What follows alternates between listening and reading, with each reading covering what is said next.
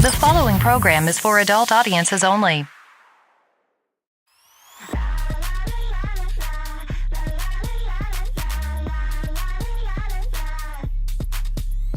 Like yellow and green, they make blue. Let's mix it up, shake it loose. There ain't nothing that we can't do. You got me, and I got you. Make 'em all go woo. Make 'em all go yeah, yeah, yeah, yeah. Make 'em all go woo. Make 'em all go yeah, yeah, yeah, yeah. Make 'em all go woo. Let's make 'em all go boom, boom, boom, ga-dang, ga-dang, dang. Look at how we work that thing. Let's keep it going all the way to the bank. Bling, bling, bling, you can keep the change. Make 'em all go woo.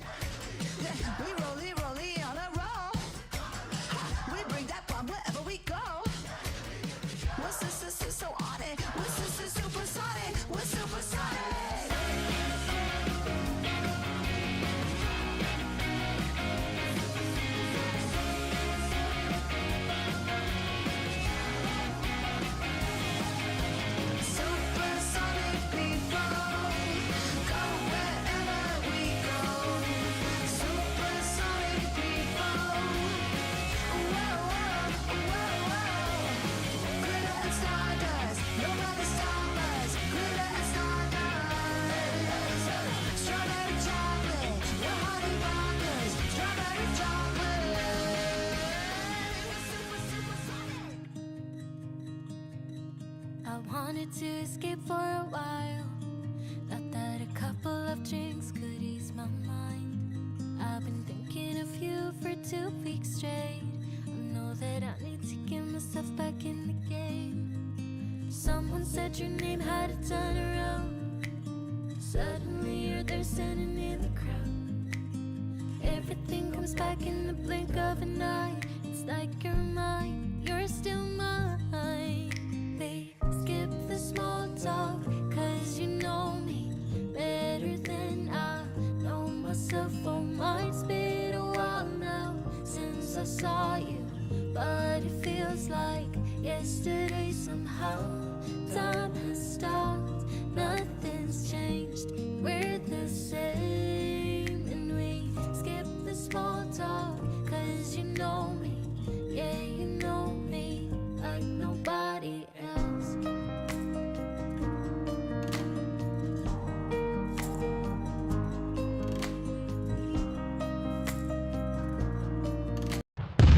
It's time for the Mixin and Chillin blog.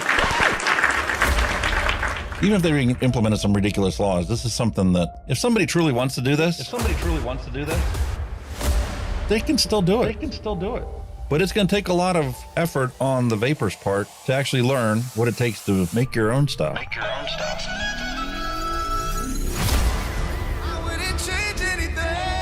I don't know what the heck happened to the last hour of my life, but it certainly wasn't streamed on YouTube like I thought it was. Restrictive policies block progress towards smoke-free world.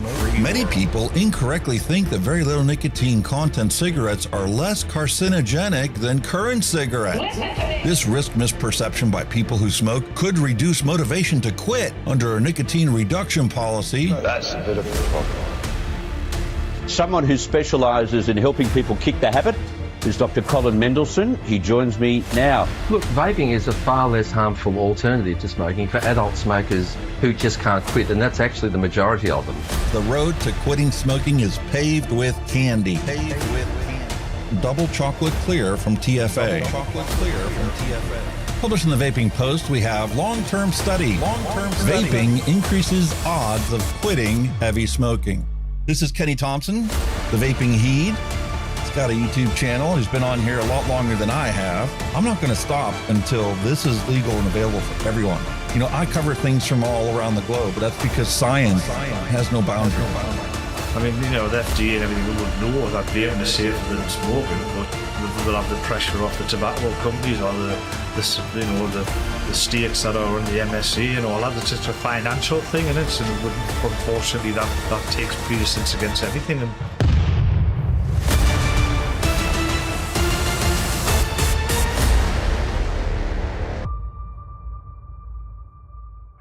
All of the things we went through. You just made my day. Just made my day. You made my day. You made my day. Grab your juice, grab your vape. It's time to get this party started. It's time for the Mixin and Chillin blog. Long-term study. vaping is safer than smoking. Smoke-free world.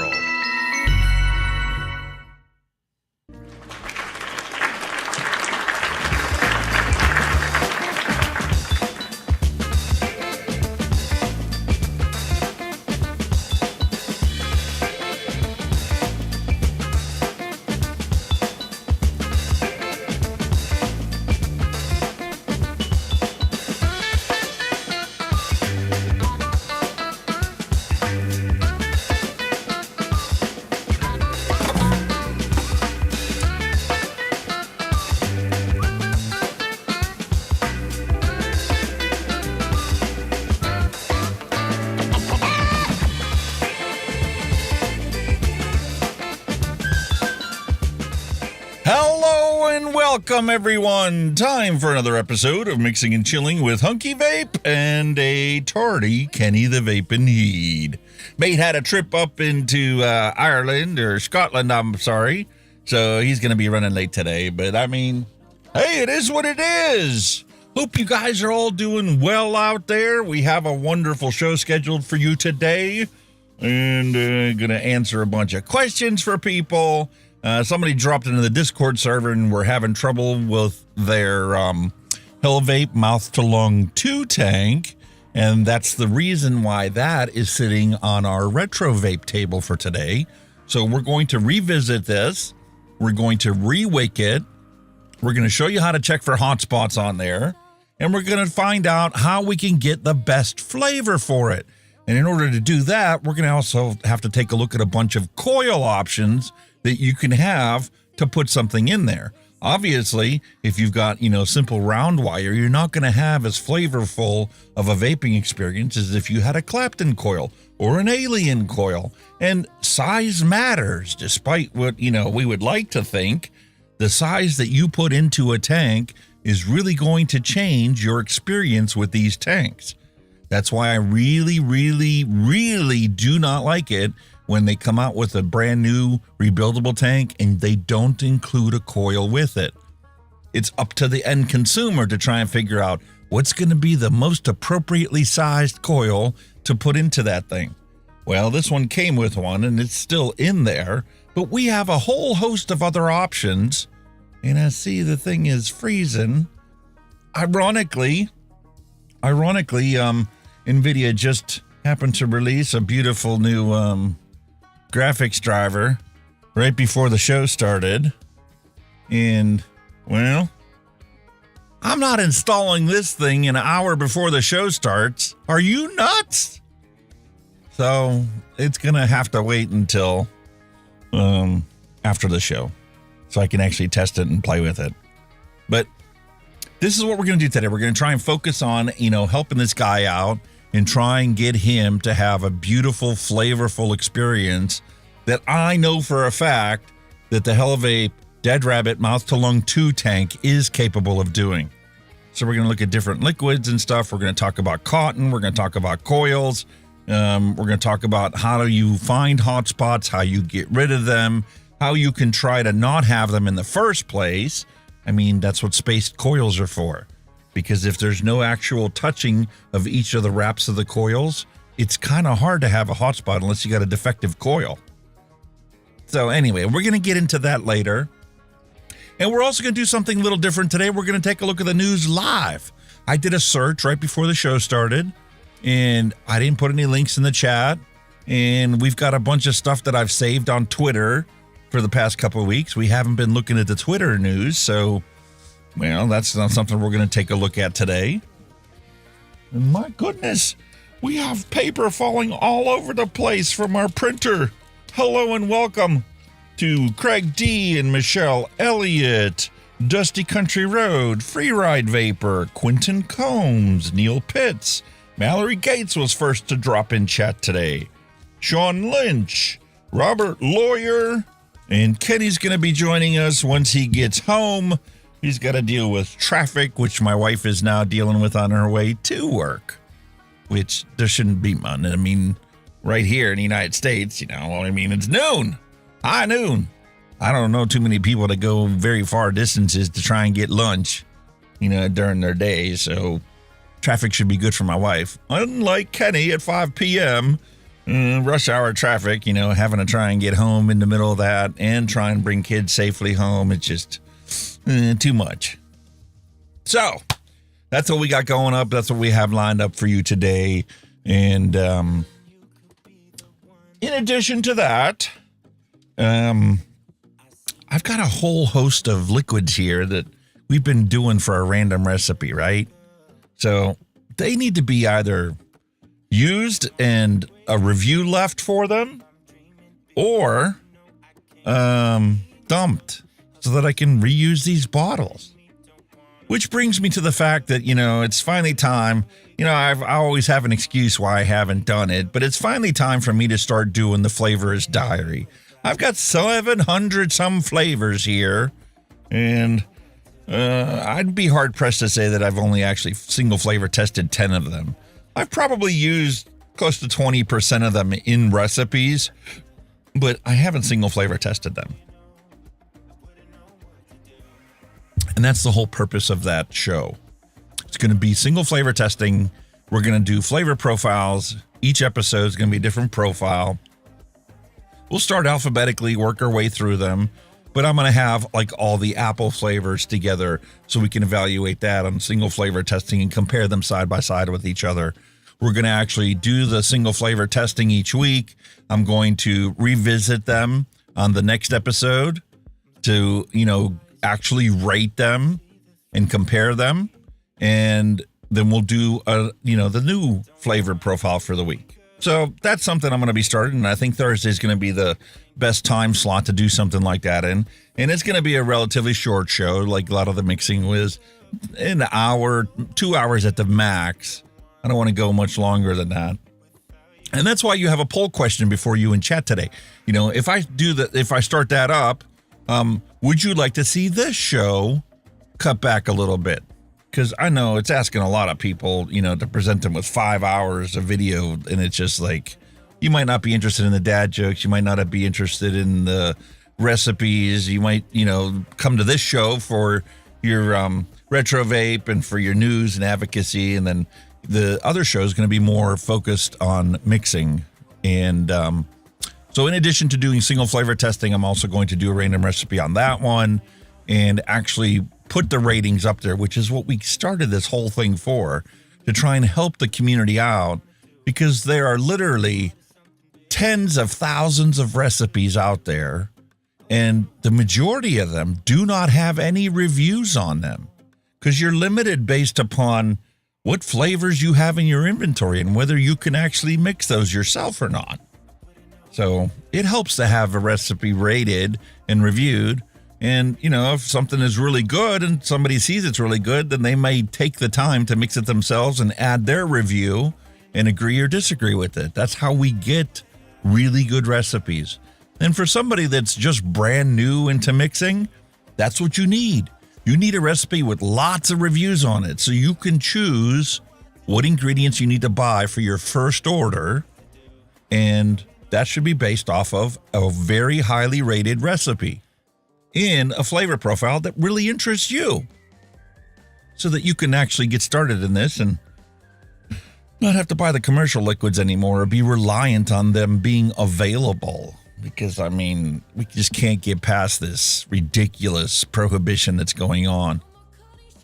This last review I uploaded, I purposely did the review with 0 nicotine in it so I could state on the review description that there's no nicotine in this whatsoever. Kind of, beating a dead horse by saying this is a stupid warning label on this thing, because if you buy this product and choose to put 0 nicotine liquid in there because you don't need it anymore, well, then it will never have nicotine in there. So why is there a warning label on a product that clearly does not have anything in it? Utterly preposterous. And when I uploaded that, YouTube was kind enough to say, our audience probably isn't going to like this content, so we need to put a disclaimer on it and still age gate it, even though there's no tobacco and no nicotine in the product at all. So we clearly understand that YouTube is just got a hard-on for vaping. It has nothing to do with whether it's healthy or non-healthy, whether it's got nicotine, whether it doesn't have nicotine, whether it's an attractive flavor or an unattractive flavor. They don't care. They just have a hard-on for vaping. Because there's plenty of content on YouTube. We're going to take a look at it in the news today. I got suggested a health guru talking about the benefits of nicotine. And I don't know what's going on with Windows. This thing keeps freezing. Doesn't make any sense. Anyway, this health nut is talking about the benefits of nicotine. Can nicotine improve longevity? How long you're able to live. And there's other content out there that's got tons and tons of views, all discussing the neuroprotective benefits of nicotine consumption. So we know the science is out there, and we know when it's presented by somebody who doesn't vape, well, it gets promoted. And it gets seen by everybody. So it isn't the fact that, we have nicotine in our liquids that they have a problem with.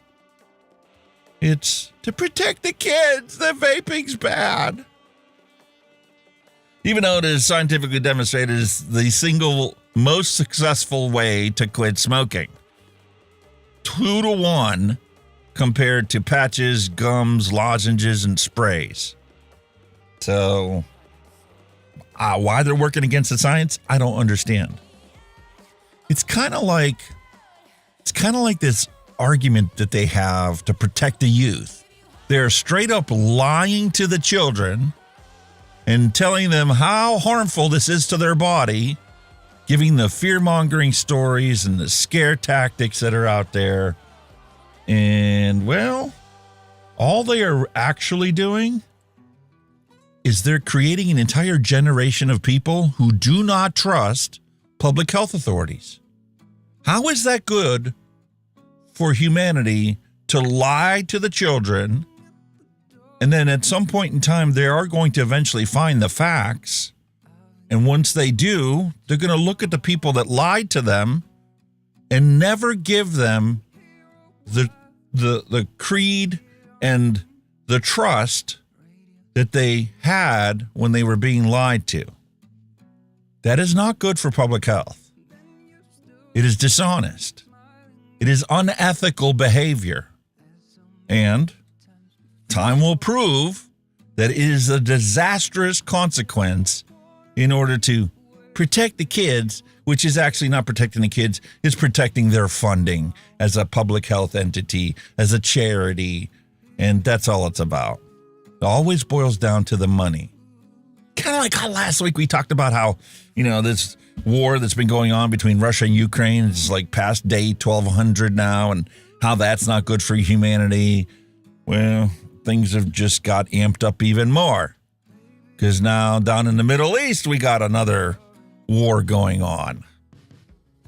It's just, they won't learn. They just do not learn. The military-industrial complex is a global phenomenon. It's not restricted to just this country. The same thing is taking place inside of China and Russia. They have a military-industrial complex that benefits them when they're at war. It's all about profit over people. That's what it all boils down to. So, nothing we can do about it. And hence why, this week's title is labeled Interstice Existence. And this can be taken in many different ways, but one of the perfect ways of looking at it is, everybody hates these disposables except for the people that uses them exclusively to not smoke cigarettes. But what's the life cycle of a product like this? 6 months, max. Max? I mean, they develop the product, they try and get it promoted, they start selling it, and next month, they come out with the next latest and the greatest one. So what is the product life cycle? 30 days? But the technology that they're advancing in those disposables is actually benefiting society by the technology innovation that goes into making those things better and better and better. And we finally have that exact same technological innovation taking place inside of these pod mods. The coils that are inside of here, the coil density and the thickness of the mesh that they're using to make these is 3 times as thick as it used to be a year or 2 years ago. And that's something that they learned by constantly innovating and improving the disposables. So now our pods have flavor that literally lasts and lasts and lasts. Last one I did the review on, I finally updated it yesterday and said, I'm not going to wait until it finally dies. Well, this morning, this 1.2 ohm coil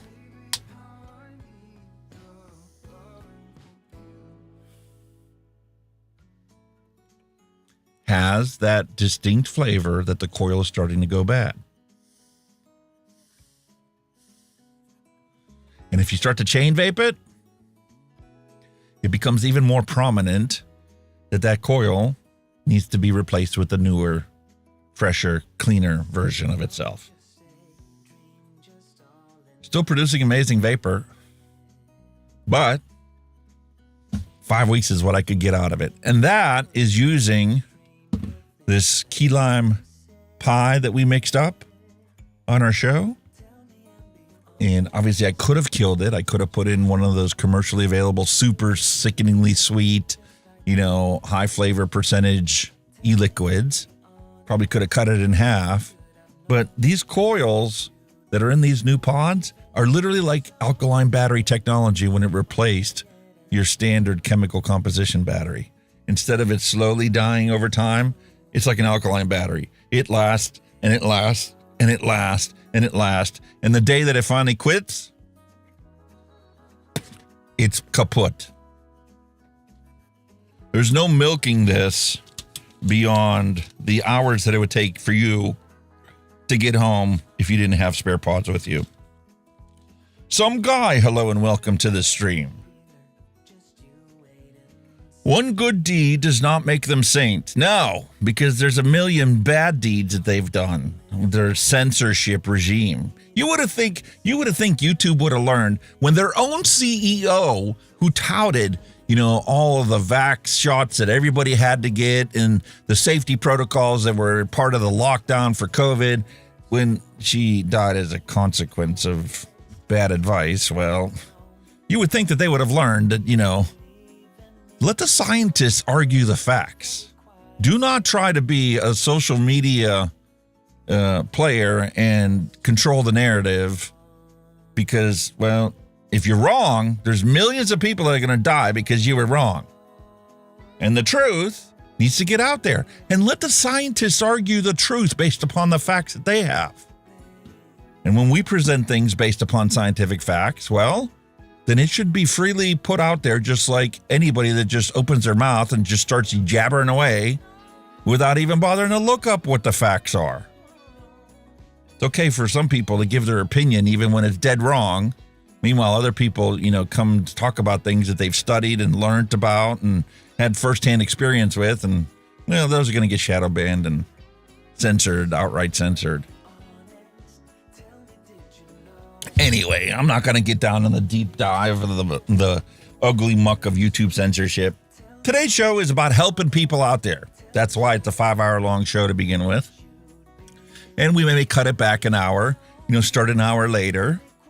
And that's going to make it easier for Kenny to, not have to worry about rushing home right away. And it'll give us a chance to stream multiple days this week and kind of segregate the topics. Not that we're going to change what we cover here, but we're going to compress it down because I was sitting there watching the replays when I was, updating timestamps on the show. And it's just like, sometimes we sit there and jibber jabber for like 30, 45 minutes in between each of the segments. And it's like, it's not that it's not entertaining. It's just, it's not necessary and something that, we can still do, but we just get to a more concentrated version of the show.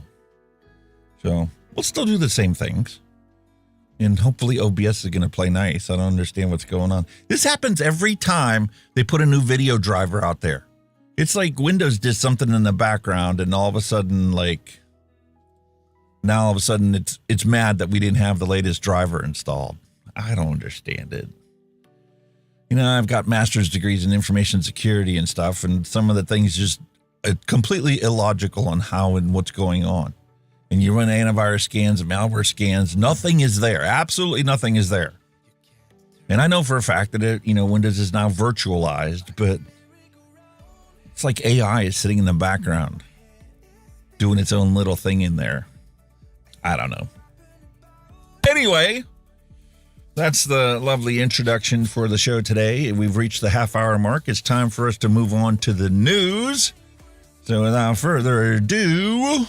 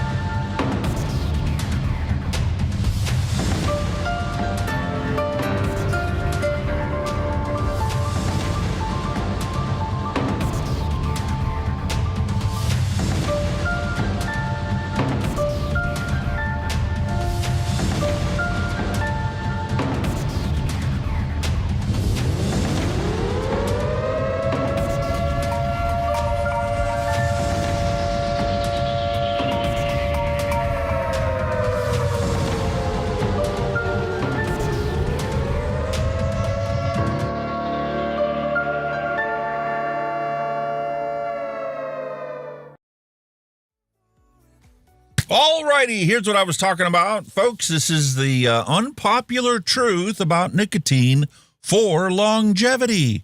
This is Thomas Delore. He has almost 4 million subscribers, and he's one of those health nuts out there trying to do whatever he possibly can to improve his body and to educate the viewers out there how they can improve their body by, taking different nutritional supplements, how much exercise is the perfect amount for each person, what kind of exercise will benefit you if you're trying to lose weight versus trying to gain muscle mass versus a fair combination of both. And here he's having a conversation talking about the actual scientific studies like, we've looked at before numerous times.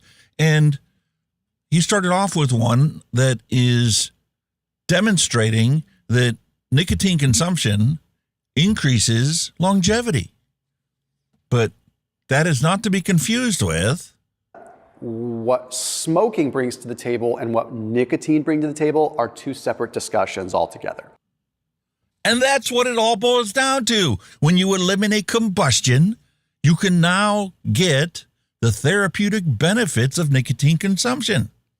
And that's why harm reduction works, because you move people from consuming nicotine in the most deadliest possible way to safer ways and to varying degrees. There's all kinds of different levels you can go to.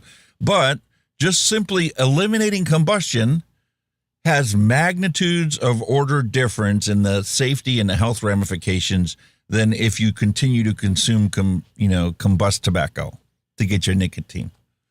And this guy's not the only person that's out there that's talking about this stuff. There's lots of other people.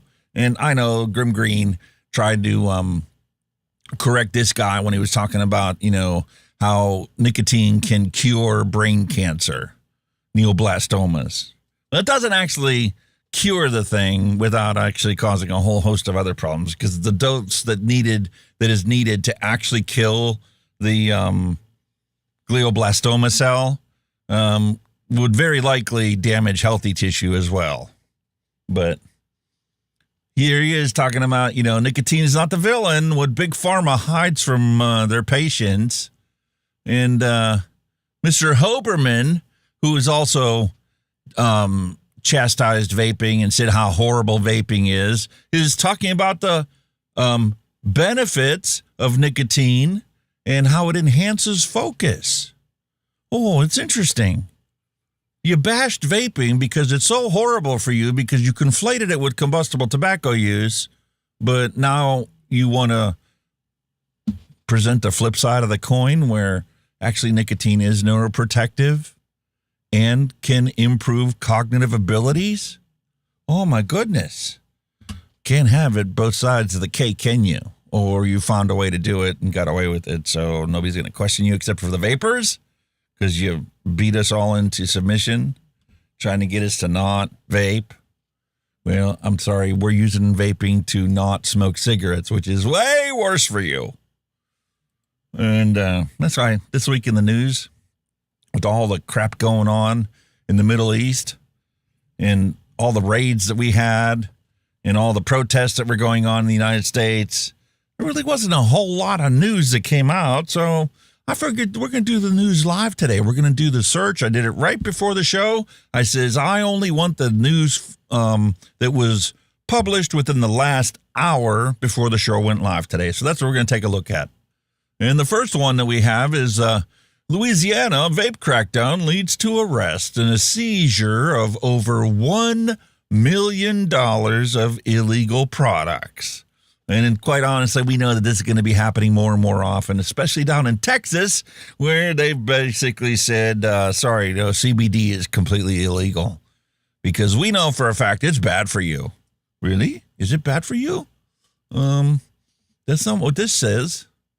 This says, according to an NIH study on medical cannabis, cannabis consumption reduced opioid use 76.7%. It also reduced the need for anti-anxiety medications 72%, and migraine medications over 66%, and it reduced the need to depend on sleeping medications 65%. It also reduced alcohol consumption 42%, and it reduced the need to rely on antidepressant medications almost 40%, let alone the opioid reduction. And this is all based upon a scientific study from the NIH that anybody can go to and they can read for themselves. It's not a bunch of hokey-pokey malarkey. This is published in Psychopharmacology, 2017, Substitution of Medical Cannabis for Pharmaceutical Agents for Pain, Anxiety, and Sleep. So why isn't this legal all across all 50 states of the United States? It's a very good question. Maybe you should ask your politician. And maybe if they don't agree with you, maybe it's time for you to vote them out of office, because that's the only way anything's going to change. When the constituents are not happy because they're not following science, well, maybe we could actually get some things to go the right way in government. And this isn't just limited to the United States. You know, we got the disposable vape ban going on in England right now. Well, they're starting to make hay about the fact that, you know, it's the law now. You've got to follow it. So we're going to go around, trading standards are going to go around, and we're going to inspect the shops, and we're going to conduct raids to find out who out there is still not doing the right thing. Who out there is still selling these disposable vapes. They've been seized in 3 trading standard raids on Southampton shops. Yeah, in the morning hours by the City Council's trading standards team, assisted by the police. Police and council teams attend 2 at Portswood Road and 1 on Onslow Road, understood to be Vape City. The City Council says it sees a substantial quantity of illegal vapes and tobacco. That's what you're calling them. They're just disposable vapes. There's really no tobacco in them. But, okay, whatever. This is the same propaganda that you've been trying to smear for our entire lives. So, my question is, what are they doing with all that confiscated product? Right? They're trying to ban these things because it's bad for the environment. What are they doing with these perfectly unmolested products that they confiscated? Are they sending them to some place where it's not confiscated? What are they doing? Or are they just throwing them into a landfill?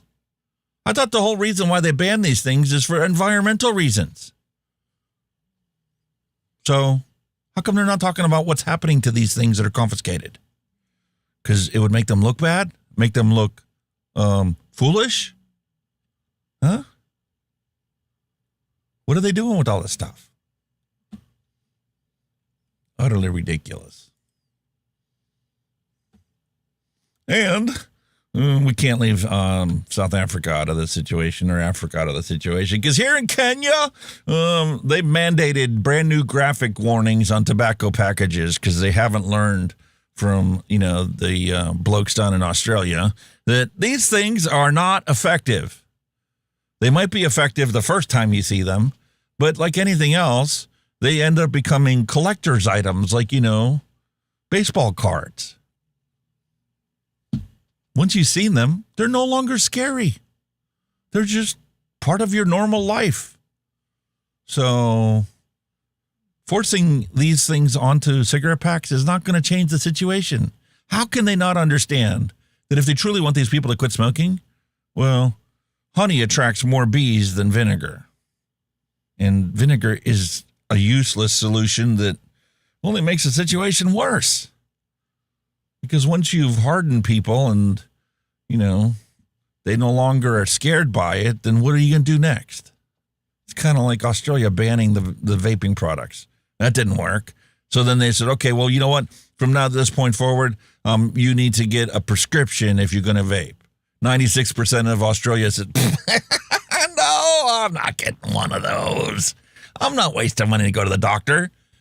You banned it, so now there's a black market. Now there's a black market. I got a steady supply. Why am I going to go and pay $100 for something I can get on a street corner for 20 or 25? Are you nuts? It ain't going to happen. Ever. Oh, which, by the way, we will get to that later. There has been another tobacconist fire shop bombing in Australia. I think they're up to like 124 or something like that. Utterly ridiculous. Malice Black Dagger, hello and welcome.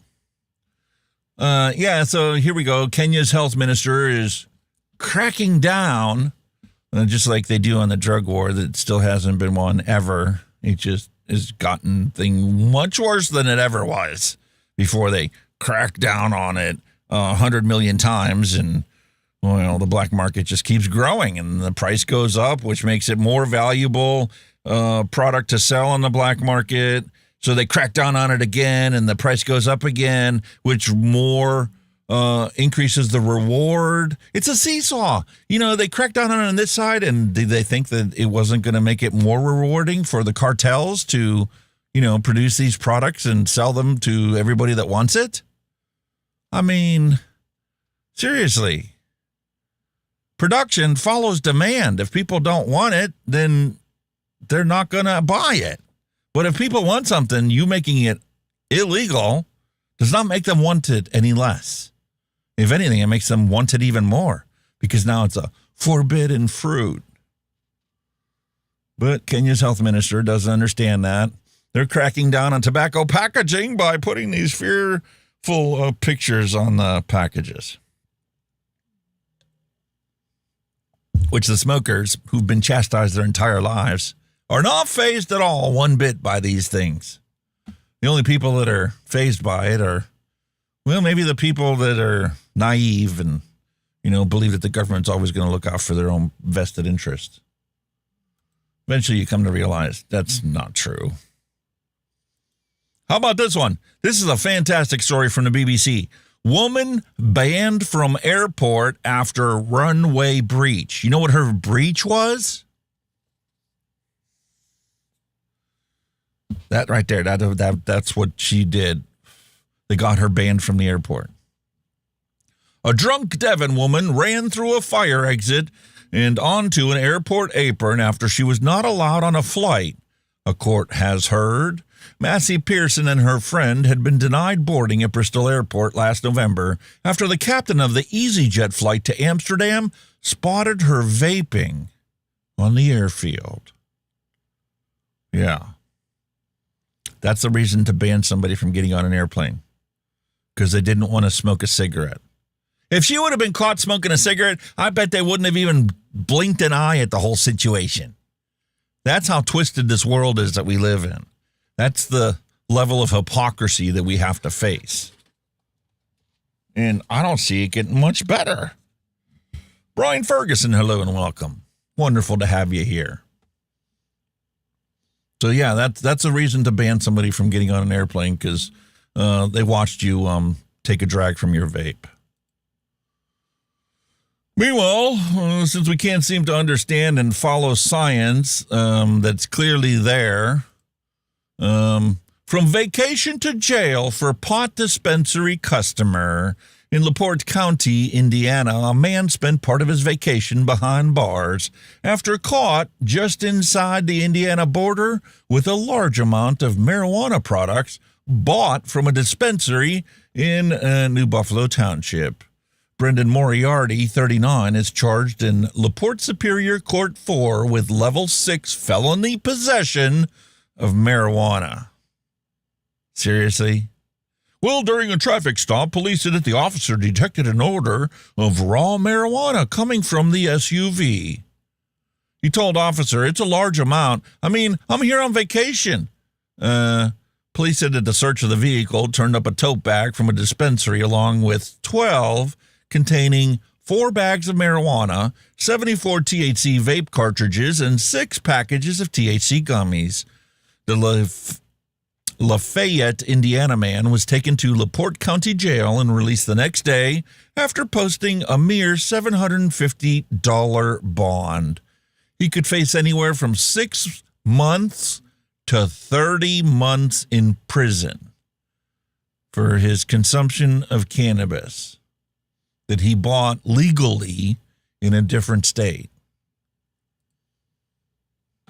It's crazy, man. Oh, and this is all vape news.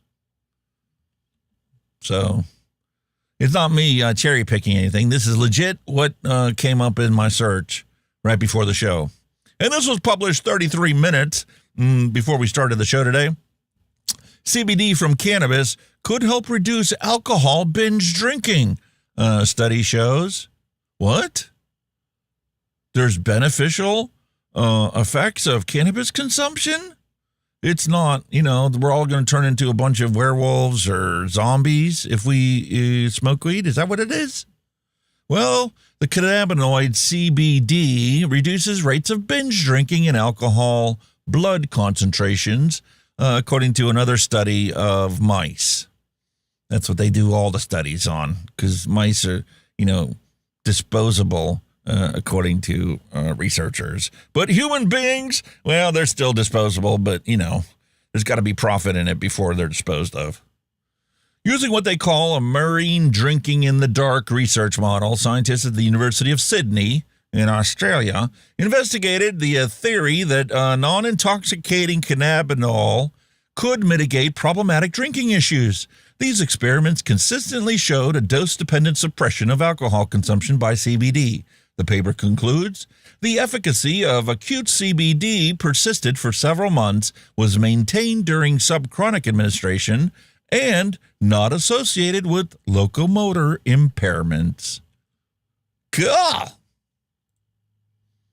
Imagine, how ironic it is that down in Australia, where this study was done, if you get caught with heroin or cocaine or LSD, you're not going to go to jail.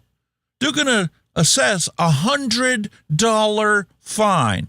And if you spent all your money on the cocaine and don't have any money left over in your bank, don't have a pot to piss in, well, you can go and attend a beautiful seminar, and after of sitting in class for like an hour or so, well, you can get your little certificate, and there's no fine, no prosecution, no charges against you for, drug consumption, because it's treated as a medical condition.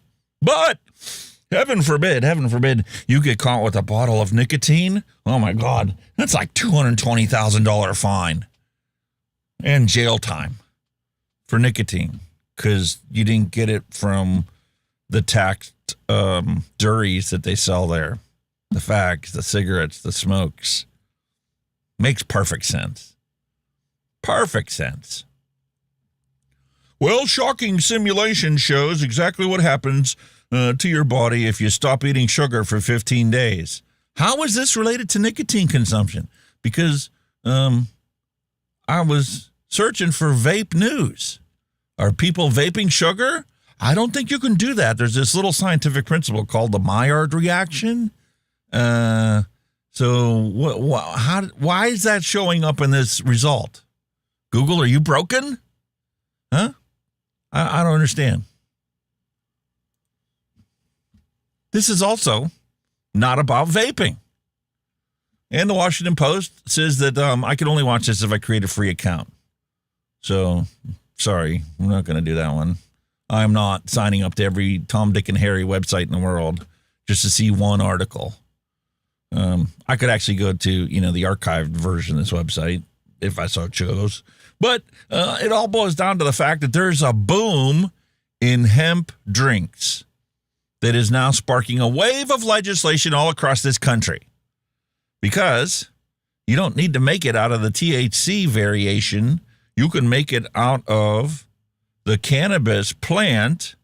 And as long as the THC content is below thresholds, well, it's a legal farm crop in this country. So there's a whole new rush of beverages being made out of CBD and cannabis. And, well, that's angered a bunch of big lobbyists out there. I mean, the soft drink industry, for one, has their lobbyists out there right now trying to pass legislation to make those illegal, just like, how they're trying to make our disposable vapes illegal and trying to force us to have a FDA registry bill so that your state is only going to let you sell in your state what the FDA has given a green light to as being appropriate for the protection of public health.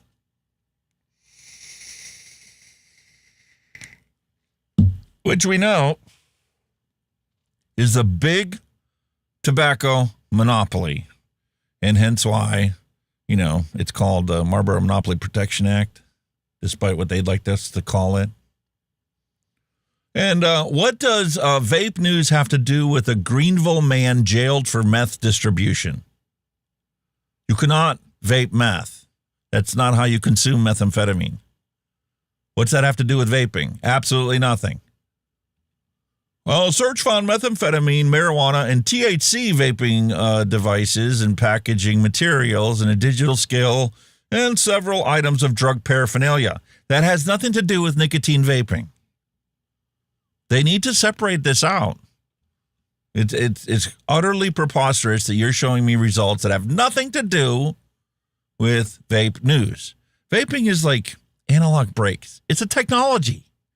How you choose to implement it or don't implement it is completely relevant. Imagine if they put analog brakes on skateboards and all of a sudden everybody was falling off the skateboards. Utterly ridiculous. Las Vegas is becoming the Amsterdam in the desert for cannabis tourism. Anytime soon is still the stuff of dreams. The first state-regulated cannabis consumption lounge is to open. Thrive Cannabis Marketplaces, Smoke and Mirrors, closed in April after just a little more than a year of operation. Thrive managing partner Mitch Britton told Las Vegas Weekly that it plans to use the space as a special event venue until state regulations change to make this license type more economically viable.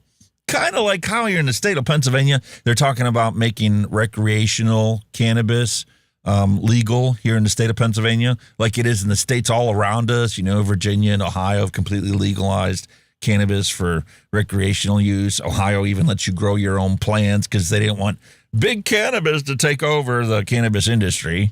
They wanted to, keep it fair. And, if you couldn't afford the production cannabis, you can always grow your own and dry it and do whatever you want to with it. But Las Vegas, on the other hand, has decided that it still needs to be kept illegal. And we need to throw people in jail for the consumption of cannabis because they didn't want to take big pharmaceutical products for their anxiety or their sleep issues or their alcoholism. Yeah, Pennsylvania is always a day late and dollar short. And last I heard, it was only going to cost $50 million for every dispensary that wants to be able to sell recreational cannabis.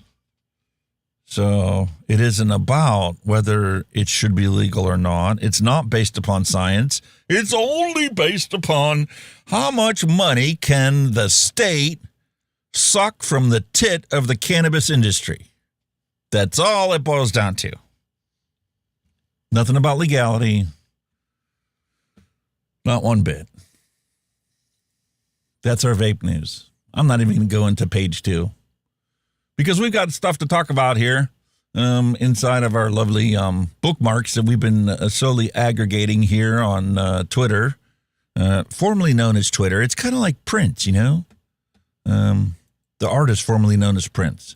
Well, here we have the social media platform formerly known as Twitter, and we've got some bookmarks of some beautiful information that should have been in the news but wasn't. Big Pharma and Big Tobacco own the world. That's a fact. Prove me wrong. I kind of agree with that. I mean, they scratch each other's balls left and right, try and suck another dollar out of every single one of the 330 million Americans in this country. But, who are we to argue against that? Kind of like how, we want to deport all these illegal immigrants, right? Well, we're technically all illegal immigrants on this continent. The Native Americans were here long before Christopher Columbus landed on the shore. So what about them? What would happen if they all rallied up and kicked us all out? Oh, wait a minute. There's not enough of them left to actually do anything. So, their opinion doesn't matter anymore. I guess that's, the way people can live with themselves. Do you have any history of mental illness in your family? Well, I have an uncle who's believed that Iran is just weeks away from a nuclear weapon, every day for the last 30 years. Does that count? Does that count? For the military-industrial complex to be able to cash in on all the weapons that we need to expend in order to protect us from, them getting a nuke, right? Is that how it goes? Meanwhile, in 2019, our current president, Donald J. Trump, said the United States has spent $8 trillion fighting and policing the Middle East. Thousands of our great soldiers have died or been badly wounded. Millions of people have died on the other side. Going into the Middle East is the worst decision ever made. So are you going to stand by your words, or are you going to flip-flop too? You got elected on the idea of peace, love, and the American way, and looking out for America first. Well, how about you put the money where the mouth is? Kind of ironic, no matter who we vote for, the debt keeps rising and the bombs keep dropping.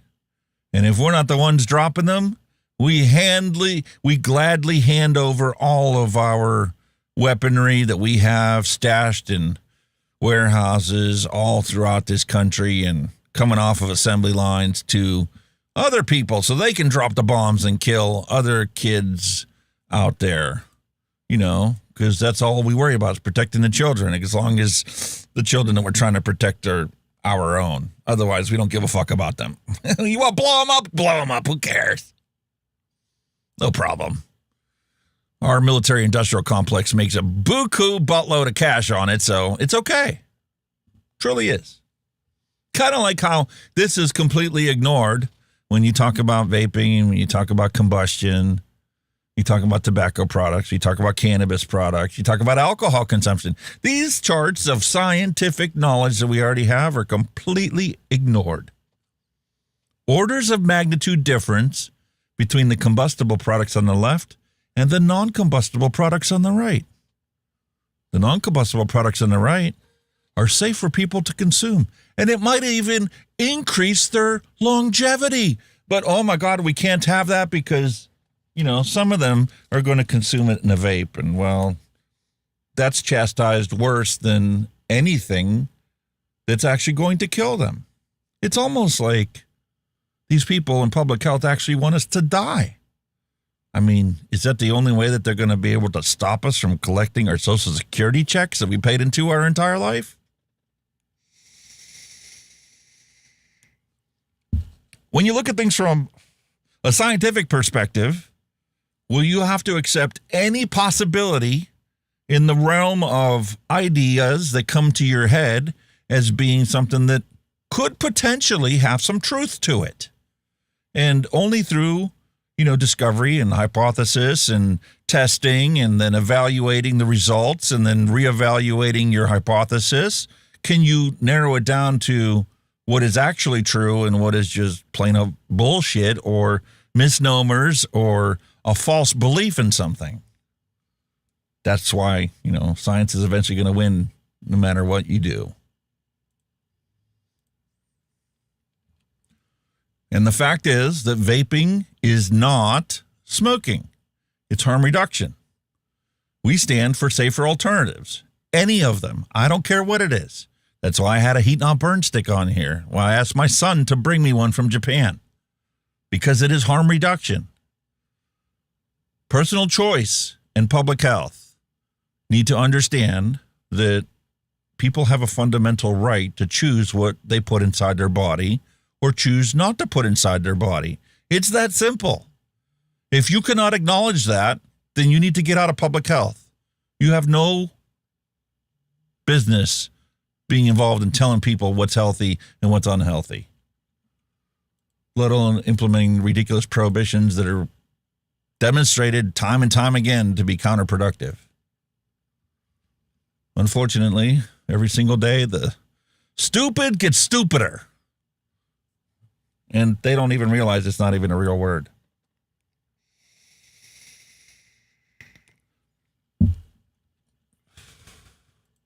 Sad reality, folks. But such is life. Kind of like how, the guy, probably a Secret Service member, is sitting behind Trump and kind of got caught.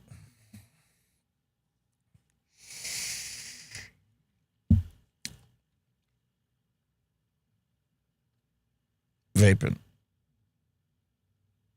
Oops.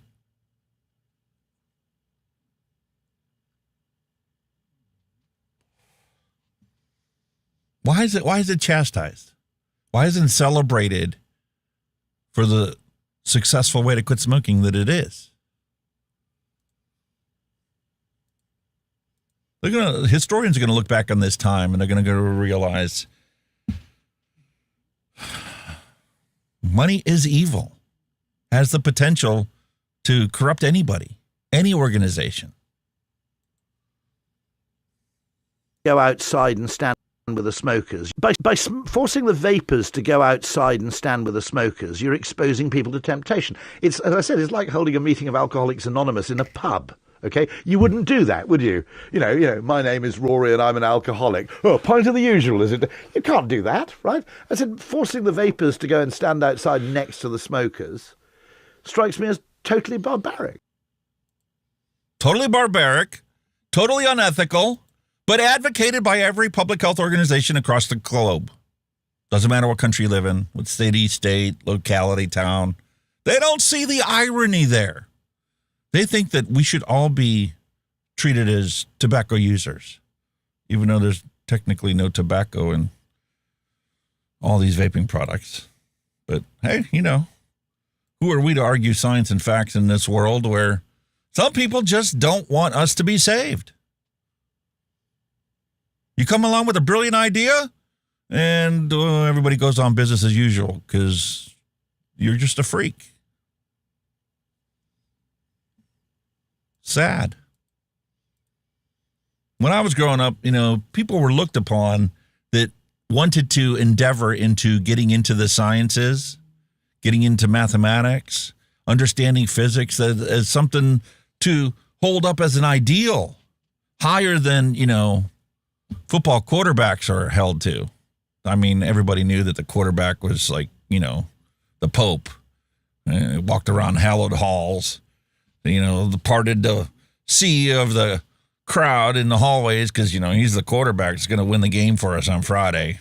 But after that, we looked up to science and space, and the space shuttle is how, we're going to endeavor to improve humanity. And that all got dropped by the wayside. And now this is the stupidity that we have to deal with.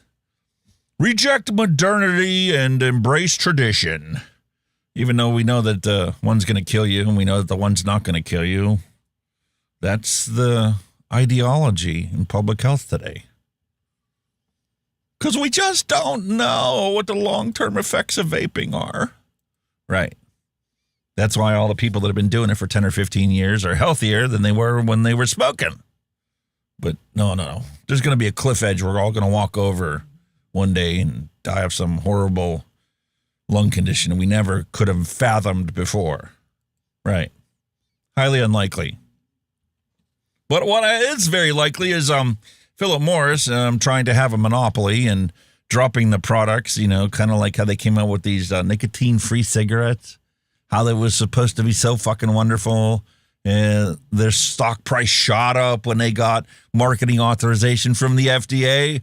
And here we are, a year, 2 years later, and now their stock price, you can't even sell them for pennies on the dollar because the product just sucks. Nobody wants to buy it if it doesn't satisfy their craving. Why is that so hard to comprehend? When you put out shit products, nobody's going to fucking buy it because it's junk. Here's the perfect example. I did a video on this. FDA authorized lovely product, right? Nothing but Spitback City. Shit flavor and a horrible nicotine head rush because, the Spitback literally gave you 60 milligram nicotine liquid in your mouth. And you wonder why nobody wants to buy it? So your only recourse is to ban all the alternative products that people actually love and want to buy and even the people that don't smoke know the truth, your propaganda has done nothing good except cause harm to society. Can you just admit the truth, and can we move forward with some sensible regulation and regulate this like you do your, toaster oven that you buy in the grocery store? Make sure that the batteries that go in it are safe, that the charging mechanisms do not let you overcharge the battery, and it limits, how much charging capacity the battery is capable of having. So when you take your cell phone charger and, it's a 60-watt charger, it's not going to, overcharge this battery and cause it to go into thermal runaway because you heated the battery up too much. Meanwhile, Philip Morris is like, oh, no, we're going to remove these products because, nobody wants to buy them. Nobody wants our printer ink cartridge model of vaping products. Can't imagine why. You're charging £100 for something that, well, like the review I just did on this one. This is less than $15 for somebody to buy. That's what the retail price is supposed to be for this next pod refillo. I mean, this is like $14.99, and if you want the lanyard, it's $16.99. That's what people want. They don't want to pay $100 for a vape starter kit. Are you fucking stupid? No, we're going to try and push our way through. We got our lobbyists out there making sure that only our products are going to be on store shelves. And if you don't want to buy it, don't worry. We'll come out with something else you don't want to buy. And then scratch our balls going, oh, why can't we sell any of these? We spend hundreds of thousands of dollars to put these products on the store shelves and nobody wants them. Maybe you should actually talk to the consumer and the customer, kind of like China does. When they send these products out, they actually want feedback on whether it's an improvement or a step backwards. And then when we tell them it's a step backwards and what made it a step backwards, well, the next month they come out with something that doesn't have that disadvantage feature and has some new feature that we didn't even know we wanted yet. It's been going on for a long time. Kind of like the tobacconist fire bombings. The fire threat. 2 men are on the run tonight following a bizarre arson attack at Paddy's Market at Paraka. The fire threatened multiple businesses worth millions of dollars. 1 a.m. at Paddy's Market, a bizarre arson attack. Ridiculous. Mindless. The whole place could have gone up. 7 MFS appliances with nearly 30 firefighters forced their way in to battle the blaze. Fortunately, they managed to prevent the spread of flames to Stanford Mowers next door, housing $1 million worth of stock. Workers in nearby shops this morning relieved the complex wasn't destroyed. Everybody will be out of a job and they'll have to restart all over again. And it's just a small group of shops, I don't know why they keep doing this. It was in 2010 when arsonists last targeted Paddy's Market. A suspicious blaze ripped through a block of businesses, leaving a damage bill of $1.5 million. Last night, 2 fires were lit inside a vacant section of the building. One was near an office, the other outside a kitchen. Accelerant is believed to have been used. Haven't they got anything better to do? What have they got to do with their lives? Don't they own a TV? Crime scene investigators collected evidence this morning while detectives are reviewing CCTV that shows 2 suspects in a Commodore. The building's owner has been left with a $60,000 damage bill. It's understood this building had recently been used as a mosque, but the tenant's lease recently ran out and wasn't renewed. Another religious group was due to move in next month. Bit of a hint to the incoming lessees, maybe. Don't move here. Peter Caldecott, 7 News. Very interesting. Another bizarre arson attack. Couldn't possibly have anything to do with the tobacco war that's going on because you have such ridiculous restrictions on nicotine products in your country. And the people still want the products. Sad world we live in. What just happened there? We completely reorganized our show. What happened to... Where'd he go? There it is. Australia's vape scheme is in a meltdown. only one of every 1,686 vape sales occur legally via pharmacies. The rest are bought on the black market. One of the country's largest legal vape suppliers is pulling out entirely, warning that the system is unreasonable and fueling the black market. Are we going to be allowed to see it? Probably not, because we're not in Australia. Geo-blocked. Sorry for your luck. Because, we want to protect the public health and, tell the world how good our policies are. Oh, except we don't want them to know, because then we'll find out that it's really not that good. I had a chat with a gentleman today who smokes and wants to remain a smoker. He enjoys it and he knows the risks involved. I didn't lecture him, as I believe in respecting people's choices.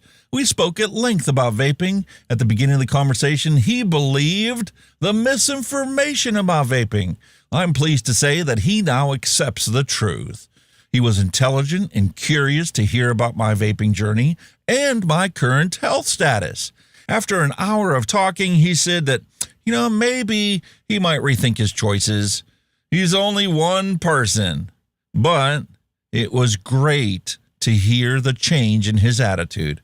It's up to him now, but at least now he knows the truth. If one day he decides to quit smoking, it'll probably be because Julie had a conversation with him and told him the facts and told him how she can find out more.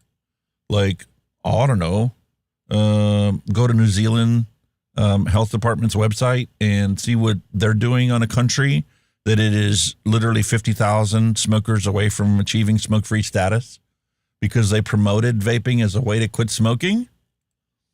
Imagine that. I started, there's big people that like to do this stuff, so why don't you leave us alone? I started to use the vape and I liked it a lot. Nice flavors and good to me, it wasn't like really smoking a cigarette. I felt like I was smoking something nice. Let's put it that way. Never. No. Strawberry banana. It's Lost Mary, my favorite.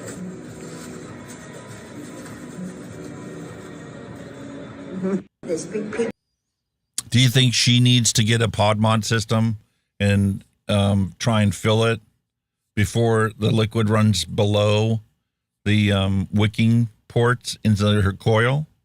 Or do you think she's the ideal customer for a disposable vape?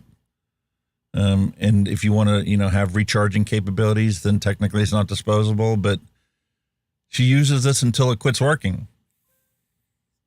Until the display starts blinking 0, you have 0 liquid left. It's time for you to replace this one with a new one. She's the reason why I don't bash disposable vapes.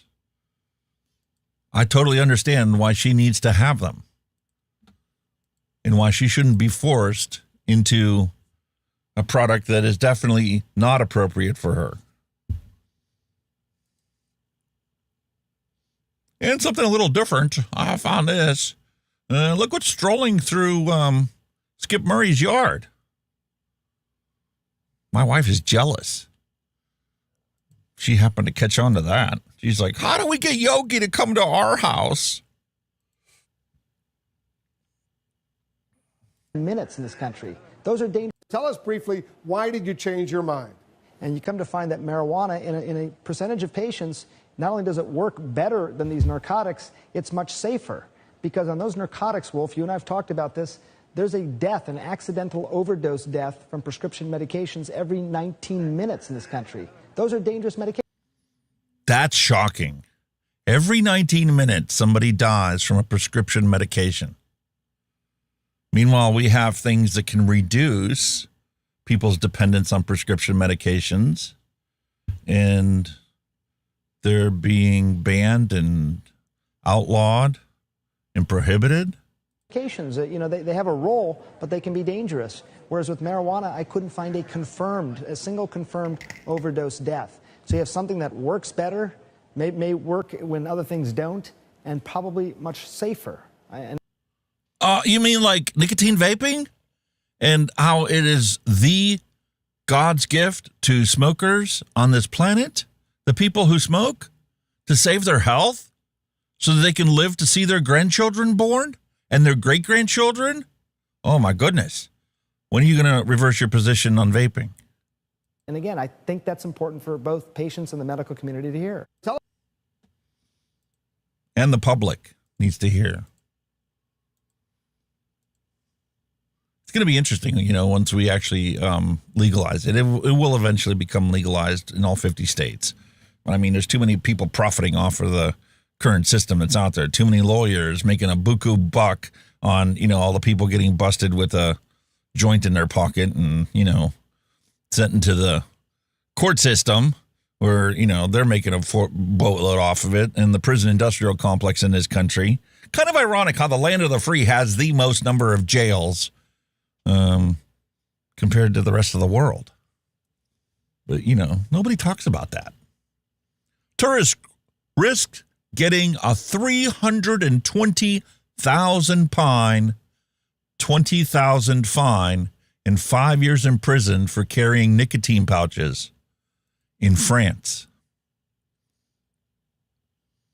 Bad taste. Brit holiday warning as major destination bans nicotine pouches, and visitors are now facing terrifying 6-figure fines and jail time for not wanting to smoke a cigarette. They wanted their nicotine from a pouch, and France has now made it illegal.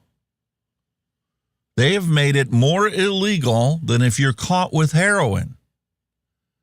How on God's green earth can they justify this? That's preposterous. Well, the crackdown, which kicked in on Monday, introduces the toughest nicotine pouch ban in Europe, and experts have branded it terrifying and completely disproportionate.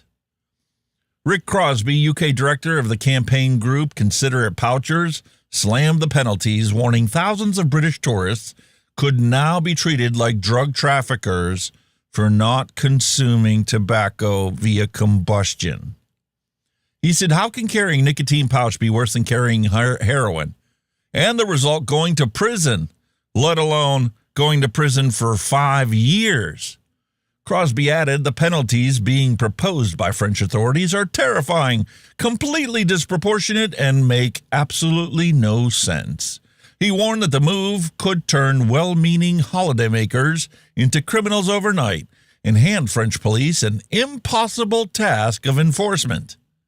Yeah, because if you're using a pouch, who's going to even know that you have one in? It's not like the old days of chewing tobacco where you had to find something to spit it out in. And you can put a nicotine pouch in and nobody would even know it's there.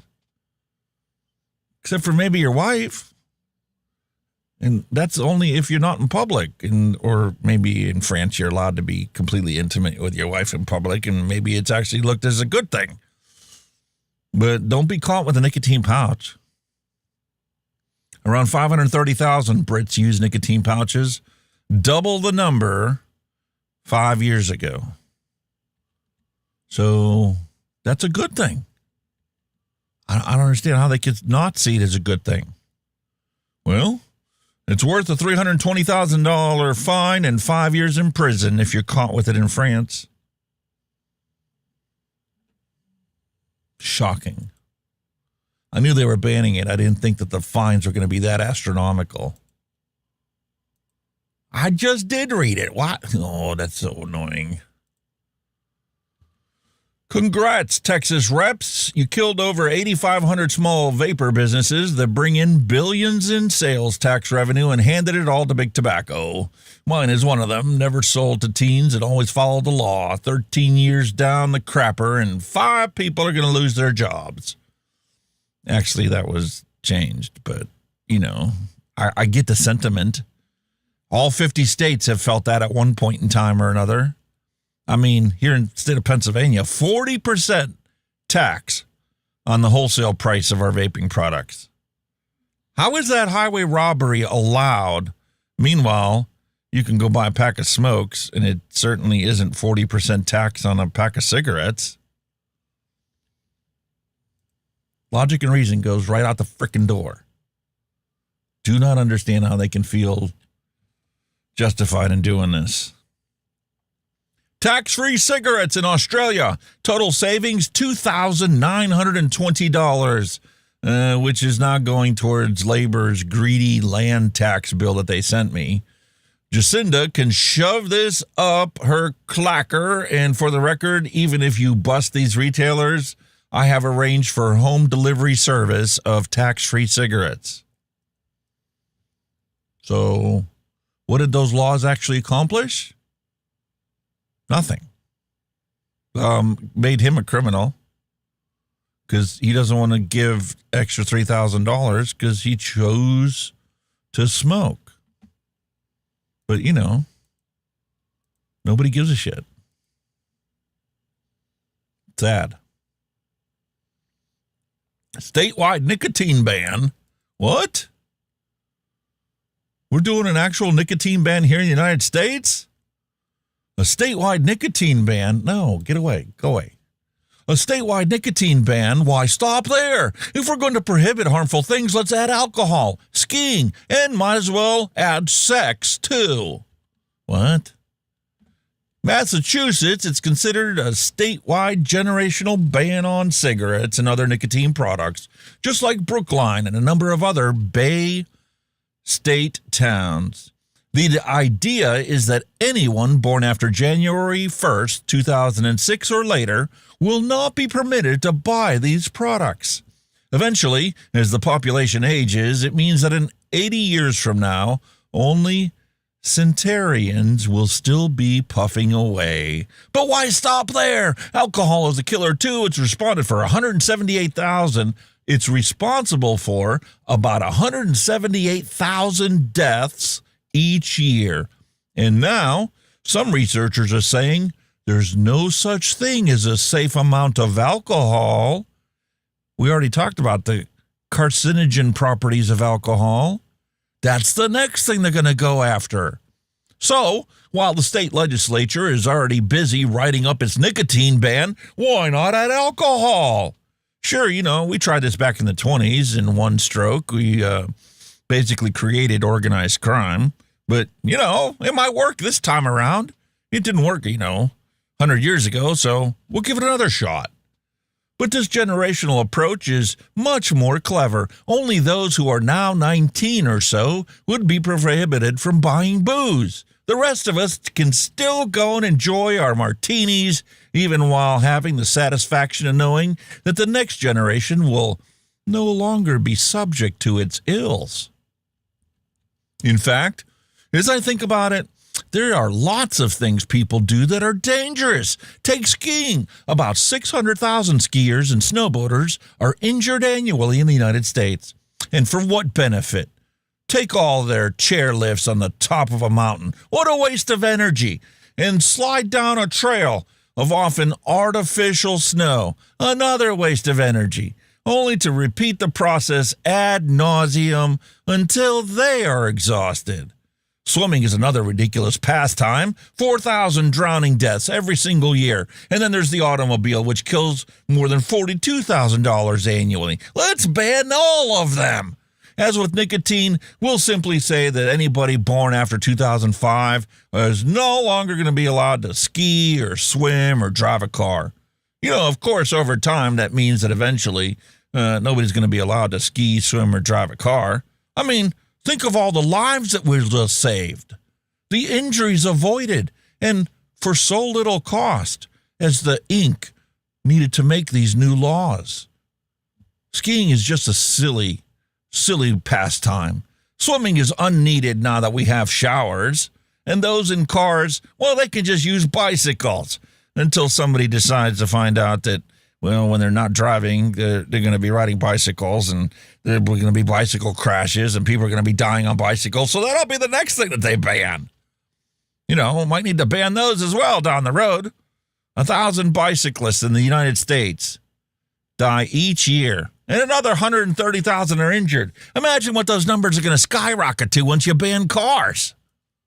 And while you're at it, each year there's more than 20 million brand new cases of sexually transmitted disease in the United States. And despite our best efforts, the rates are just increasing. You know what the solution to that is? We'll just ban sex. Or at least, ban sex that's not for kids. If you want to have a child, then you're allowed to have sex. And it has to be in a monogamous relationship. Otherwise, you're not allowed to have sex. And we're going to have the sex police out there. Because, as these youngsters grow older, we know that they're going to break the law. Especially if you tell them they're not allowed to do it. So we're going to throw all these kids in jail. Because that's going to be better for them than, potentially getting a sexually transmitted disease. My point is a simple one. Many of the things adults that we choose to do are very dangerous. There was once a time when we said, well, it's risky, but it's your decision. But Brookline, and perhaps soon all of Massachusetts, is leading the way and saying, no, it is not your decision. We will tell you what you can and cannot do in America. The land of the free, home of the brave. That makes perfect sense to me. What do you think? Shocking. That's what I think. Do you believe this headline? First lung cancer vaccine enters clinical trial phase in 7 countries. See linked article. All right, man. We'll take a look at it. The first lung cancer vaccine enters clinical trial phases as we get bombarded with advertisements because they don't care about whether you want to read the article or not. They need to make their 2 cents on you loading the page. Well, the first lung cancer vaccine enters clinical trial phase in 7 countries. Lung cancer is one of the leading causes of mortality worldwide, with an estimated 1.8 million deaths annually, according to the WHO. Currently, the development of an effective vaccine against this type of cancer is considered one of the greatest advancements in oncology. Recently, the first messenger RNA vaccine for lung cancer has entered clinical trials, generating significant anticipation in the scientific and medical communities. This article explores the details of this breakthrough, the scope of the trials, and future perspectives in the treatment of this disease. How many of you out there are excited to find that there may be a vaccine you can take to prevent lung cancer? Happy hippie, hello and welcome. What countries, I wonder? Well, let's deep dive into this and see what we can come up with. Six-Pack Kid, hello and welcome. We're trying to figure out what country they're going to be releasing this beautiful mRNA vaccine for lung cancer. Well, the first phase of the BNT116 clinical trial has been described as a historic milestone. Yeah. Countries include United Kingdom, Albania, hello and welcome, United States, Germany, Hungary, Poland, Spain, and Turkey. Approximately 130 patients are going to participate in different stages of the study, receiving the vaccine in combination with standard immunotherapies to evaluate both its safety and effectiveness. It can't be that good if you're going to make them take it in combination with other therapies. Hard to believe. Not really. It's such a twisted way of looking at science nowadays.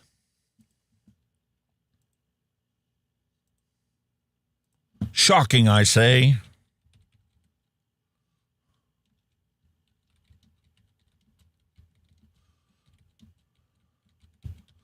Time will tell all tales. Thank you, Robert. Appreciate you pointing that out for me.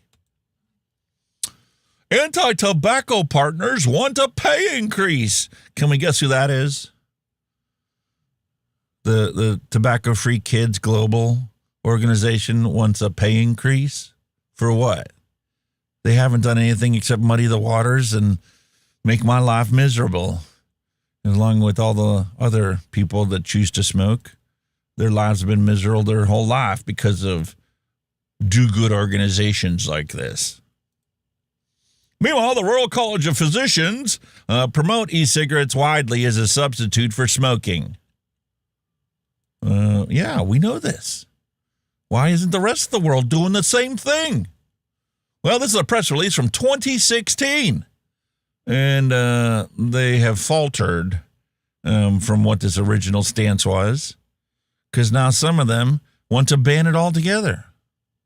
I mean, they want to use it as a way for people to quit smoking, but they don't want anybody that doesn't smoke to pick it up as a safe way to consume nicotine, which is counterintuitive and counterproductive and actually a detriment to society, because we've already discovered all kinds of benefits of the therapeutic use of nicotine.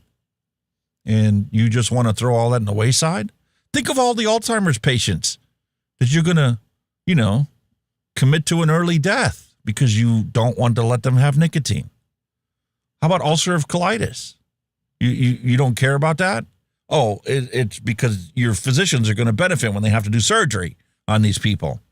Whereas, if they consume nicotine that they didn't have to have a prescription for, just went anywhere old place and bought a tin of the nicotine pouches. Well, sorry, you're not allowed to have the therapeutic benefits of nicotine because, we need to ban it.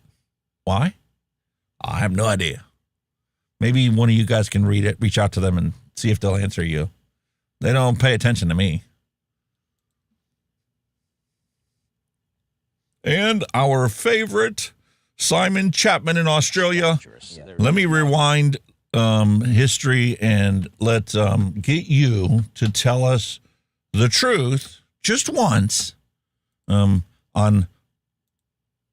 what is vaping. Is it good or is it bad? Ready? Yeah. There's not a lot of research that's been done. Oh, that's still too quiet for you. Let me crank it up. Let's try it again. Yeah, there's not a lot of research that's been done on the effects of these yet either. Do we know if there is anything harmful inside them in terms of the vapor? Look, you compare a cigarette and you compare one of those things, right. There's no contest. These are a lot less dangerous. Yeah. There's no sensible argument on that level. Yeah.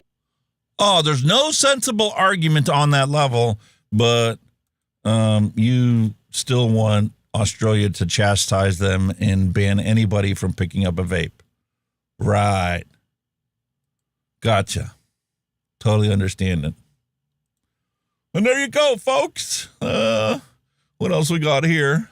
Candy-coated lies from the World Health Organization? I don't even want to get into that. Because this is what I imagine. Oh, sorry about that. This is what I imagine. A day when the number will be 0. Smoking deaths this year, 0. And it will stay at 0. Because we will use scientific technology to give people safer options. And eventually, just about everybody's going to pick that option. I mean, there's still going to be people that commit suicide, and you can't change that. But as a society, we should embrace harm reduction to save as many lives as possible. Because the number of deaths from smoking should be 0. And should stay at 0. That's a fact. Hot diggity, dog diggity. That wraps up our news for the week. There's science links down below if you want to check them out. The same one we had last time.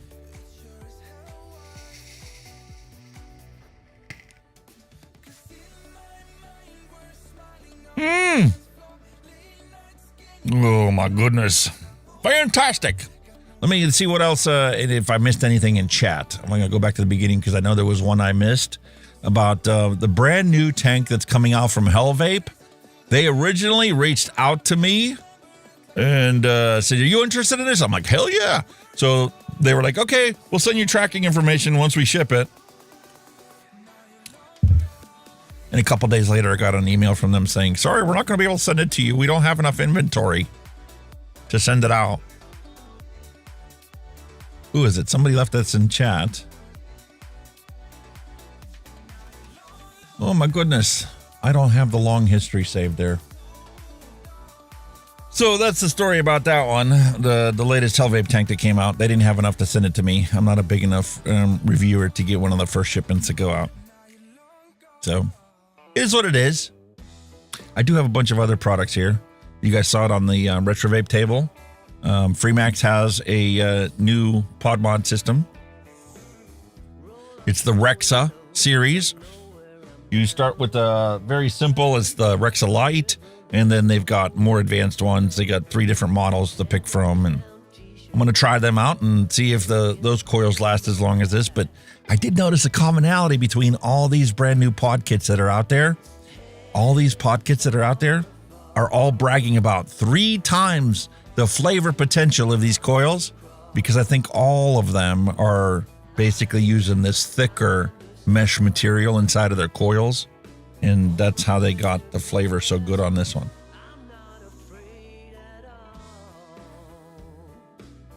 Which pod is this? Get the hell out of here. I didn't even notice an off taste in this. That's the 1.2 ohm coil. So maybe you can milk it another day. That's why I love testing these things out. My wife takes them. She goes through them, but she's not as like meticulous as I am. Like inside of here, when you look at it and you see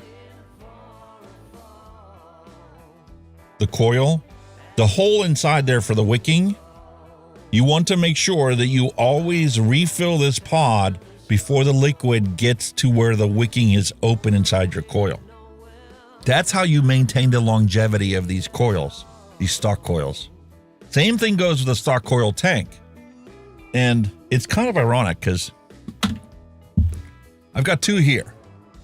Both of these are filled up with Keep It 100 blue.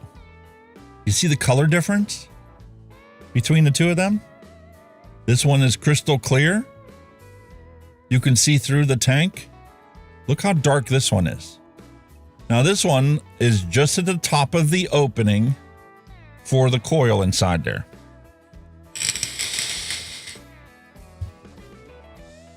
Still a beautiful flavor, but that darkened liquid inside of there is an indication that the coils have gunk built up on them and that you're starting to singe the wicking material inside this coil.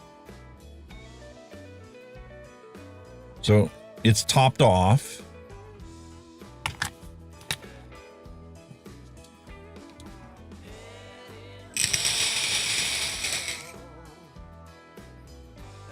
Amazing cloud chucker. TFV18. And then we've got this one, this Wismec. I don't remember what this one's called. What's this tank? The Wismec Trough. I don't think that's 10 years old, Patrick. Sorry. Oh, I haven't been around 10 years. So even the ones I bought on clearance sale, a lot of those aren't even 10 years old. 7, 8 years old I can get easily.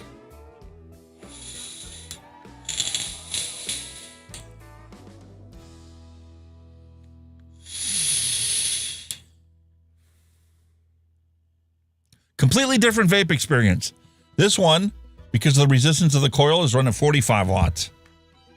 This one, because of the monstrosity of a coil that's inside the TFV18, is running 95 watts.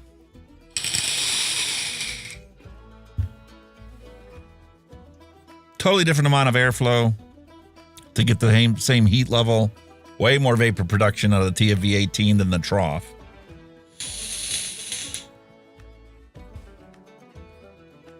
But that brings us into the segment we were talking about, how your liquid will change color if it is in contact with wicking that is already partially burnt. So we're going to take a look at that when we do the Hell Vape Mouth to Lung 2 tank later on. And Kenny's still running late. It's kind of like, when the wife runs to work and sometimes there's an accident on 28, it can back traffic up for hours. And there's nothing you can do about it. Maybe one day, when the majority of cars are autonomous vehicles, then we'll be able to, avoid a lot of this backlog in traffic and stop unnecessary traffic delays because the cars will be able to communicate with each other and prevent running into each other and be able to maintain speed. And when you rubberneck, it's just going to be because you're going to be driving at speed past an accident. Establish buffer zones, a 1-lane buffer zone around an actual crash site. You never know what the technology holds and what the future holds. You can drag your feet all you want. Technology keeps marching along. And eventually you won't have a choice in it. You just got to deal with the way things are because that's your only option. Unless you have an old classic car, your vehicles are going to drive you everywhere you go. And some of the cars are going to come out where they won't even have any controls in them. You won't have an option to drive the car. That was my childhood dream, Robert, to get a helicopter. I wanted a helicopter so bad. But, George Jetson was wrong.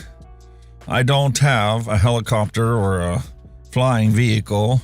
I don't even have a maid to come and, do my laundry and run the sweeper and pick stuff up. I know you can buy those little robot vacuum cleaner thingies, but I think my dogs would have a heart attack and I'd value my dog's life more than I value not having to run the sweeper once a week. How about the Airwolf helicopter? Sold. Where do I get one? That's affordable. Safety regulations from the FAA are astronomical. You have to prove a mechanic touches your vehicle every 100 hours. That's expensive. Unnecessarily so. You should be able to self-certify things. And with the way technology is nowadays, and onboard computers on all these things, and how small the technology's gotten. I mean, look at our cell phones. This has a CPU that is well over 100 times what, we sent up to the moon before we were born. I mean, there's no reason for things to be expensive except for profiteering. Greedy assholes that value the acquisition of wealth. It's not doing anybody any bit of good except, their ego.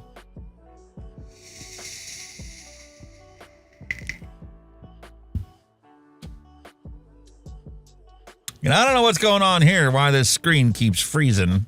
I hope it's not freezing up on your end. Well, there's nothing I can do about it now. According to OBS, I'm only using 9% of my CPU.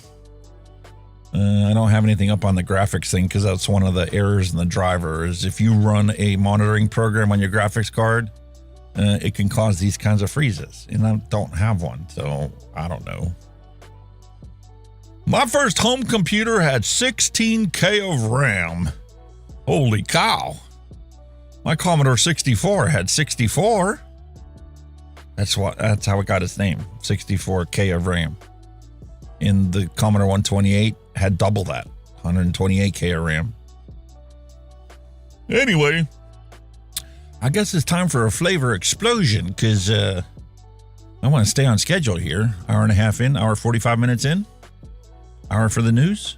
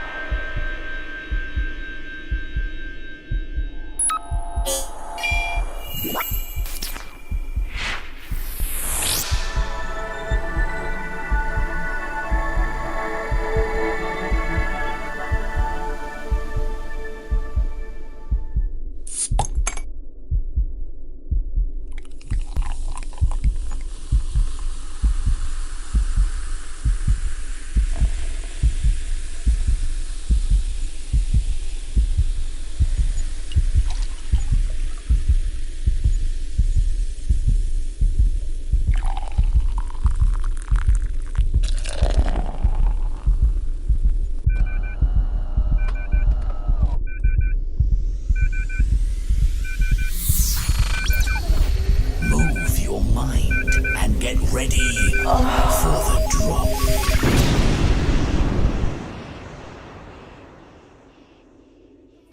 Up for your entertainment today, I've got a beautiful brand new flavor from Gatorade. It's called Lightning Blast. 80 calories per serving for this Gatorade to counteract, my 4 cups of coffee today.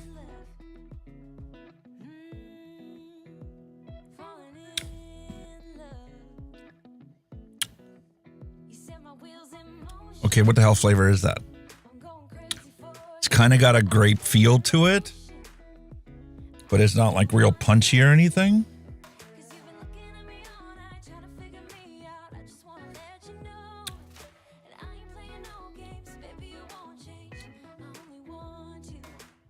I don't know. It's kind of a grape feel, but not really. There's nothing wrong with it, but it's not like anything super distinct flavor-wise.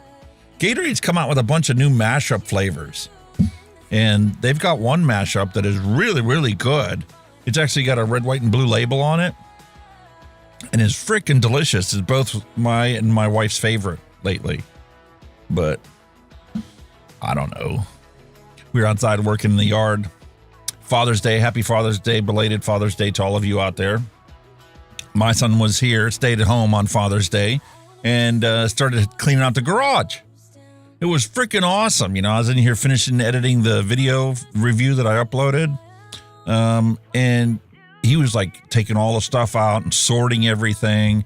I've got a bunch of tool bags I've aggregated over the years, and it started out as one tool bag, then I had to split it into 2 tool bags, and then try and keep them sorted and organized. Like I got open-end combination wrenches in this one, all the different sizes, imperial bag, I have a metric bag, and then I've got an oversized bag of oversized wrenches, going up to like 1.5 inches. I've accumulated for various different projects and reasons. The tub, changing the valve in the tub faucet was one of those ones I needed an 1.25 inch open end or closed end wrench to actually remove the valve seal that's in there to fix that. Bunch of different ones, trailer hitch balls and stuff like that. Got massive different size wrenches. Then I got a bag for like grinders and side cutters and all the discs that go in there, the cutting discs. That's in a separate bag. And then I just ended up over the last 30, 40 plus years, I've probably got a dozen different bags now. And quite unfortunately that, when I work on a project, sometimes things go back in a different bag than they came from. And half of the bags I have are a complete cluster because there's just all kinds of stuff in all kinds of bags. So we're going to take on that project again on Saturday. We got the first third of the garage cleaned out, and all the trash that we came along the way has been removed from there. Parts off of vehicles we no longer have, like the Escape. Last time I worked on it, took the inner fender cover off, and it never got put back on. Was sitting in the garage. That vehicle's gone. We scrapped that last year. So it's like pitching a whole bunch of stuff that doesn't need to be in there anymore. And I know that the one that's deepest in the garage goes all the way back to my 93 Escort GT. I ordered 4 rotors to change them all the way around. The back ones weren't bad yet, but I had such a deal on it to get all 4 of them that I ordered all 4. I changed the front ones, and I never needed to put the back ones on. I ended up getting a hole in the frame that actually forced me to get rid of the car before I was ever able to put those on there. So those are unfortunately going to end up in the scrapyard because I don't think there's too many 93 Escort GTs still on the road. Not with the chintzy ass steel that they built the unibody frame on that car. There can't possibly be any left. Maybe down in Texas, but the 1.8 liter motor that was in that thing also had its own problems. They made a GT Escort. Hell yeah. It was awesome. Not as good as my Datsun 280Z, but, you know, that was a different beast. That was a straight 6. And, man, the starter went on it. They wanted $453 for the starter. I'm like, I can't afford that. I was a, young college student at the time, and I just took and put a momentary switch in on the dashboard, and I just kept tapping that thing until the starter actually engaged, and then, worked fine. A lot cheaper than a $500 starter, let alone, trying to manhandle the one out from under the car and put a new one in. I mean, I've accumulated all of the tools to work on the vehicles. There's lots of times I would rather work on a car myself because I know it got fixed properly.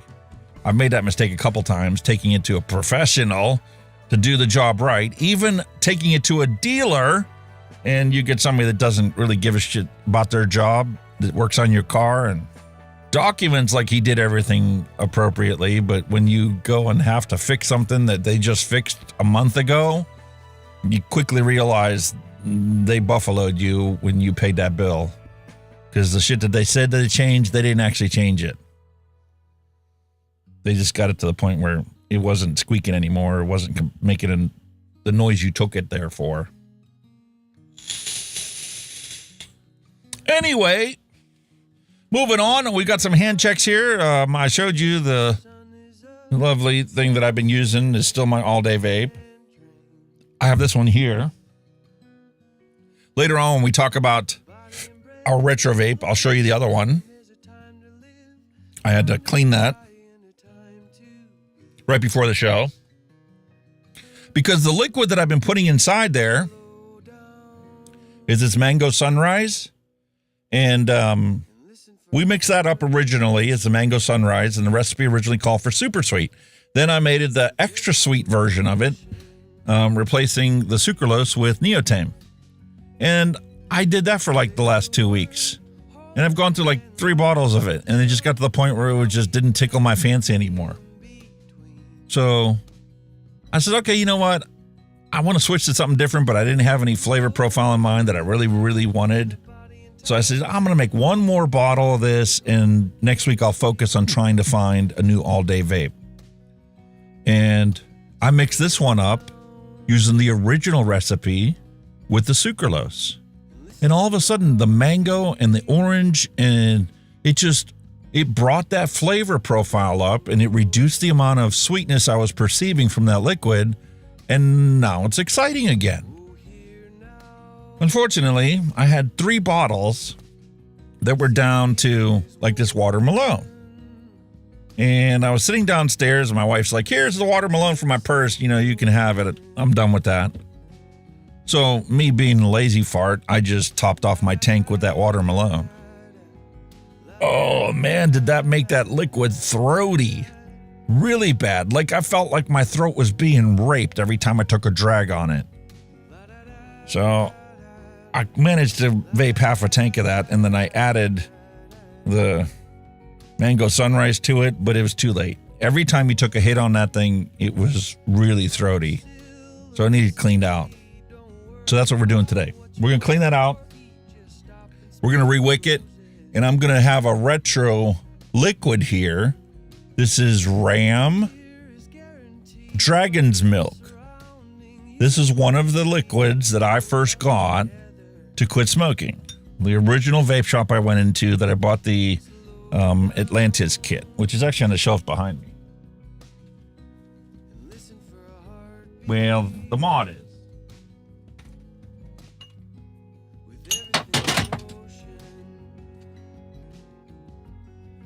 And now it's beneath my desk, so you're not going to see it anyway. Anyway, that was one of the liquids I got. And I originally bought an 18 milligram of it, and then I bought a 6 milligram and a 3 milligram. So this is the 3 milligram. It's just literally been sitting here this whole time for the last, coming on 6 years. October will be 6 years that's been around. So we're going to give that a try today. See what it's like. And if I don't like it today, it's getting flushed and washed out, and we'll have a beautiful glass bottle to do our mixing liquids in. But that's pretty much all I got for my hand checks. Besides this Watofo refillo. And the News just in. According to Neil Pitts, have you tried the Irish vanilla caramel coffee? Now back to your regularly scheduled content of Mixin and Chillin. I have not. Did I even mix it up? I know I said I was going to do it after the last show.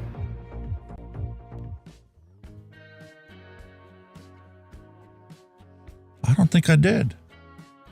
Sorry. I get an F minus. Where's my sound effect for that? Dr. Phil! Dr. Phil! Can you please rate my task for this? If I can find a button? I'll have to put that on a check command. So you can give me an F minus.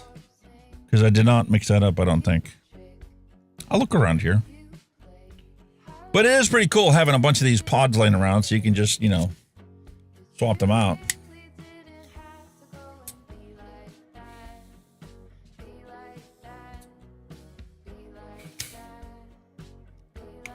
.6 ohm, 0.8 ohm.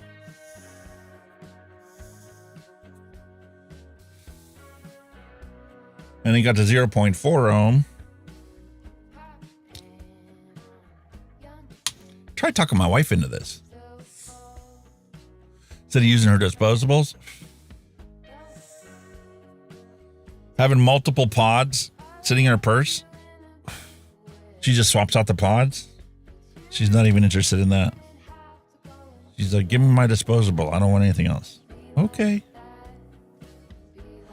Whatever. So that's my hand checks. And let me roll the bumper and we'll take a look at your hand checks that you guys have out there.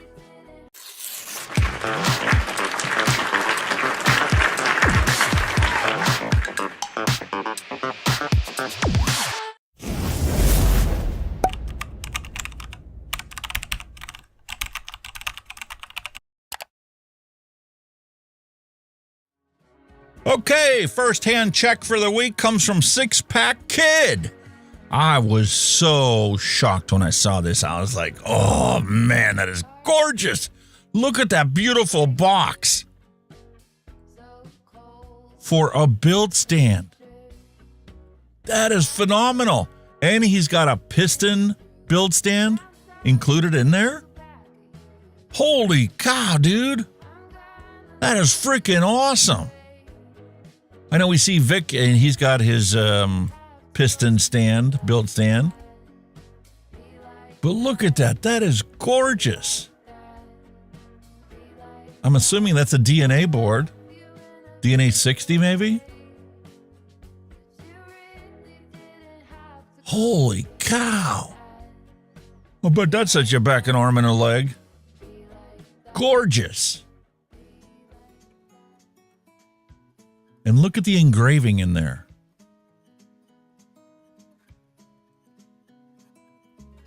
That is a beautiful build stand. And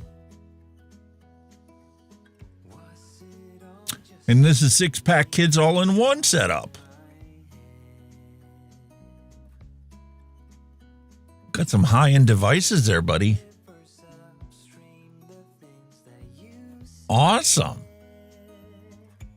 Love it. Gorgeous.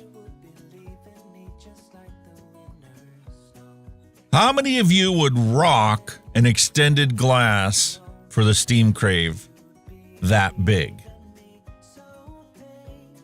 How many would be willing to do something that big, that fragile, that vulnerable?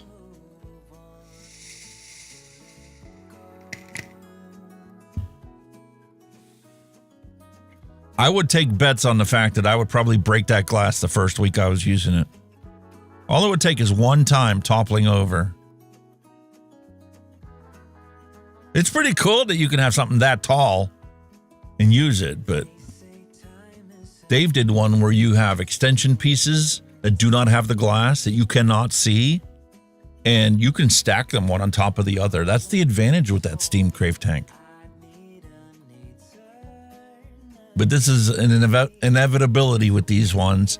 The O-ring on this bottom ends up letting you steep liquid out, and then it eventually gets down into your mod and ruins your mod.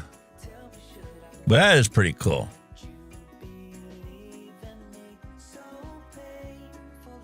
A Bastard has a beautiful pro tank filled with strawberry ripe, and there's a very, very rare piece you don't see nowadays, a 510 heat sink in between the mod and the tank. That is cool. And this is the iTaste VTR. A Bastard, wonderful combination. William Dobson posted this on Father's Day. Said, Happy Father's Day to all you fuckers out there. All you little motherfuckers. Because technically what it takes to be a dad. Although I guess you could adopt them, so you wouldn't have to technically. And I'm not the only one with a mess to try and figure out and sort through. Look at this. William Dobson has a whole collection of stuff he's got to go through. What am I going to do with all this? How am I going to organize it? I love that build stand. I need to get me more of them. I've got some plexiglass ones I ordered directly from China or something. Oh, and I just did see a Facebook post the other day that said Everzone and 3F Vape or 3A Vape, one of them, one of those 3F or 3A Vape is now partnered with Everzone. So they're shutting down the 3F website. You can only buy your stuff from Everzone now, I guess. But anyway, you are still out there ordering directly from China. That's a merger that just took place. Cool. That's a good problem to have. Keeps you busy and occupied. Awesome. Well, that right there is all of our dad jokes. BF, the Pulse 24. That must be a big one. I don't remember mine being a 24. I have the regular Pulse. Gore 18 is a mod I have never got before. Hazard RTA, I don't have that one. I do have the Wasp Nano. And what's this one? This is a Watofo one. What is that? JIVTT Elite. Interesting.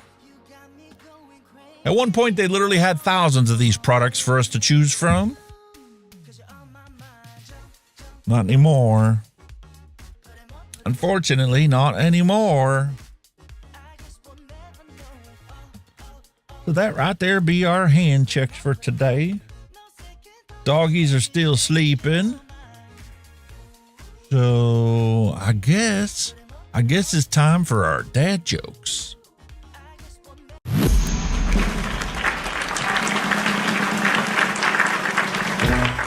No more despair. I have paid more than I owe. Now what you see is what I give you. If a vapor's been robbed, which detectives are assigned to the case?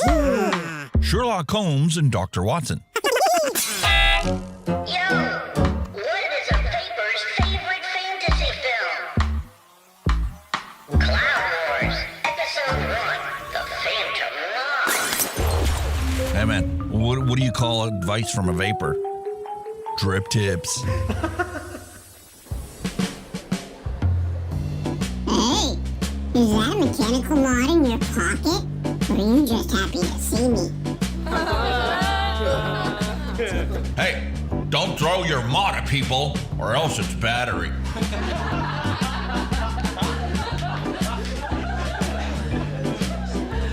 Hey, why did a vapor cross the road?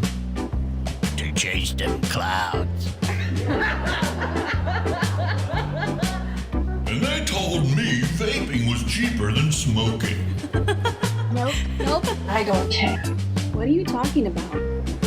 hear about the guy who doesn't pay more than 1 cent per mil for juice? Shut that baby up! Yeah, we get it. You DIY or die. Gotcha. What are you waiting for? Let's do this. It's go time! Our first joke of the day is, my mate Keddy's here. I got to unmute the phone. And y'all dropped last minute hand checks on the Discord server after the show started. And we'll start with William Dobson's lovely treat here. Oh, and nice to see you, Apathy Miller. Hope you're doing better out there. I just use shelves and then drill like 1/4-inch holes into them. I got like a 24 by 12 board that holds like 24 addies.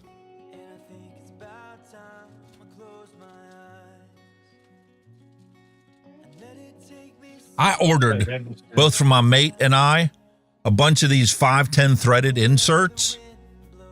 Found them on Amazon. They were actually pretty cheap. You get like a dozen of them for like $5 or something. But I ordered like 5 of those so that I could take and actually put boards and do just like you did, drill holes for them and then put the inserts in there for the 510s, epoxy them into place. And just never got around to actually finishing that project. But here's William Dobson's hand check. He's getting his shit organized. Look at that. What a brilliant idea. I like that. See, I only have my miscellaneous screw box. Never thought about using that for addies. That's a good idea. Oh, sorry I'm late, boys and girls. God almighty. The wonders of traffic. I believe this was Robert Lawyer's hand check, the Wotofo profile with the Guar 18. Noms 100. I bought some of that Noms liquid here, western side of Pennsylvania. Nice. I found them to be coil killers. Too much sweetener in them. I don't know if it's too much sweetener or too much flavoring or a combination of both. Yeah. They're really, really tasty. But if you got stock coils that you're running that stuff in, whew, you get 3-4 days max out of a stock coil. It kills them. Oh, no. Yeah. You at least lose 20-25% of the life of your coil. But it is a flavorful liquid. Especially in a maple almond chai. Very interesting. Neil Pitts dropped his in. Hey, look at that. That's what we have on our retro vape stand. We do our mouth to lung tutorial on how to wick that properly. I figured I better pull out an old retro mod to put it on. There you go. Good old Mike Vapes. Making another appearance today. Awesome. Nice. And Puto Squad. The authentic SXK Cito all-in-one. Very nice. 3F vape. Beautiful. Beautiful all-in-one. That's gorgeous. Apathy says he likes the jackfruit orange noms. We'll have to try and mix some of that up. I'm always looking for something to try and mix up with jackfruit. It's such a weird oddity. It doesn't work with a bunch of the things I've tried so far. Oh, so we'll maybe mix that up today. Just on the random fly, throw a couple jackfruit and orange together. Cool, man. Be interesting. All right, so that's the rest of the hand checks. Let's see what you all uploaded to the dad jokes after the fact. There you go, mate. Let that picture sink in. I'll wait until you figure out what the hell's wrong with it. 12 years old. What the hell?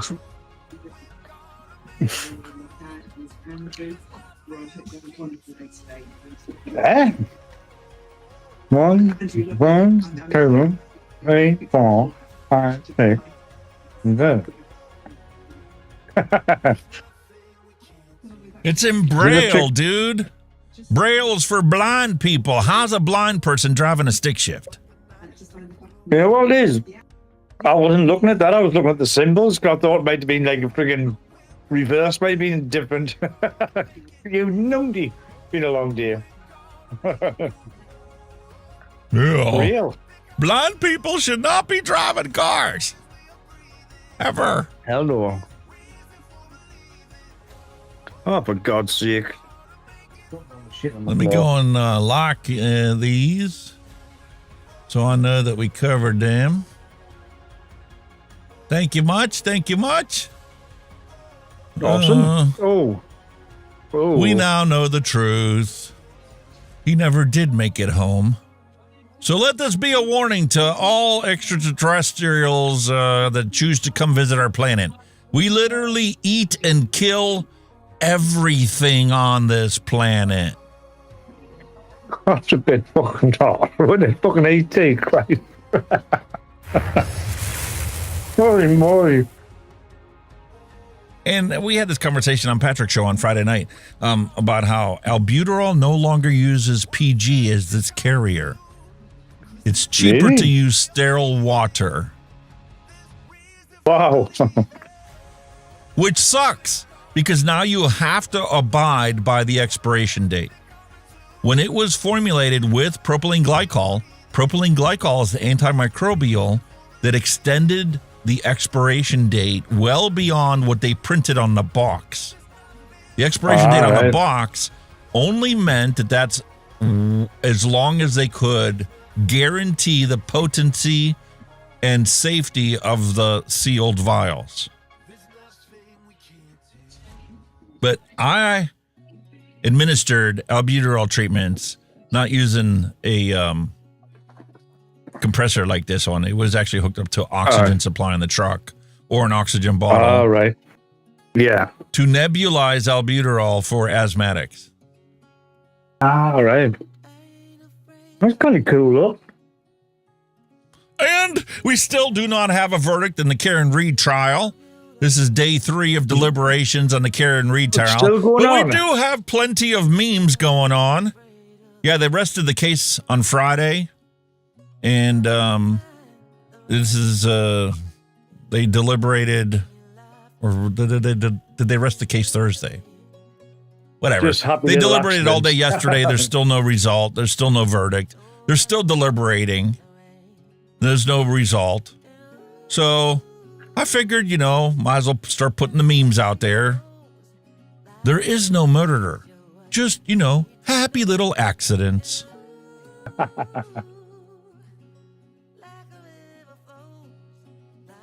Karen Reed trial. Masshole. The Commonwealth of Masshole is charging her for the death of police officer John O'Keefe. There's a whole Netflix series on the first trial. It ended up being a mistrial. So now this is the second, is the retrial of Karen Reed. So where are you at now then with that? Are you still on the fence? Or 32 days of testimony between the prosecution and the defense witnesses. Right. 32 days of testimony. They each had an hour and 15 minutes for their closing arguments. And then they went into deliberations for the jury. So where are you at? Guilty or not guilty? They did not prove to me that she is guilty of first-degree murder or second-degree murder. Really? Wow. But if it was up to me being on the jury, she'd still be guilty of at least drunk driving. I don't think she was... They proved that she was drunk the night that John O'Keefe supposedly got hit by her.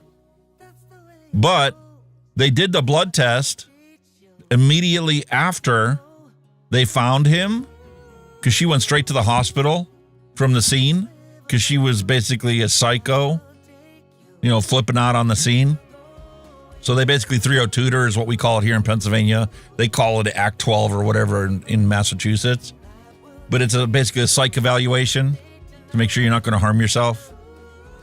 And when she was in the hospital, they did the blood draw, and the blood draw showed that she was over the .08, and she testified that she drove from one house to the other house, and then somebody else drove them to the scene.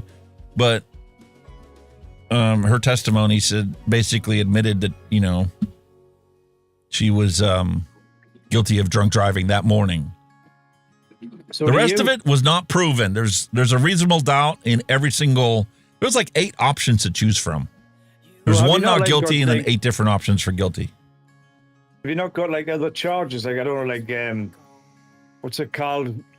Death by dangerous driving or death by reckless driving. Vehicular manslaughter. There's 8 different options to choose from. Oh yeah.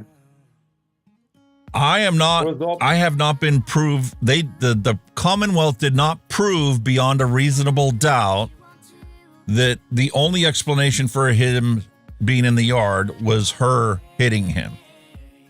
Right. I'm not convinced of that. I have reasonable doubt.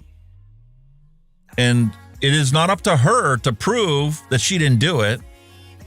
You only have to have reasonable doubt. If you have any doubts whatsoever that are reasonable in logic, then you should find her not guilty. Yeah. I have no doubts that she drove drunk that morning. But that's the only thing the Commonwealth convinced me of her being guilty of. Right, yeah. Yeah, it's a weird one. There's plenty of alternative explanations for how he died that were presented in trial, both by the prosecution and the defense. Right. So I don't buy the prosecution's argument. Doesn't make sense. There's so many facts in there that doesn't make sense. Oh, it's circumstantial. Well, yeah, there's some stuff like that because they do like exactly put that circumstantial evidence in. I mean, I cannot take the battery temperature of his cell phone as evidence that this is when he died, and the only reason the temperature didn't actually drop any further was because his warm body was laying on it. Well, the ground was still frozen, motherfuckers. So don't tell me that it only dropped 10 degrees and it stayed at that temperature until they actually did CPR on him and moved him. It doesn't make any sense to me. I know, but a phone would generate heat if it was on. You know what I mean? Yeah. Weird, I don't know. They didn't prove their case, but I'm not on the jury, so we'll just have to wait and see what happens and see what kind of mood my wife's going to be in once the verdict is out. 'Cause she's one of those people that doesn't think she's guilty of anything. Right. I'm like, no. She's a crazy bitch, and she's definitely drunk the day that this happened. Yeah. She and everybody else were drunk the night before. But you can't prove to me that she was drunk driving the night before. If you're going to draw somebody's blood and tell me what their alcohol level is, and they were driving within an hour of that time, then I'll buy that hook, line, and sinker. But you can't tell me what their blood alcohol was when they were driving the night before, because after they had their argument and she drove home, actually drove to his home, she could have fucking drank more when she was there. There's no proof of what she did when she was at home. Got ya. Yeah. Interesting. Interesting stuff, man. This was me watching the trial. Beep, beep, beep, beep, beep, beep, beep, beep. My bullcrap meter's going crazy. There's something not right about this. Flying K-Man, hello and welcome. You know, criticism for one politician is not an endorsement for another. True. Just because you make fun of Biden or just because you make fun of Trump doesn't mean that you support the other asshole in charge or potential asshole in charge. That's true. I'm this old. Tell me what this is.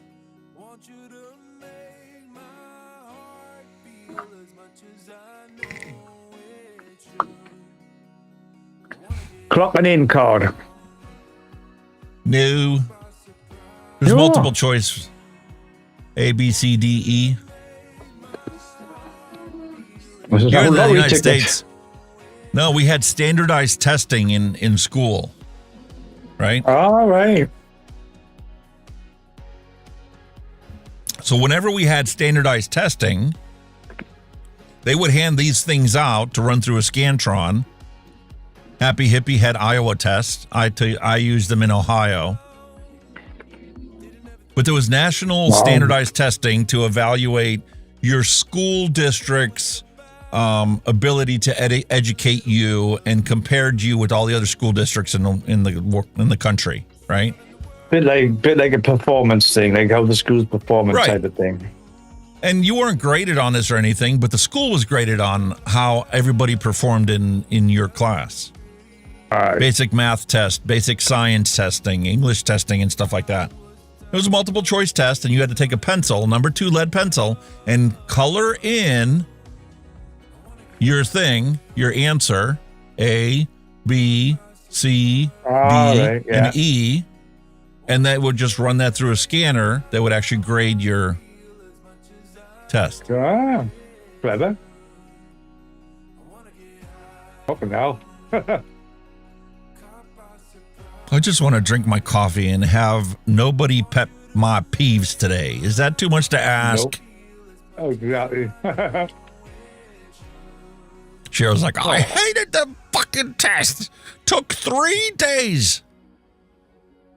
Wow. Every day it was a different subject. Computer cards. Yup. You know, this relationship is going to kill me.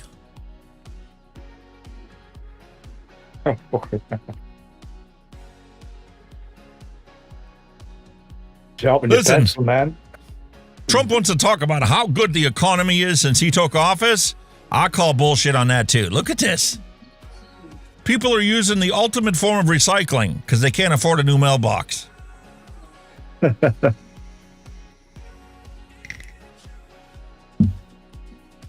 Love it. If the economy was that fucking great, we wouldn't be seeing this out on the road. Fucking Chillin. Wow. You know, I may look normal, but deep down inside, I want to become an octopus so that I can slap 8 people all at once. That's a good idea, actually. Fucking tremendous idea. I like that. I can definitely relate to that one.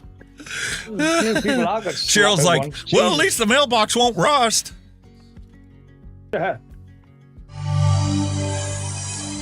Happy Hippie, thank you for the awesome super chat.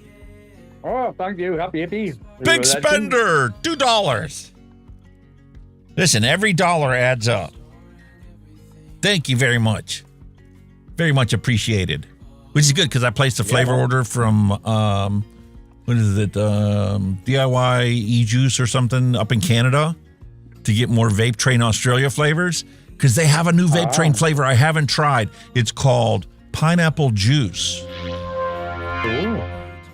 Maybe that's the pineapple that's going to work in my Hawaiian punch recipe. Might do, yeah. I hope so. Oh, I. So for Father's Day, there was like a 15% off coupon. And I was like, okay, let me pick up 5 more flavors that I don't have from Vape Train Australia. Oh, Mickey, you're so fine. You're so fine. You blew my mind. Hey, Mickey. Hey, Mickey. Hey, Mickey. You cannot read this. You have to sing it. You do, even if it's in your head. Oh, Mickey, you're so fine, you blow my mind. Hey, Mickey. Hey, Mickey. Exactly. Exactly. Yeah. On second thought, maybe you should just give me a kind of half-ass smile. Mona Lisa's first day on the job. That enigmatic smile, as I see it. That would explain it. Got no fucking teeth. If I've offended you with my posts, I apologize. I honestly did not think you could read. Well, there you are. You know, our parents didn't have to force us to play outside. They had to force us to come back inside. Exactly, yeah. You were out and that was it. Never come back till sundown.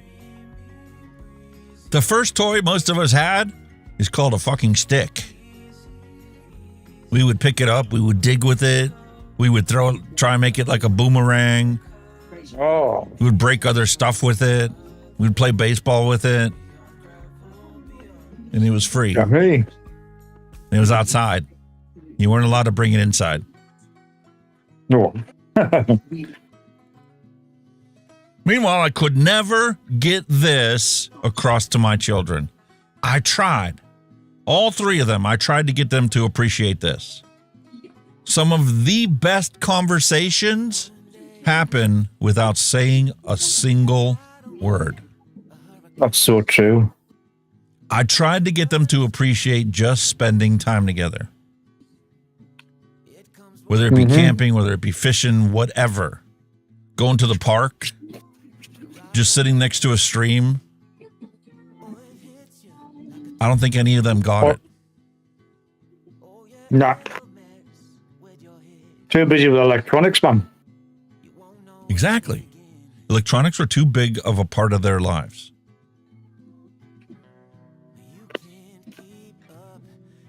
Hey, didn't I tell you a week ago to be out of town by sundown? Yep, but sundown ain't for another 3 months in Alaska. North and Canada Cowboys. That makes sense. What a numpty. I love it. Oh, great, Ali. Where do I keep all my dad jokes? Well, in a database. Where else? Oh. See, there you went from a good one to a bad one there. You know, the thing is, my wife sent me this one to put in the dad jokes for the week, too, and I already had it. Here's getting the F out of here. Yep. You know, 46 years ago today, Rocky 2 was released in theaters. You know, 46 years ago. Jesus, no way. I never saw it in the theater, but I did see it on TV. Wow. 46 Had to have been on ago. HBO. Had to have been on HBO when I first saw it. Wow. Or Showtime, one of them. Oh my goodness, everybody is bombing each other, but nobody invited me. What the hell? How am I going to maintain my reputation as Rocket Man? God, I well believe it with him. You gotta want some action. You won't let me shoot any rockets. 15 years ago, internet was an escape from the real world. Meanwhile, today, real world is an escape from the internet. How true was that now? Christ almighty, how times have changed, eh? Rocky 4 was the best. I will break you. I mean, technology, folks, right? Today, a video called Alex on WhatsApp, right?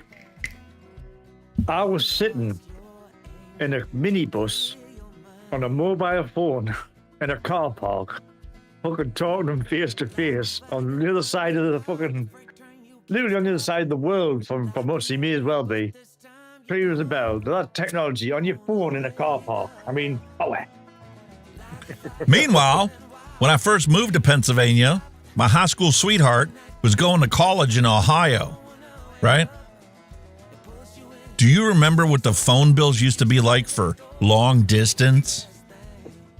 With your high school sweetheart when you'd get down every night before you go to bed and you'd make a phone call and you'd just be talking for hours. And sometimes you weren't talking, you were just listening to each other. Yeah. And then Mum and Dad got the phone bill in. What? $150 for long distance charges. Oh, yes. Yeah. Meanwhile, he can video call me for free. Unbelievable, yeah. This tree looks like it's trying to sneak out of the woods. What's up with that?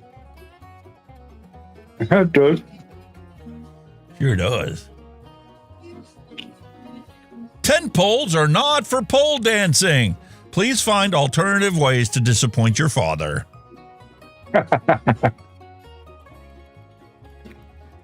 Meanwhile, we have the total disappointment in smoking in designated area only. Includes vapes and e-cigs. Because we have no problem, chastising ex-smokers into making them want to smoke again. Yep. Hussies General Store.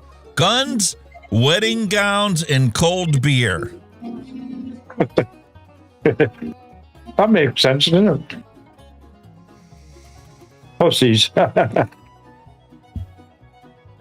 Off an American small town. There's my man. This had to have been the best Gen X candy bar of all time. Please try and convince me otherwise. What you call it? Really? You got music in your background. Yeah, man. Every once in a while it kicks in.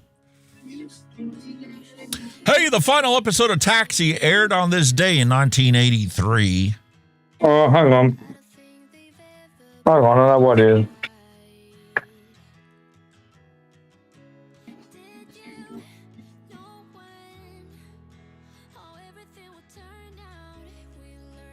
Had the boob tube on. Yeah, I don't hear nothing else now.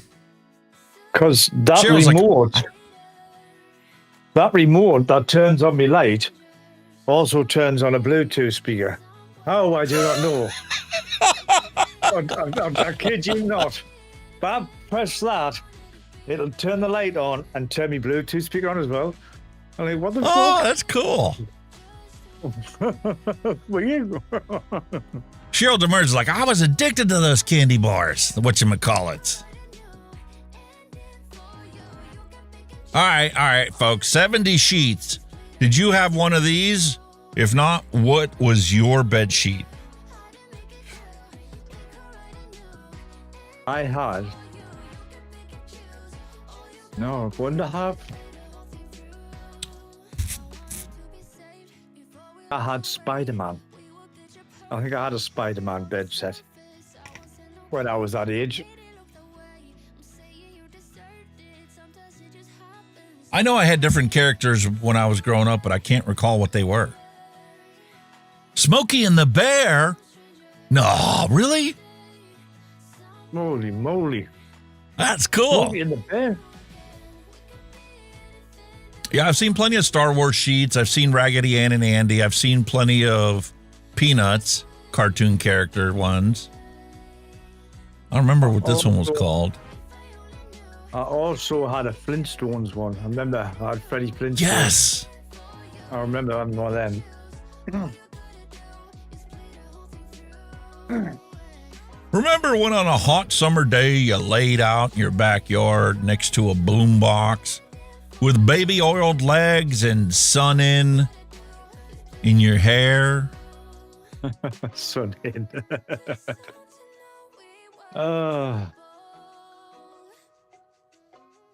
Wow, I'm with you guys.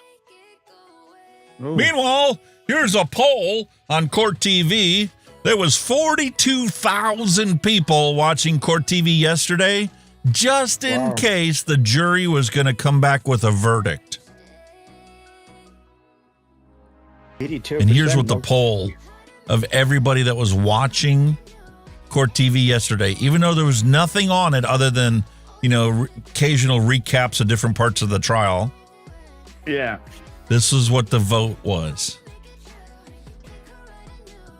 Just like 62% of you out there in today's poll have said that if we start doing the flavorist diary, the MnC vlog should be shorter. So that's probably what we'll do. We'll start it at 1 p.m. Eastern Standard Time and 6 p.m. UK time. Wow. That'll make it easier for Kenny to get home without having to rush. And we'll make it a little bit shorter show for everybody here.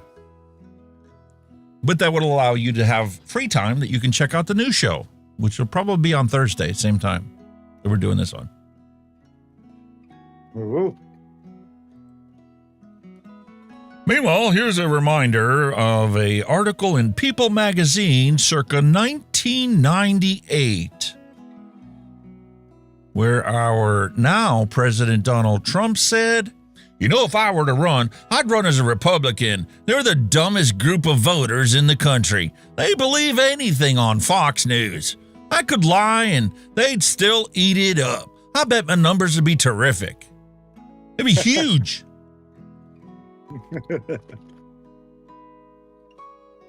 Thanks. Well, he's now a president for a second term.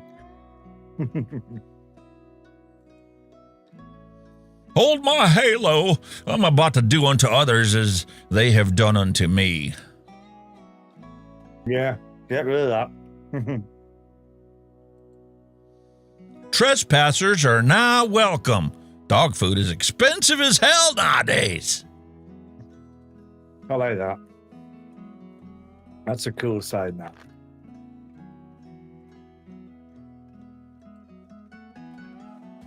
It's summertime, so shorter shows is always a better thing. Longer shows in the winter would be better, though. We can do that.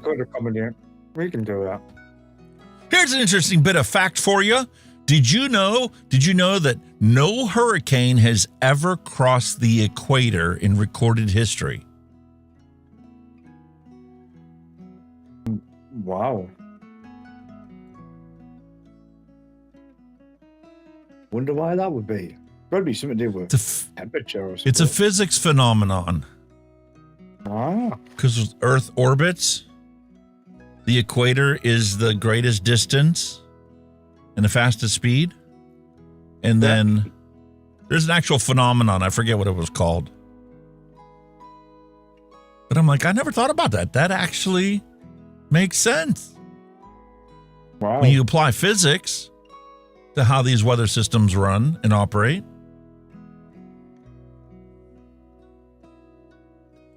That's true. Meanwhile, we had a tornado warning the other day, and I was thinking about getting on the roof. Why? Why? Why not? I want to see it. No, if it's going to come and take my house, it's going to take me too. So why not actually get firsthand view of it? No.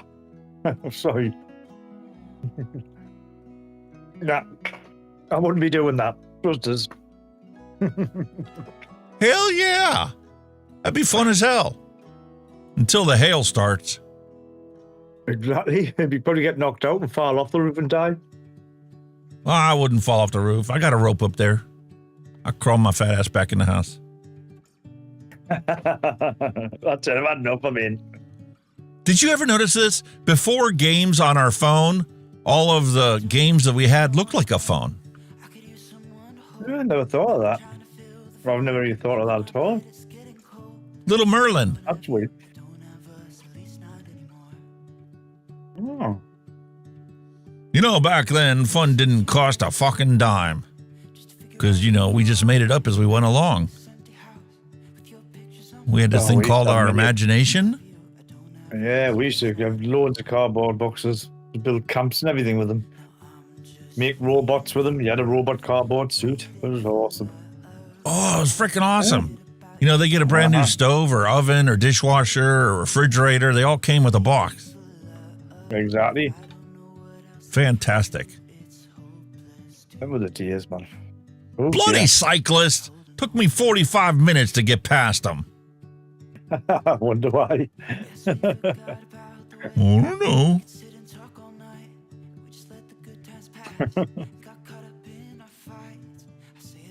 Okay.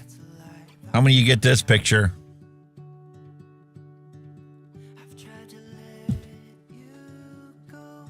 Some owl, isn't it? Candy owl, lolly owl, hand owl. Happy Hippie's got it. How many licks? How many licks would it take to get to the center of a Tootsie Roll Tootsie Pop? 1, 2, 3. 3. Okay. I'm sitting looking at the owl. What's the owl going to do with it? It's a commercial that we had to watch when we were growing up. This was the Tootsie Roll Tootsie Pop, and it was a cartoon character of an owl who asked how many licks would it take to get to the center of a Tootsie Roll Tootsie Pop? And the answer was 3. Because on the third lick, it would bite the sucker to get to the Tootsie Roll center. I got you.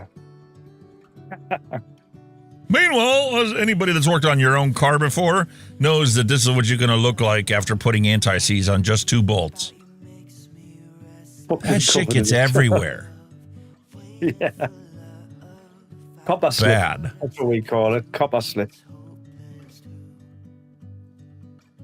This is the greatest idea I have ever seen, but never done myself.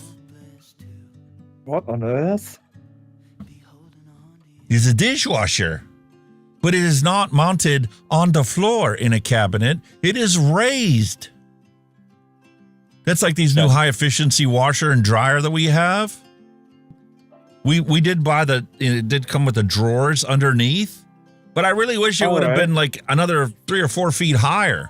Why you got to bend over to like load and unload a dishwasher? Yeah, we have that here. Like you want to bend down and fill it up, and we do that. Yeah, the top rack inside the dishwasher is at counter height. Your cutlery drawer. That's on the door. That's a good idea, that though. It's a cracking idea. Meanwhile, in the world we live in, they saw nothing wrong with posting ground bork. 80% lean, 20% fat, 2 pounds for $3.50. Bork. $3.50 a pound, sold in 2-pound packs at $7. Yeah.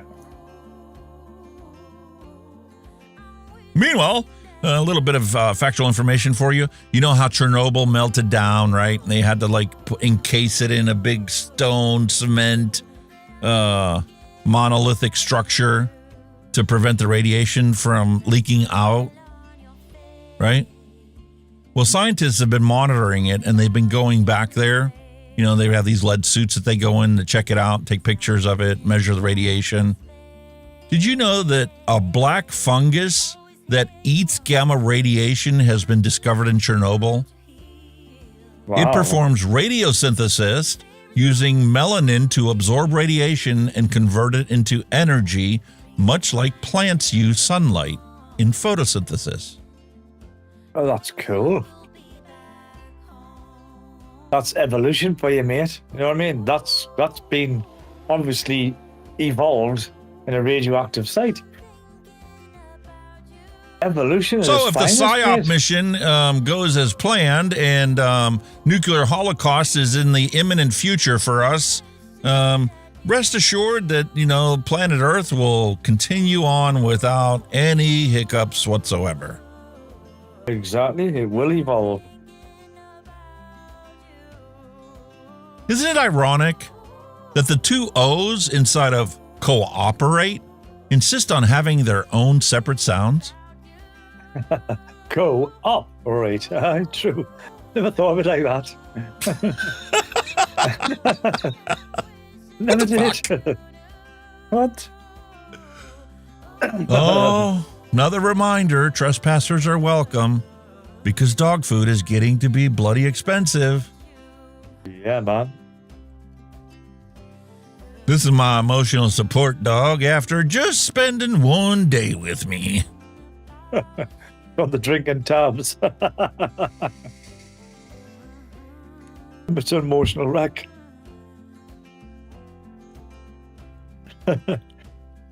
This is a fantastic idea. How come more restaurants don't do this? How about a round of beers for the kitchen staff? $6. They work hard making your food, so if you like what you had and would like to say thanks, the kitchen staff would appreciate it.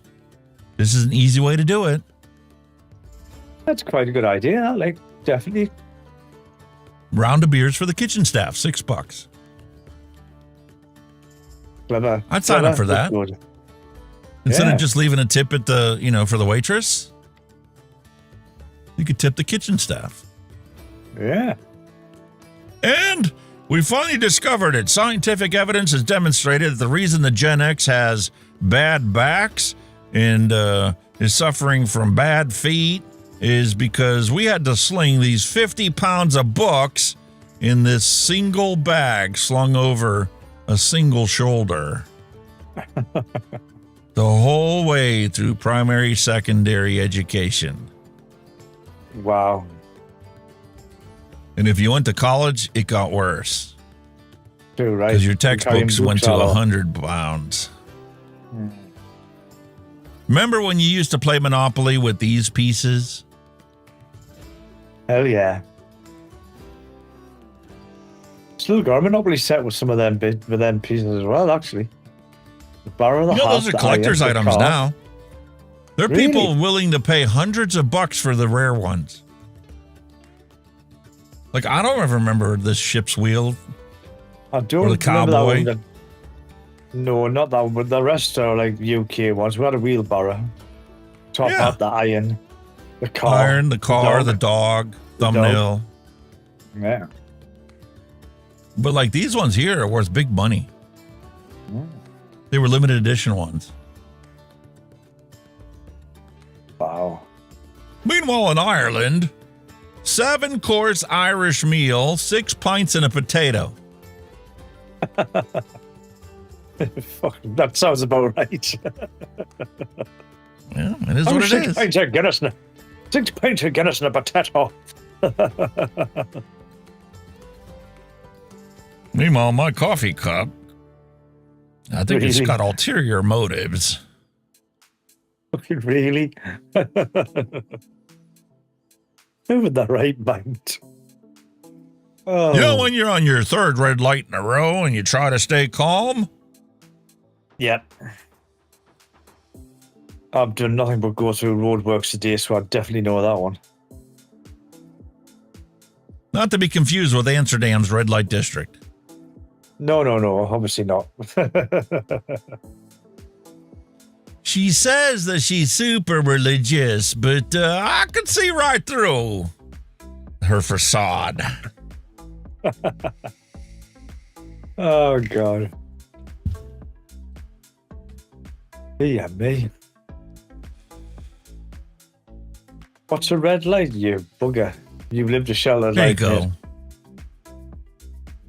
Simon and Garfunkel. Sounds of Silence. Sound of the silence. Oh, dear. If you don't understand his costume, you don't belong on the audience for this show. It gets better, isn't it?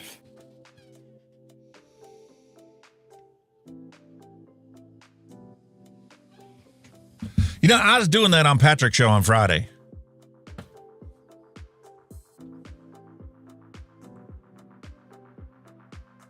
Okay. What's up there, matey? Hey. That's class. is Wilson from Home Improvement. Wilson. God.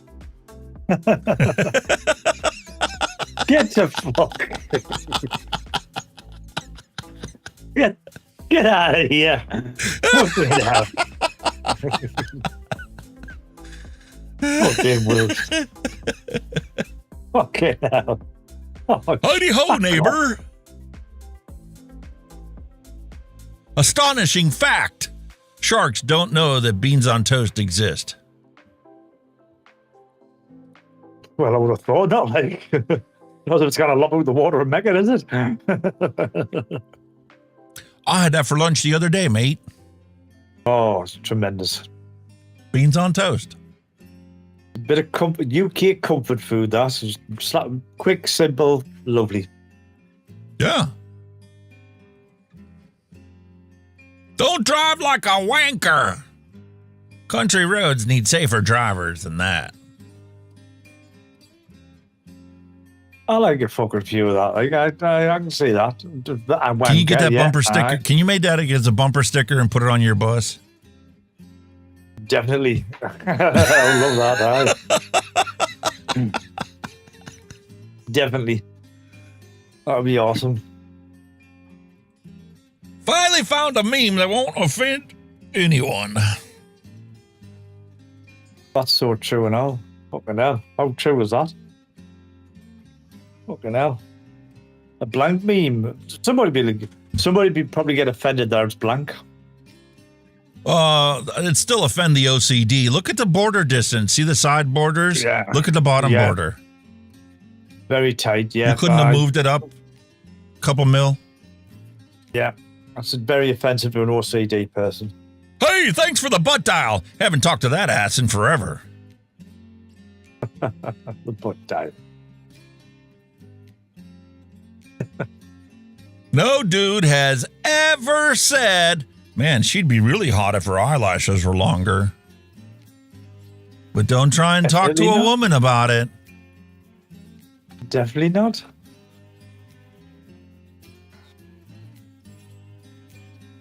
So, if we don't let athletes bet on games that they have the ability to influence, why the fuck do we allow Congress to invest in companies that they regulate? Good question. Very good question. How long I have to stop looking at this? How long till I have to stop looking at this? Yeah, because in the Karen Reed trial, at 5 o'clock in the morning, when they were hauling John O'Keefe's body to the hospital to declare him dead, they Google searched "hush long to dying cold," and anytime that the jury is entering or exiting the courtroom, they pan the camera up to the ceiling fan. Oh, so you're just sitting staring at the ceiling fan. So you're just sitting there staring at the ceiling fan until the jury leaves the room, and then they pan back down because the jury's out of the room and the lawyers want to go to sidebar or they want to come up with an argument. That's what they've done on the BBC when the Pope was getting inaugurated. They just had a picture of the chimney just blowing out white smoke for about an hour. Just this chimney blowing the white smoke, saying that elected the Pope, and like we're sitting there like, what the fuck am I looking at here? Yeah, so if you go to watch the court TV, in camera, courtroom, in court camera, anytime the jury enters or exits, they don't want you to see the jurors, so they pan the camera up to the ceiling fan.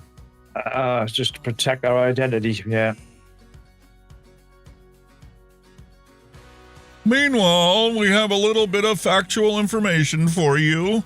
The bottom 50% average net personal wealth has been charted on a graph comparing the United States and China, because China's a bad enemy. We gotta hate China. The reason why they want you to hate China is because they don't want you to know that the personal wealth of the bottom 50% in the country has far surpassed the United States. Your government and your regulators are fucking you hard, and life is better in China than it is in the United States. As Apathy Miller knows firsthand from his hospital bills that he'll never pay off. Yeah. Bullshit, man.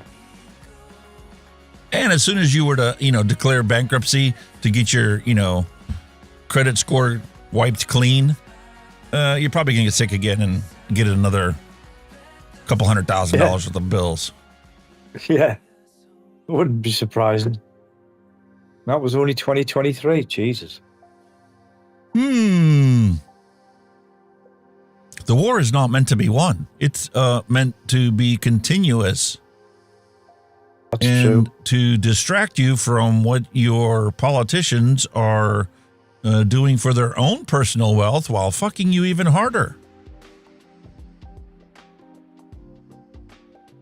But they're making a fucking fortune by selling them all arms for a start. I mean, here's some brutal reality for you firsthand. Can you believe they charged $150,000 just for the surgeons that performed open heart surgery?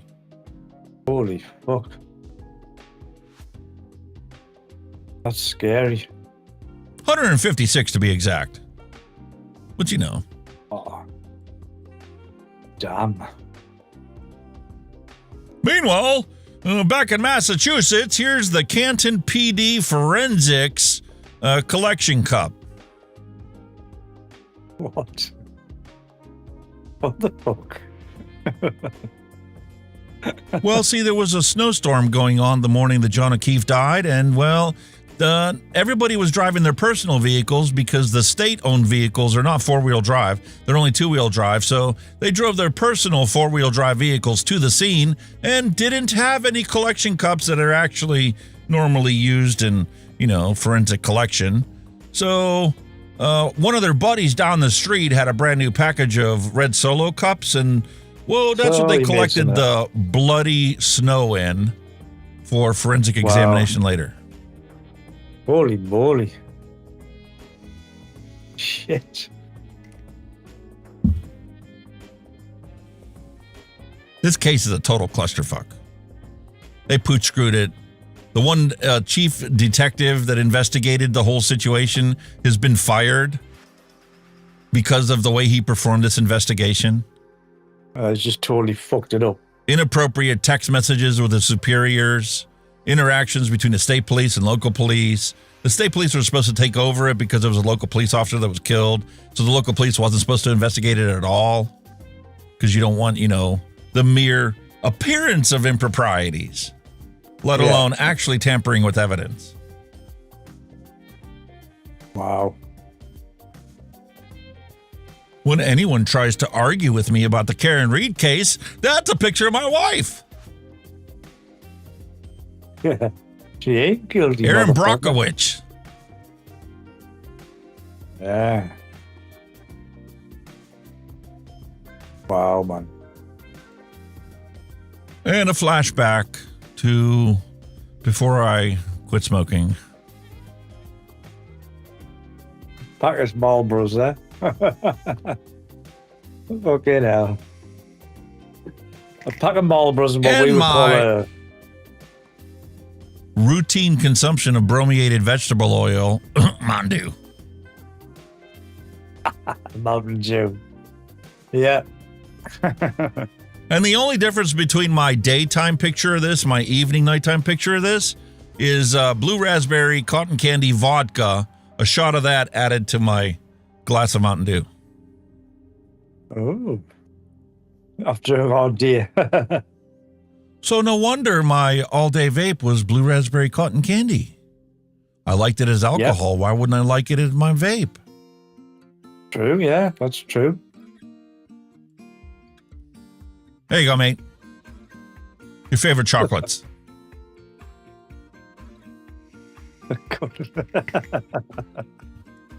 That's crunchy. Snickers is in there. What's the U? I can't think of the U. Wanker bars, obviously. You've got some Skittles, a Mars bar, a Galaxy.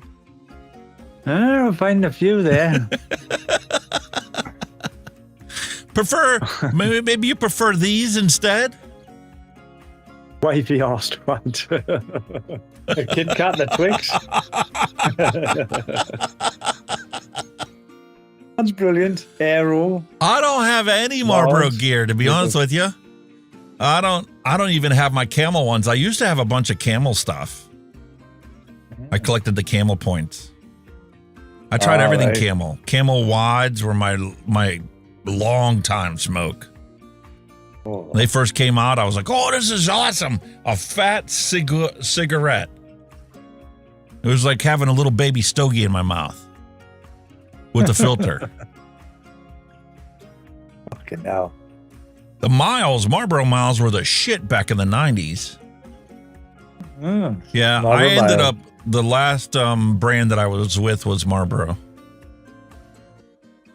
But it was always Camel before that when I could afford it. And when I couldn't afford it, it was GPC, Grandma's Personal Choice, aka generic cigarettes. Our cigarettes never got fatter, they got longer. You had your standard cigarette, then you had a king size cigarette, and then they brought out Super Kings, and then everybody was Super Kings. They called those the 120s here in the States. The 120s. Super Kings were called here. There was a guy that I ran ambulance with. He was just basically an EMT that volunteered for Saxonburg, and he would come in, old man Ray. He would have these little fucking tiny Capris. You remember the Capri cigarettes that were just tiny? It was like 3 mils in diameter. He couldn't quit smoking, so he switched to Capris and he smoked them instead. I think we had the smallest ones we had were like Embassy filter. They were just like a normal cigarette, but they were fucking tiny. Embassy filter, Embassy #1. They were fucking tiny. With 3 drags and they were gone. I couldn't understand why people smoked them. Yeah, and then when the guy hit, I don't know whether it was his 65th or 70th birthday, he's like, fuck these Capris. He got the 120s. He's like, at my age, who gives a fuck? God probably forgot about me, so I might as well smoke the 120s. 120s. Super Kings, we call them. Super Kings. Still get them, Super Kings. Still called Super Kings this day. Capri's menthol 120s. Holy moly. Super long, super skinny. Shit. Meanwhile, there's me having a conversation with my wife during the trial. Just the facts. Just the facts. Just the facts. Just the fact. Not supposition. Not, oh, this has got to be, rigged. I just want to see the facts.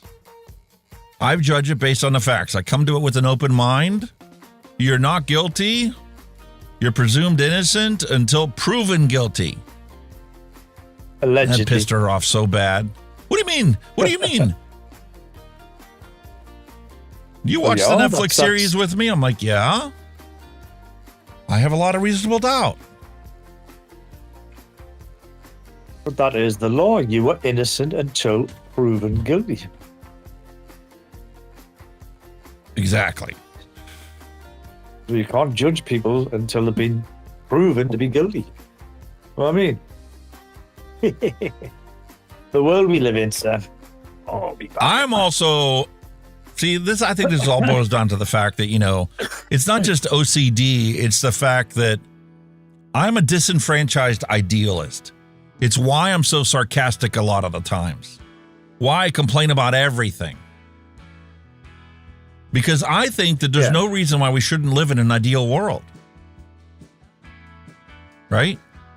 And, harm reduction makes perfect sense with vaping, right? There's no reason why I can fathom why this technology isn't sold every place you can buy a pack of cigarettes. And there shouldn't be 10 times as many vapes as there are combustible tobacco products available for sale. Definitely. But that's not reality. Oh, guess what I got working again? What's that?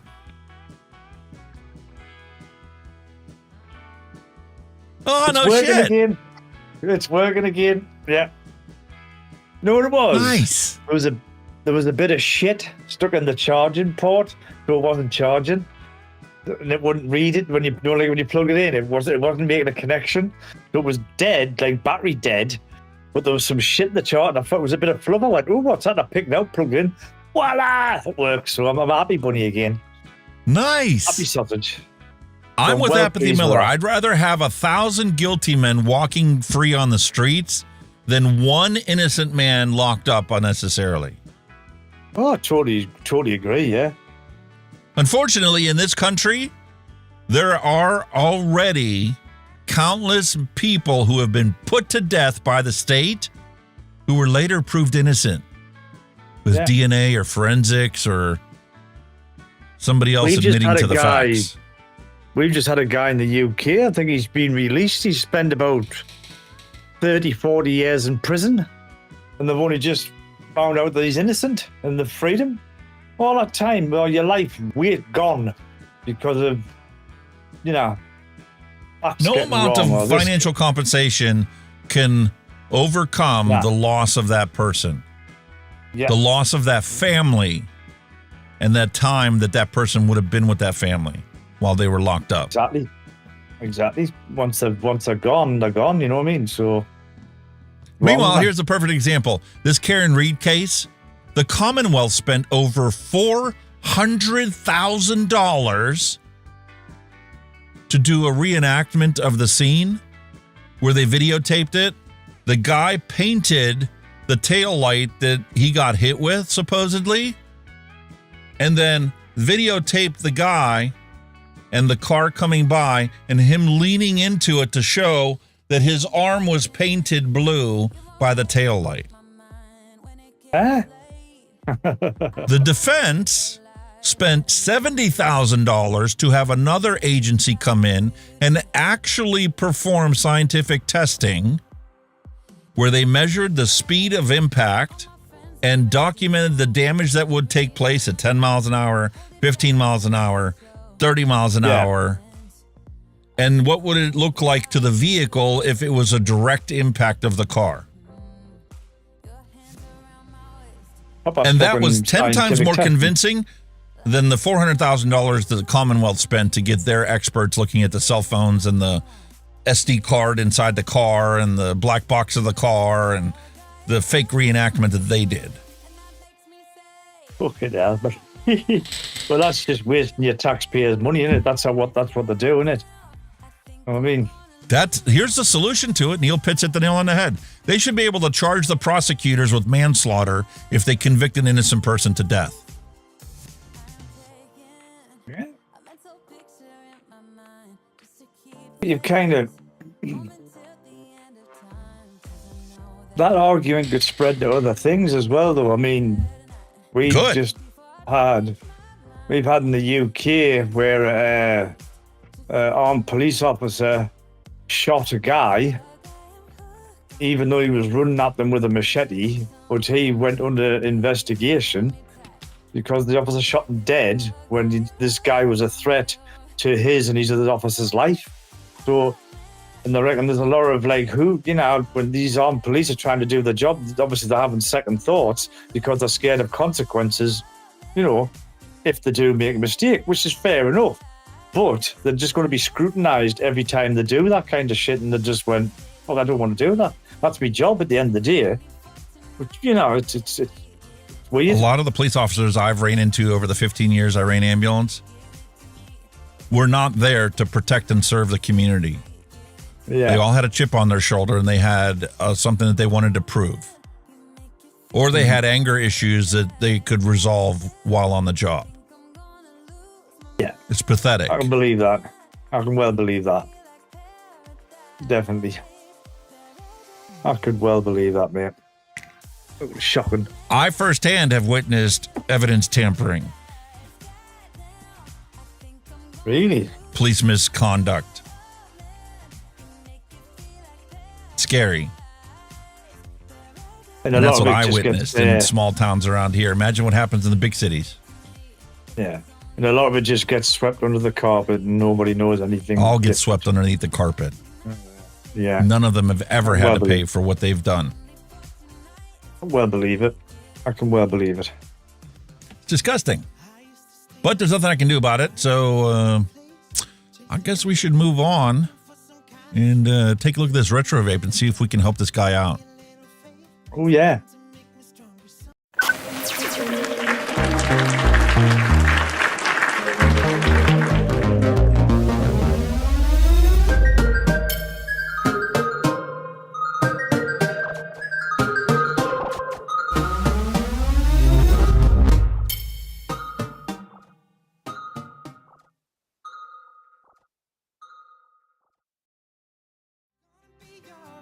Okay. I got too much stuff here. Behind the Smoke and Fears. Oh, that's a book, isn't it? Dr. Mark Brand new Tyndall. book by Mark Tyndall, Vaping Behind the Smoke and Fears. Before we jump into our retro vape, that's not actually a retro vape, it's actually pretty new. But somebody left a comment on the Discord server asking for help. Said he gets no flavor out of his Hell Vape Mouth to Lung Tank 2. So we took a look at it, and I'll show you the picture here in a moment. But before we jump to that, I figured I might as well throw another plug in for this book. Just going to briefly go over just these first two paragraphs here talking about this book. It says, this book is an insightful and detailed overview of one of the greatest health problems we face and one of the most significant public health opportunities that we have ever had. Mark has built upon his extensive list of accomplishments in harm reduction and as an internationally recognized leader in drug policy to focus on cigarette smoking, which despite decades of efforts remains our leading cause of preventable death. Mark is widely known as a compassionate community advocate and has relentlessly challenged policies that hurt people and society. He directs his energy, intellect, and expertise to push back on the anti-vaping ideology that is blocking progress in addressing the ongoing health catastrophe of cigarettes. Yeah, man. Really looking forward to finding the time to read this book. But cheap as chips. Looks interesting. And so we're going to take a look at this today, and this one that we have here before us still has the original stock coil, which has been fantastic for me. And if I remember correctly, there's a dot here that we need to align with the dot join here. the dots. Join the dots and pull. To pull it out, and here's the coil, the stock coil. And you can clearly see that that's dirty. Put some light on the subject. It's actually really clean that up dirty. easy. It'll clean up very easily, but you know, that's the problem with my overhead camera that I have. It's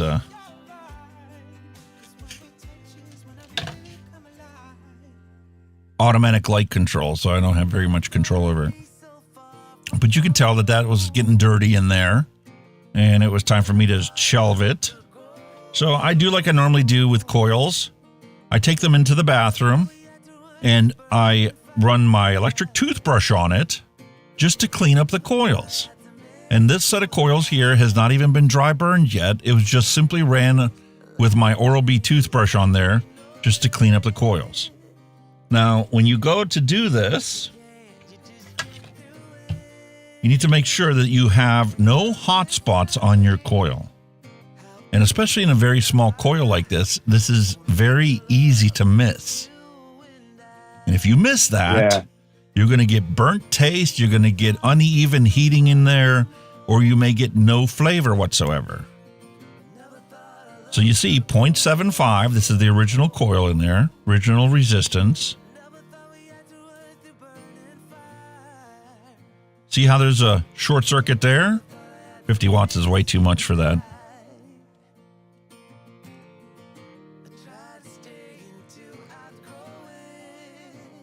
So the coil's not heating evenly? Yep. Yeah, you've got a hot spot there. Ooh. There's a hot spot there. Those need to be remedied before you even think about putting wicking in here. And that's the problem when you have your retention screws straight across like this. If this could have been offset even just a hair, you would be able to prevent these kind of hot spots. Or you can just give it a little spacing like I just did there by pulling on the coil to open it up. And now you see how much better that glows, and it heats up from the center outwards equally. Yeah.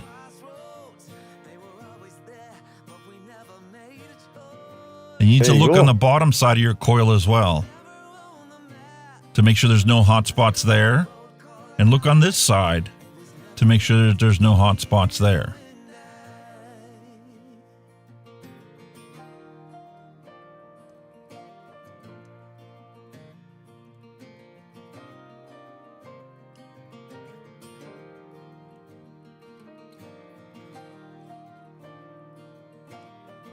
There you go. Not too bad, mate. That's perfect. Now we have just a little bit of spacing in here. There's no shorts, and it heats evenly from the center outward. That's the first step. If you do not get this right, nothing else you do will matter. Yeah, not work.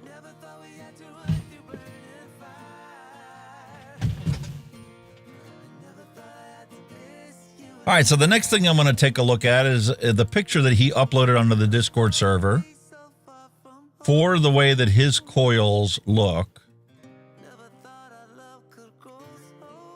We'll open them up and we'll take a closer look at them.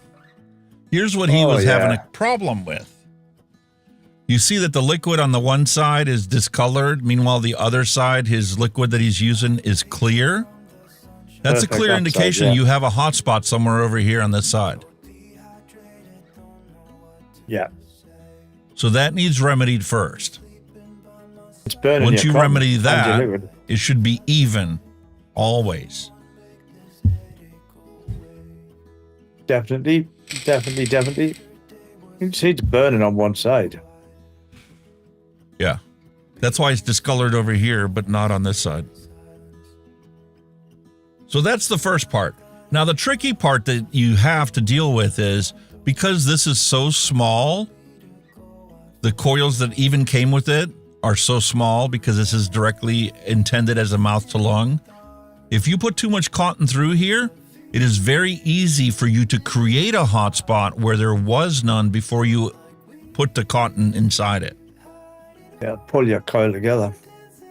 So it's better to have a little less cotton than to have too much.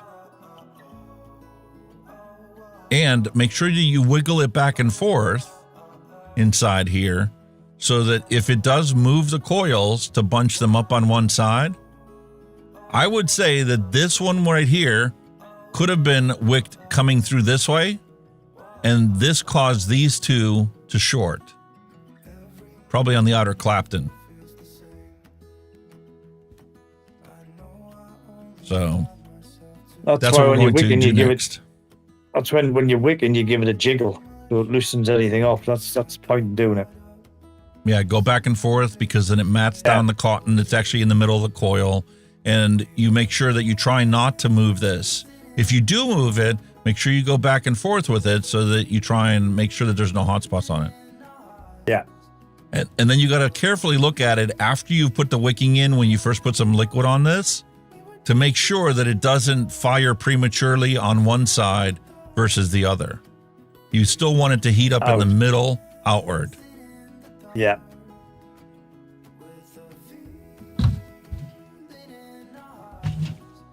And probably took my advice from the review using Firebolt cotton, which I highly recommended, but then later realized that the Firebolt cotton you have available for sale nowadays is not the same thickness and density that it used to be, because this is a 2.5 millimeter coil. 2.5.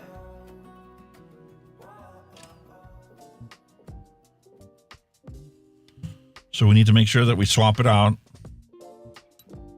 and have the right size coil in here.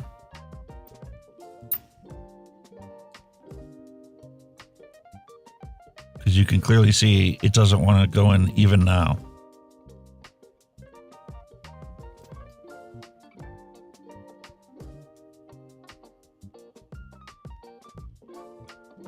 A little tighty white, yeah.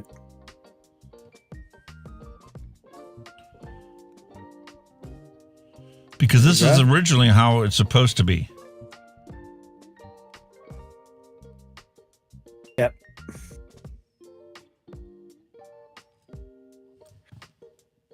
So we'll check that again.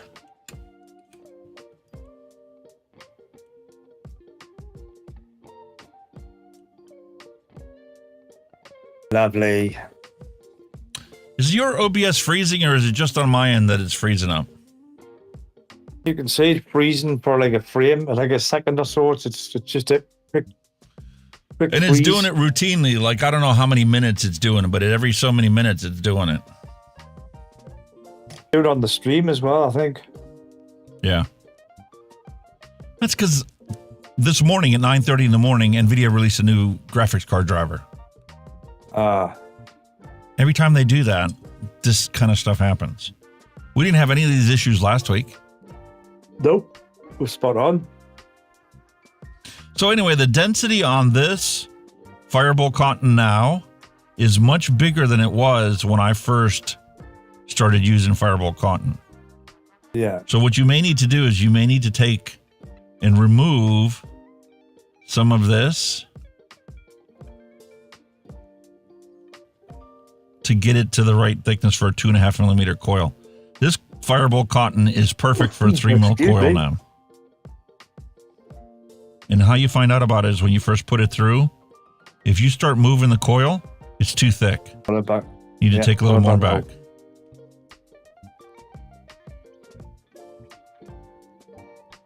If any kind of movement, now it needs to be very slight. You don't want to be tugging your coil. You don't want to be forcing that cotton through.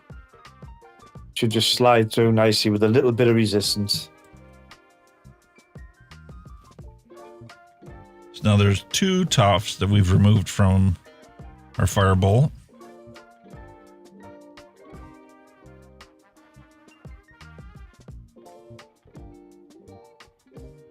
See, it's starting to move just a little bit, but just barely.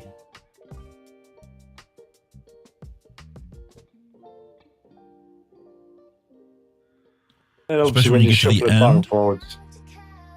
Yeah, make sure you go back and forth. So it's centered and you still have spacing on both sides. Cut it even with the edge of the tank. And now this is ready to go for the next time you do it. Yeah, I wonder how many people would actually throw that away. How many people, when they're wicking that jobs, you know, when they've got that excess cotton like that, that could be used again, just throw it away.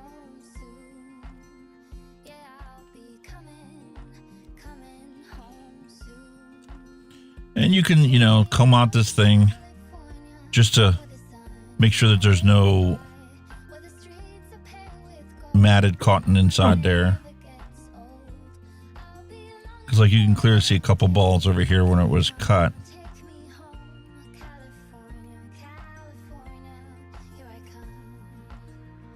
Yeah, just light comb to get the crap out.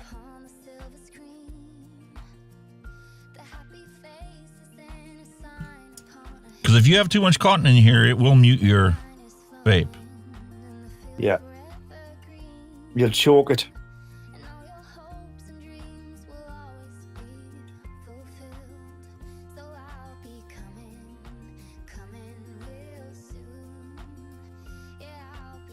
Tuck it in there, don't force it, just tuck it down. And you can feel when you put your tweezers in here, like this is matted down on the bottom. There's too much cotton in this side. If you get that situation, you just take your pointy tweezers and give it a proper comb out again. Because when I push it down in there, this started matting up some of the cotton on the ends. There's too much in it. Yeah. So we just need to comb it out a little bit more, remove just a little bit more of that cotton.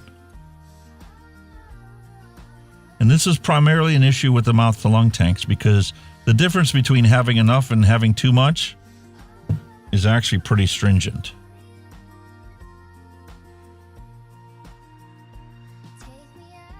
So once again... Some of them are less forgiving. Yes. Now there's plenty of room in there, and you can feel the tip of your tweezers bottoming out, and you can feel the slot that's in the bottom of that for that to fit into. If you push this down and all you feel is cotton, it's too thick and it's actually curved underneath inside here, and it's going to choke out your juice flow. Yep. Plenty of room down in here now.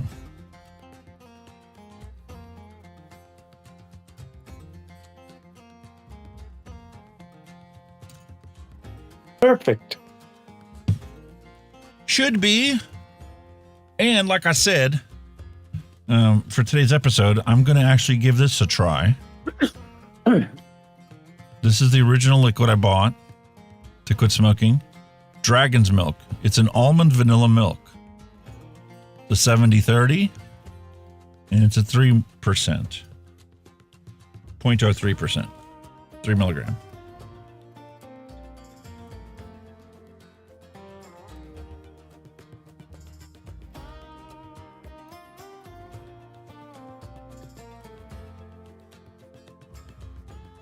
Tremendous.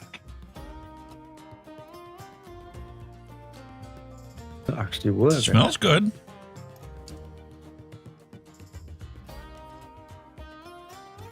And you can see it's boiling off of there now. Now it's not. Oh.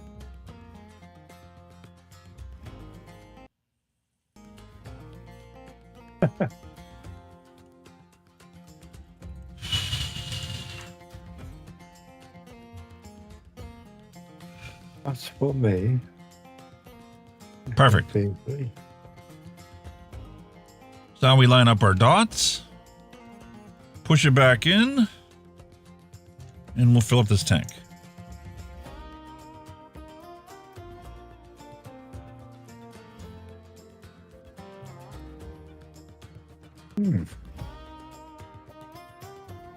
Talk about old school.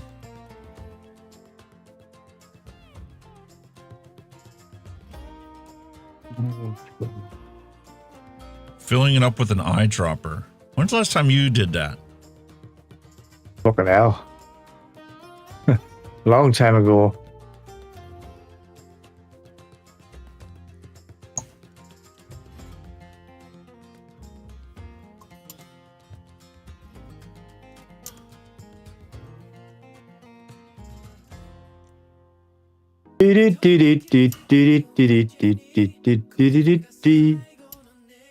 I'm legit, trying to remove the liquid that got into the middle because the glass literally holds it on the outside as well.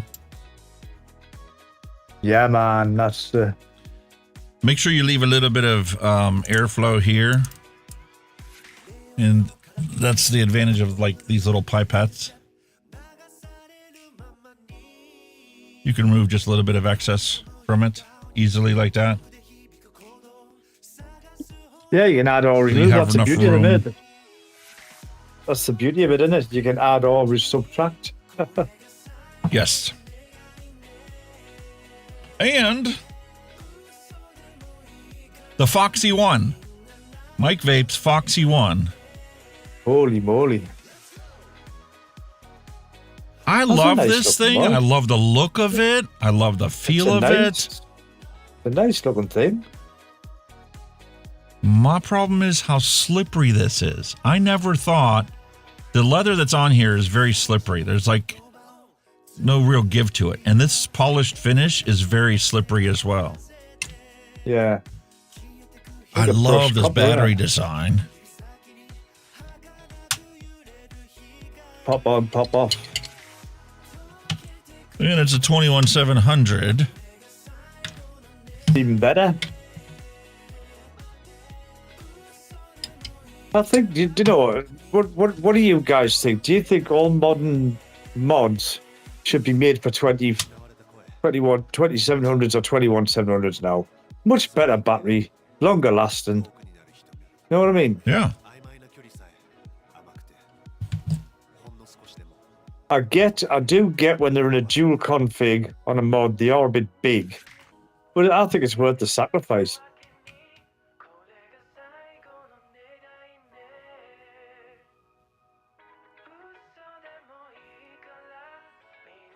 It'd save all the shit with the 18650s anyway. So 10 watts is not going to be enough. We'll go up to 19 and give it a try. Whoa. That's beautiful.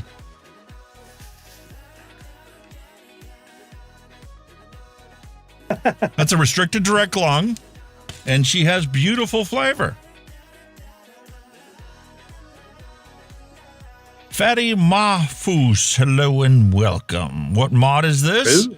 This, I just said it a minute ago. The Foxy One. Mike Vapes. By Mike Vapes. Foxy One. That's the one.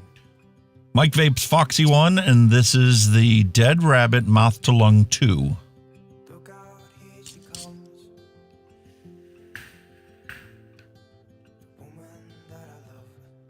Delicious. Beautiful vape, beautiful flavor.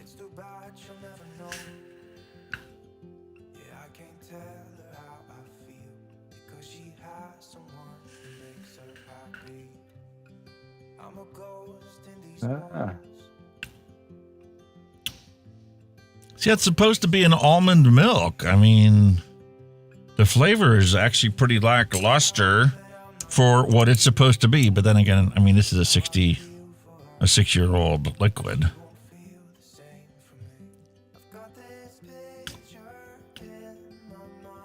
It's just as flavorful in the vape as the liquid is in this bottle.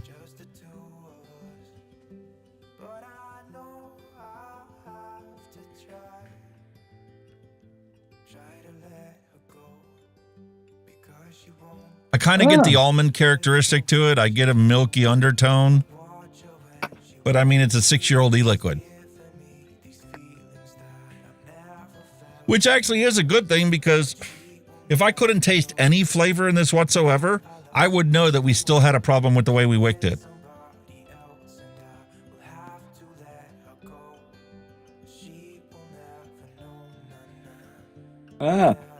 But the MnC, he's most of his regulated mods are dual 21700s.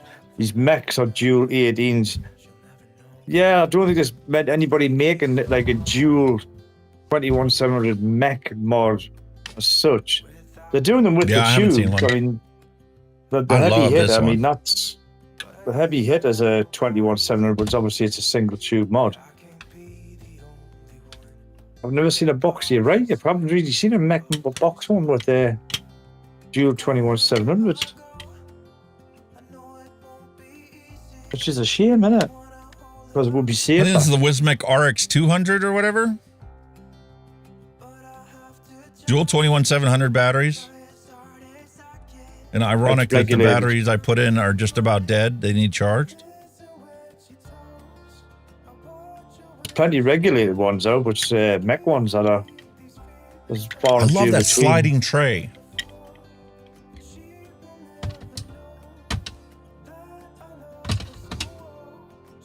Reminds me of the mag.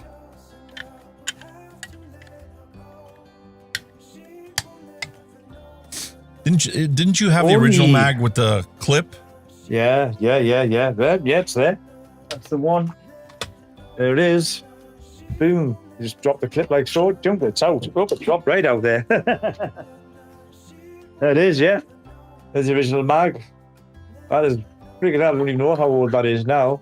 That goes in there, yeah. Flip it in there, and then you press the button, it drops out like so. Still works, awesome. You know. It actually still works. And fuck knows how old it is. Look at that. Oh, it freeze! Police, motherfucker!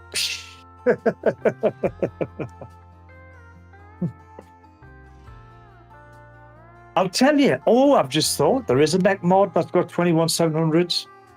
All of them. The Hog 4. That's got 21700s.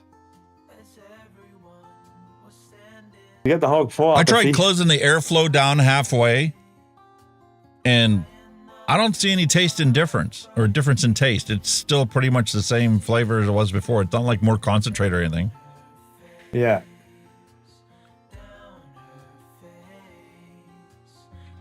But it's beautiful.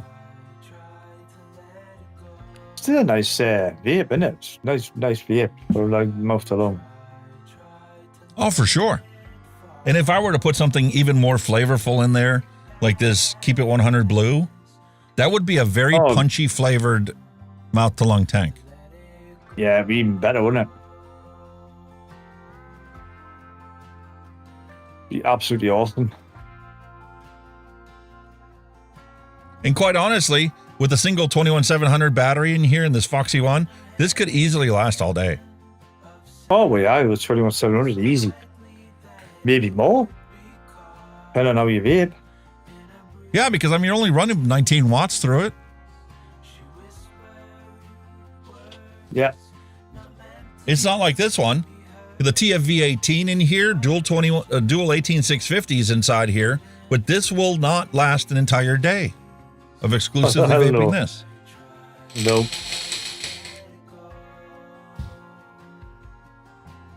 But the flavor is fantastic. So I hope that helped you. I hope that tutorial on wicking that and, you know, making sure the coil has no hot spots in it helped you solve your problem with your mouth to lung tank. I'll put a link to this section of the video inside the Discord server for you as well. William Dobson chimed in and was trying to help him out. I really appreciate that. And that's the reason why we have the Discord servers, because we're all a family. If we come across something, we have a problem or an issue with something, feel free to ask. Feel free to talk about, you know, what you got going on or what you've seen or what you're having trouble with, and somebody will try and help you out. Well, yeah, this is it. That's what it's all about. The vaping community. I wonder if that one was you. No, it wasn't. Or was it? What was that one again? I don't remember now. My question is now, what am I going to do with this liquid? It's no longer a punchy almond milk, not that it ever was. I'm getting more flavor out of it now than I did when I first set it up. You can bin it. But it's no good, bin it. Stop hoarding, bin it. Throw it out. Okay. My son would say the same thing. Where the fuck? You're a hoarder. You don't need all this. Yeah. If it's not top of the line, bin it. Yeah, and throw it. If it's cheap and chabby, throw it out. Oh, but that does bring us to the other part of the conversation. Now, that tank has a stock coil in it, right? So if that coil was bad, because you can't get the hotspot out of it, what would be an appropriate size coil to put inside there? We've got a bunch of different coils to take a look at here. Here's a box of pre-made coils. And unfortunately, kind of fell apart as we opened it. There's the lovely Muji cotton that came with the box.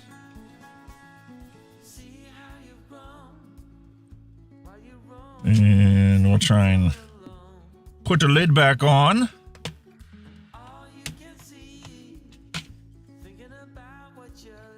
Aha.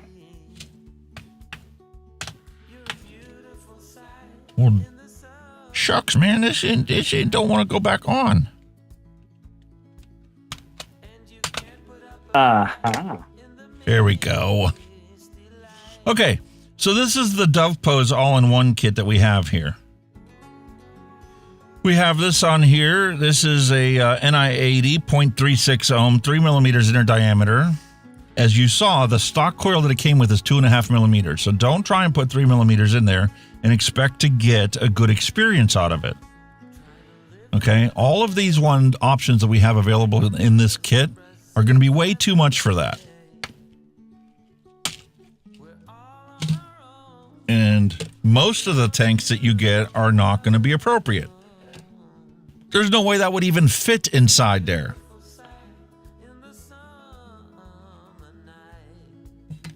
Triple fuse clapped in. Where the fuck I put the cover for that? Oh, it's there. Here's my classic NKK 100 pieces, 3 millimeter inner diameter fuse Clapton coils. This is fantastic inside the Arbiter, but I would not use this for that mouth to lung tank. Even that has too much mass. 26 gauge times 2. What you need are dedicated mouth to lung coils.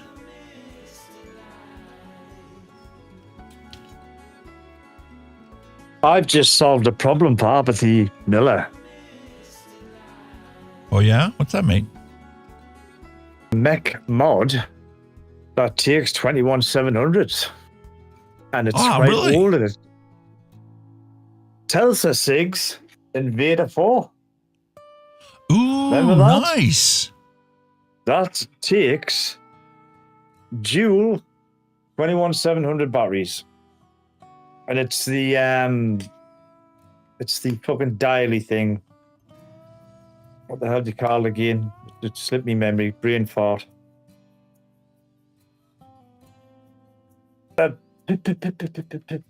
PWM. What the fuck?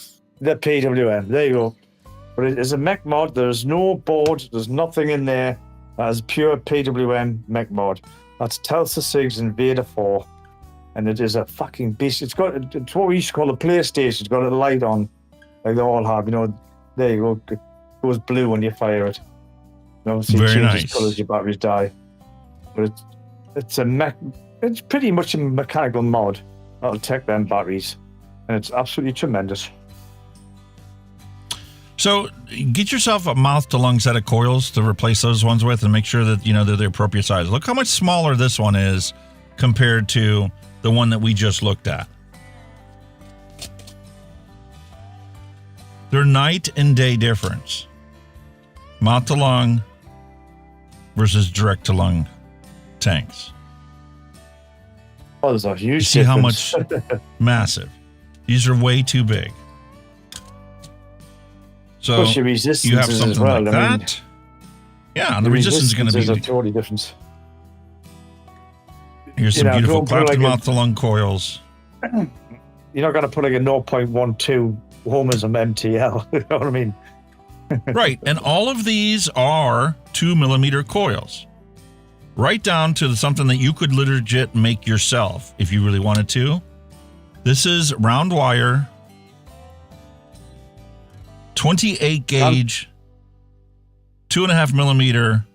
This is a 0.90. What material is it? Canthal or stainless? Stainless. Stainless, there you go. And if you want to get fancy, they do make fancy mouth to lung coils. This is 2.5 millimeters. Now you're going to have a trouble getting the hot spots out of this because the way that is set up, this is a wide coil. This is a triple core fuse Clapton, 28 gauge times 3 wrapped in 36. It's 2.5 millimeters in diameter. It's a 5 wrap, and this will ohm out at 0.19. Even this is too much for that Dead Rabbit mouth to lung tank 2. Could you get it in there and fit? Yes.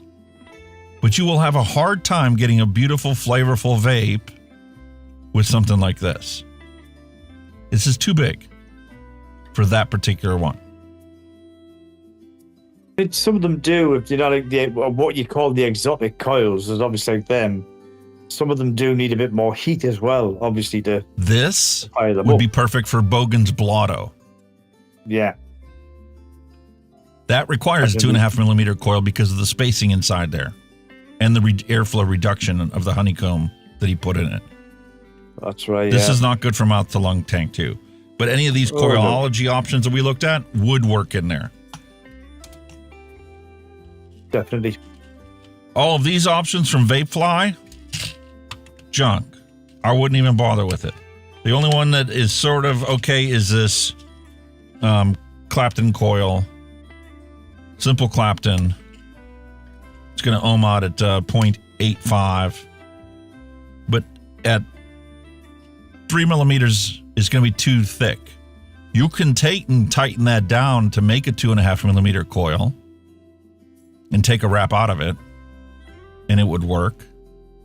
But that's also going to drop the resistance. All these other ones, these Virtuosity, Tortuous, and all these other, forget it. Oh, they're not worth your time. Use Claptons, tried and tested. Cannot lose with them. Yes, and that's the advantage of being able to buy Clapton wire like this. BP Mods, Clapton wire. You can take your pick. This is my favorite, is the number one. It's a 30 gauge Canthal A1 times 2 wrapped in 40 gauge. And you can use this to make your own 2.5 millimeter coils. Look how small that Clapton is. Yeah. You could do a 5 wrap of this easily to fit inside there and give you amazing flavor. That nichrome wrap on the Canthal base will work perfectly inside there. Yeah. And then obviously they make other options. There's the Clapton 2 and the Clapton 3. And it tells you on there exactly what the resistance is going to be for each wrap. So a 5 wrap of this is going to be a 0.3. So easy to figure out. 5 wrap of this one. Each wrap is 0.14. So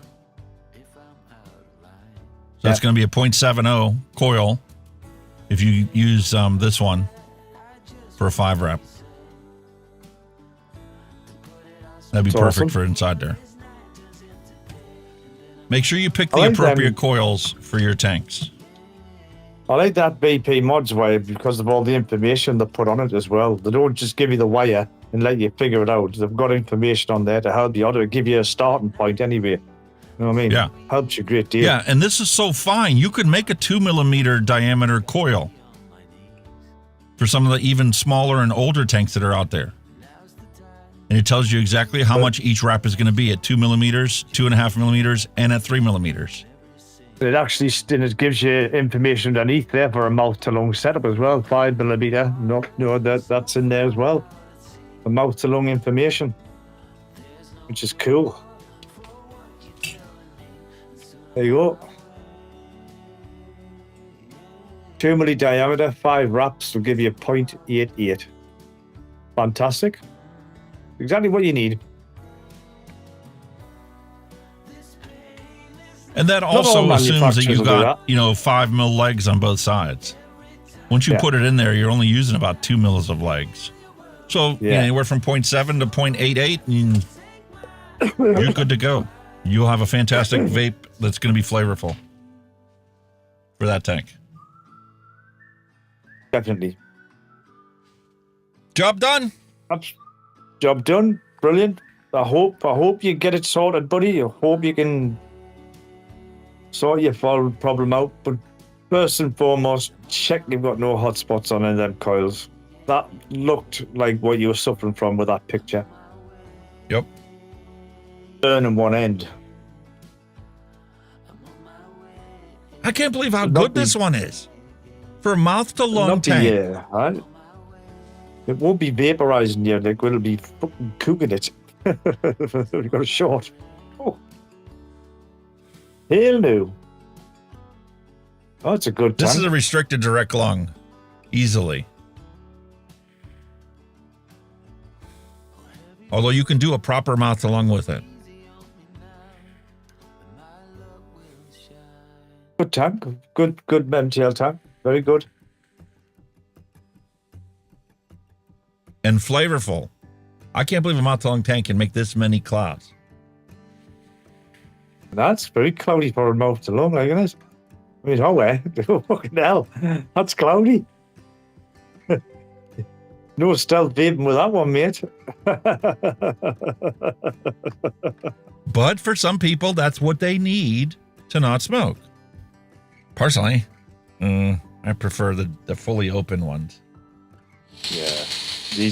These babies, the biggies.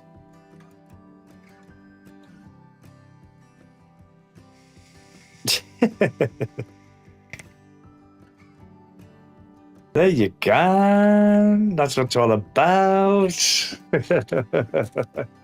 And there's nothing wrong with our retro vape. This is the beautiful one that we did on the show last week. The Manto X. Yeah, that's right, yeah. And that Manto X is filled with our coffee tobacco one shot we mixed up. You liked that, I believe. You liked that, didn't you? That one shot. You liked that. Very much so. Actually, I'm getting kind of a banana side note to it. Really? I do get the coffee. I do get the cream that goes in that coffee. I do get a tobacco-y characteristic to it that's more like a caramel than it is like, tobacco taste. And then Most like of them this are hint like of banana. caramelly. Yeah, most tobaccos are like caramelly. Unless you get the leaf stuff, which is... All right, now, did I get Neil Pitts' Irish cream mixed up? I don't see it here. Ooh. That was one you got to look at, wasn't it? Yep, so I guess it's time to roll the random recipe bumper and mix up a bottle of that.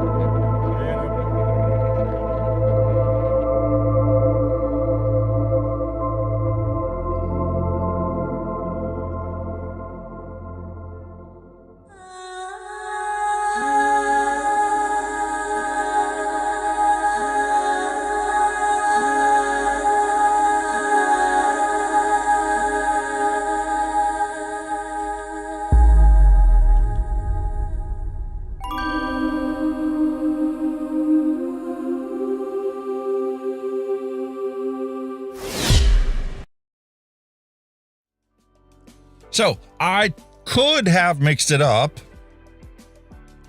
The recipe calls for 10 milliliters, which might be this one. This is a 15 ml bottle.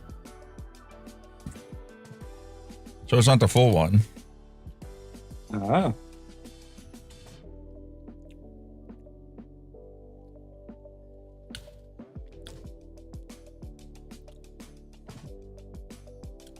It might be it might not be. I don't know. The only way to find out is to mix up another 10 ml bottle of this and see if this is actually that recipe or not. I don't remember whether I mixed it up or not. I don't know. So here's the recipe.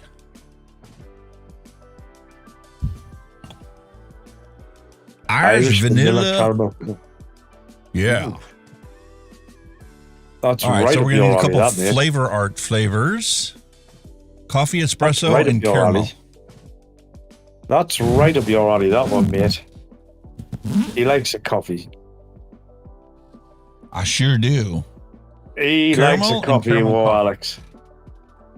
Well, Alex does like a coffee. I'm a tea man.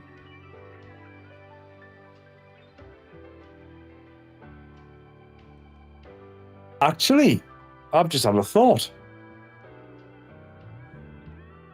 Okay. Have you missed something or have I missed something? What? Flavor explosion for a beverage.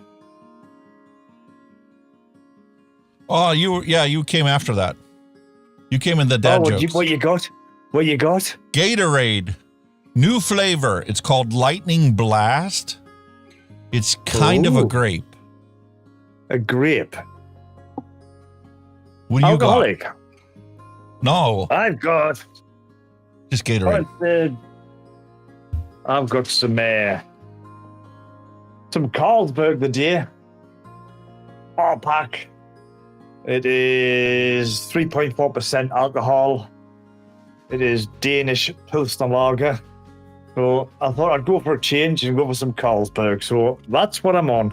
I'm only having a couple because I'm at work tomorrow driving. So I'll pop one of them open and I'll say cheers to you all. Hey. Lovely jubbly. Because it's goddamn hot over here. Not hot as in sunshine hot, it's just humid. Very humid. Yeah, it's Danish Pilsner. It's brewed in the UK like everything is nowadays. 1847, that was around. By appointment of the Royal Danish Court. Carlsberg. Yeah. Been ages since I've had Carlsberg. Absolutely. Oh, yes. Very nice. Very nice indeed, folks. That is tremendous. I'm having trouble finding the caramel. The Flavor Art Caramello. Whoa. 96 degrees and 100% humidity. Ouch. It's like muggy. It's very muggy here. It's like muggy heat. It's like, uncomfortable. Kind of cool off. 19 degrees, that's about right. But it's just muggy. Absolute mugginess. Awful. Sitting sweating for no reason. You're thinking, well, there's no sun out. It's just muggy. Sticky, icky, muggy. I found it. You see? It was with the Purellum. Oh, right. I went to go get the caramel coffee from Purellum, and I'm like, wait a minute, what's this caramello? It's in the wrong container. All right. Wrong shelf. I still need Flavor Art Irish Cream. Got it. Never been opened. I did not mix up this recipe. Well, there you go then. That's the confirmation. Yeah, because Irish cream has never been opened before. Gotcha. All right, so salted caramel from Flavor West. Good old salted caramel. Delish. Oh. Oh my God, is that a punchy caramel? Okay. Wow. Capella's French vanilla and vanilla bean ice cream. EPA. Very nice. That's fucking delicious, that.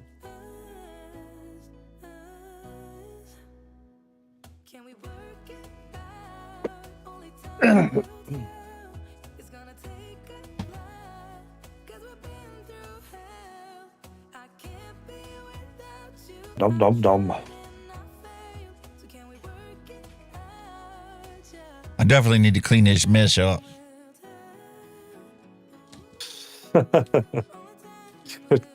Got equipment lying everywhere, have you?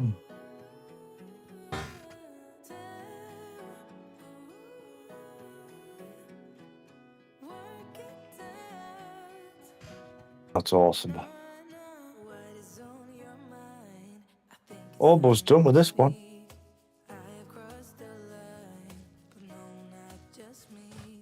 Okay, Capella's French vanilla. I still need TPA's vanilla bean ice cream. Vanilla bean ice cream is what is required, sir.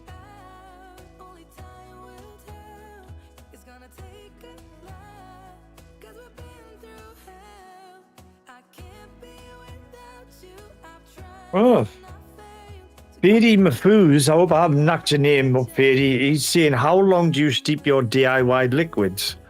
That's kind of dependent, isn't it, on what you make? If it has any kind of cream or custard in it, it's got to be at least a week, sometimes a month. Yeah. Yeah. Creams and custards take longer. The only cream that I don't need to steep that I can taste right away is SSA's whipped cream. All right. Anything else like dairy milk and stuff like that, even a lot of the caramels, you know, have characteristics of milky undertones that it takes weeks before that fully reveals at a finished percentage that's become stable. I mean, there's a guide there off Neil Pitts. He says with creams, he gives around 7 days. And with fruits, he does it for about 2 days. Yeah, I can see that.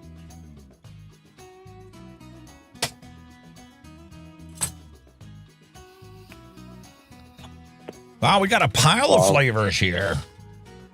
We have.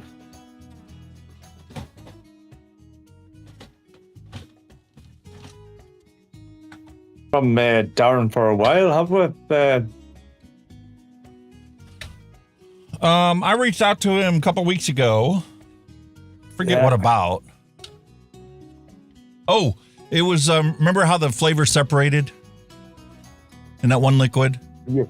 Yes. I asked him about that, and he replied back to me about, you know, on an industrial scale, they would just homogenize the whole thing. They have a machine for that.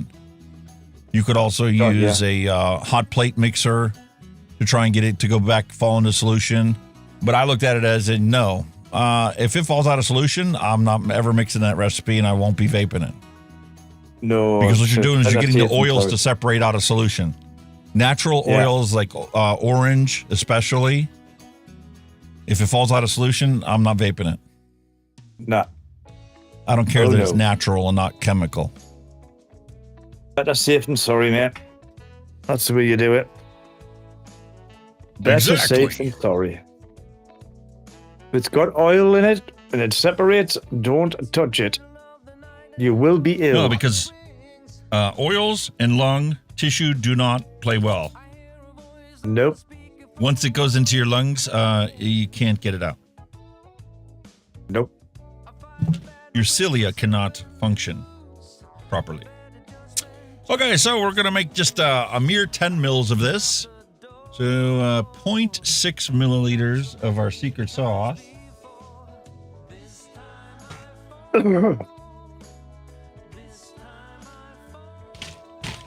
And I'm going to cheat. It's been a while since I've got myself a new syringe.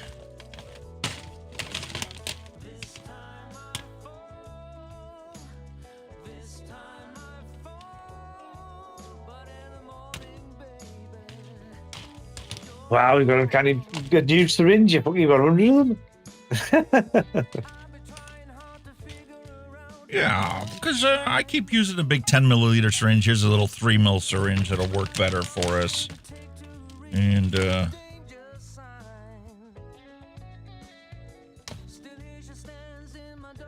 who dropped in?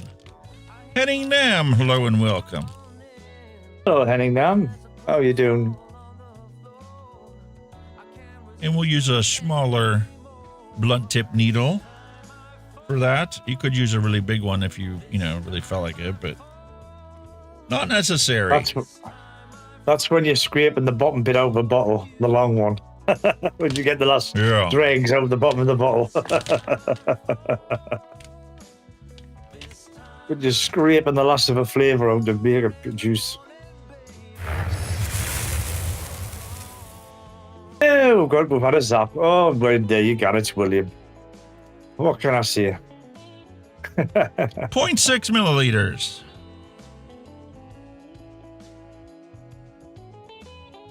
Well, the thing is, folks, I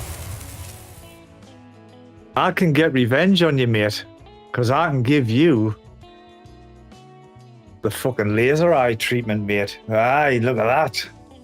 I installed it, but I didn't play with it. Look at that, I'm giving you the laser eye treatment, mate. Don't mess with the zapper. Fucking hell, that's burning. These lasers are really hot, mate. I'm gonna set that up for both you and for I, so that they can do it as a chat command. Yeah, well, it'd be cool, wouldn't it? Laser eyes. Yeah. Love it, love it, love it. All right, so we got 0.6 in there. It's close enough. I know I actually didn't accurately measure it because some of it went outside the bottle, but I'm not worried about the 6 milligram. It's 5. I don't care. It's irrelevant. The important thing is for us to get the rest of it accurate. So we'll start with our Flavor Art Caramello. 0.1 is what we're shooting for.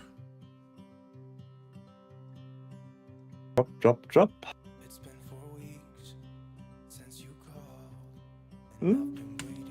Yeah, near enough. 6 drops.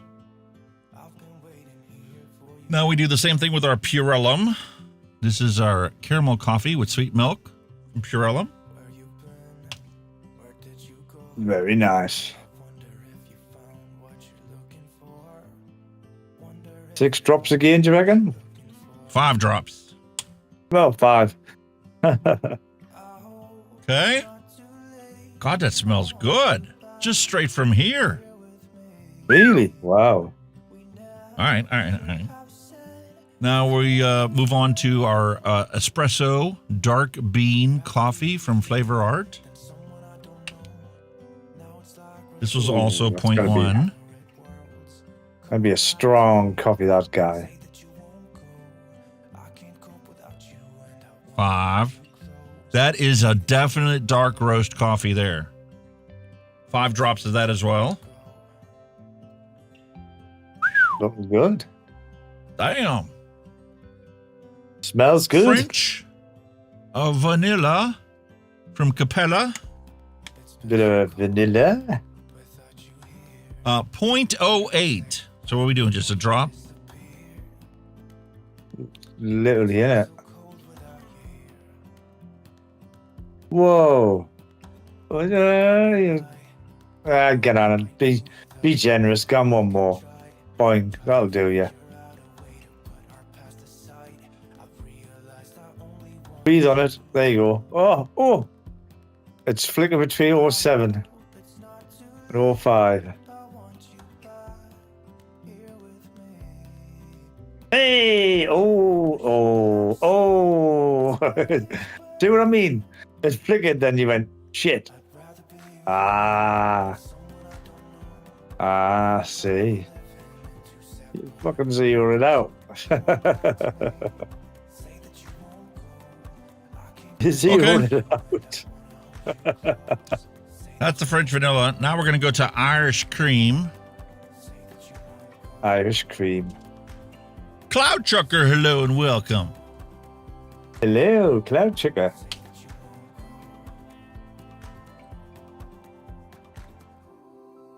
Ooh. Sure does smell like an Irish cream. Damn. 0.11.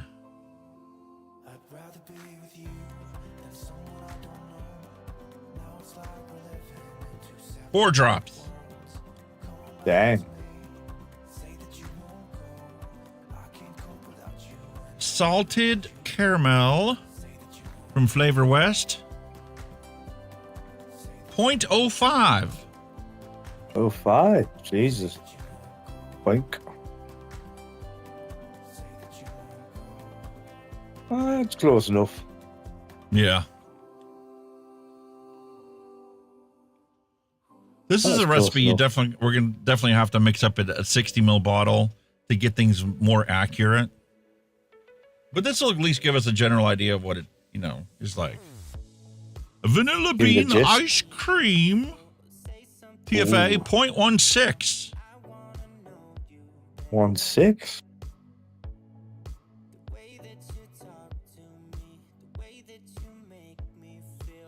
That's cool. That's cool. 7.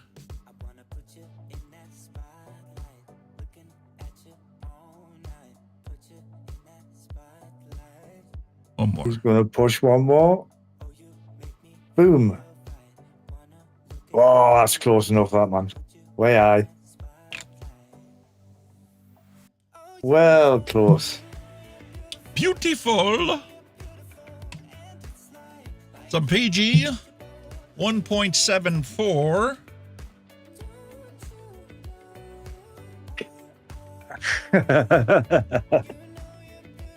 I was just scaring my daughter because she's just walking. I was going to spin the camera around on her.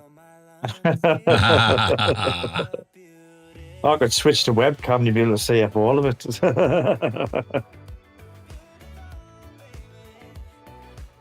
Are you warming our leg? It's warm anyway. Are you going out, like, are you in? You're stopping out. Ooh.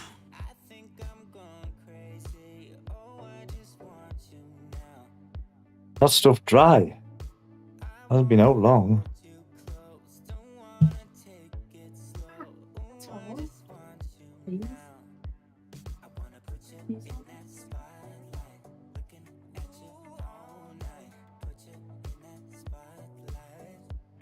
$8.83. See, the pooch over here, he keeps trying to get out the door when I put the door.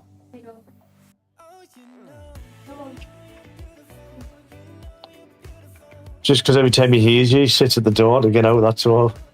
Thank you. I'm going to take the dog out, because the dog, as much as I like my dog, and I would like to have him here, but as soon as he hears anybody scurrying about, he just sits at the door. He's up and away. It's best just to have him out. Aberdeen Miller's seen Beetlejuice. The way he's put, shake, shake, shake your battles, shake your battles, Robbie. shake, shake your battles. Awesome. Beetlejuice.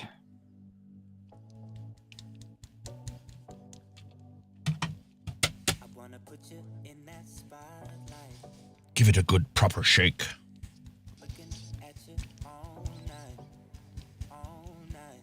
Shake, shake, shake your battles. Shake, Sonora.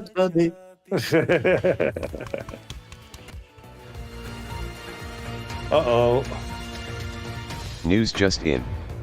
According to Neil Pitts, Alex here a recipe http://tjek.nu/r/kqw8 it's an update on the white grape tangerine. Good hell. Now back to your regularly Awesome. scheduled content of Mixin and Chillin. That commentator made it right below that, didn't he? http://tp. What the fuck? All right, so this is a 3 mil inner diameter. Your wasp nano. Oh, lovely little, that's a lovely little thing, that. Absolutely lovely. Sure, I got some cotton shit in here. Proper little flavour banger. Wasp nano, the little flavour banger. Tremendous. Are you back again?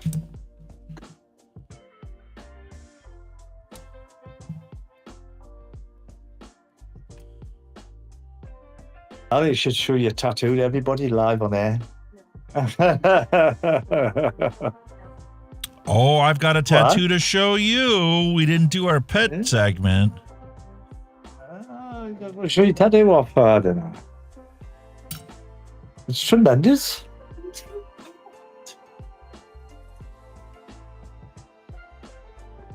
Obviously, I was saying to Alex before, it's clammy, very muggy and clammy in here. Oh, I wonder why. It's got no deal with that. I've got a window open for that. See, I'm even getting wrong off the kids for vaping in here. Can't win. I cannot win, mate. I cannot win.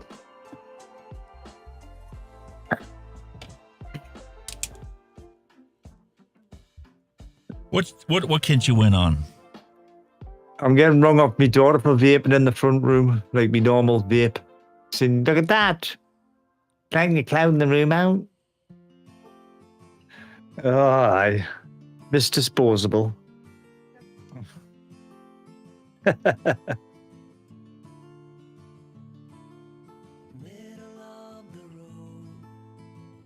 looking good, mate. Looking good. Smells like a beautiful, delicious coffee.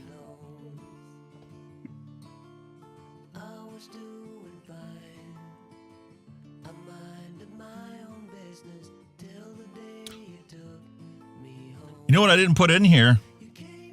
What? Super sweet.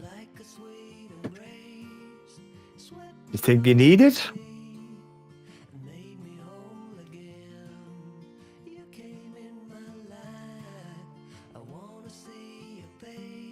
Yeah.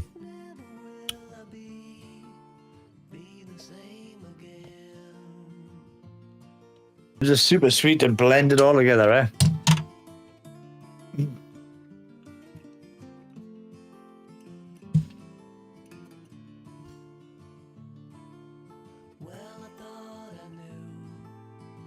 What we're going for?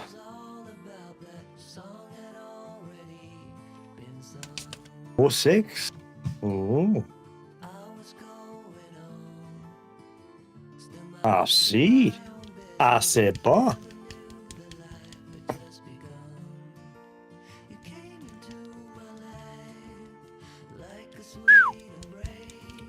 Coffee. Yep.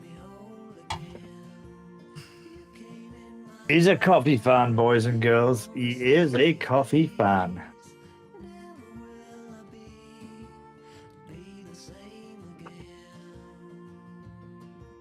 Me. Wide open. Like it.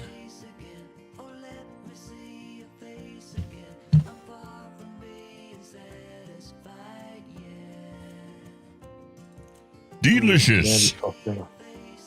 Nearly fucked that So up. 72% humidity for you, 87% humidity for me. It's 25 outside here, 17 where you're at. You're used to it. We're not. That's the difference. we English folk, you know, we like to stay pale. You know what I mean? Why do you think I live up north? Us white folk over here, we like to be pale. I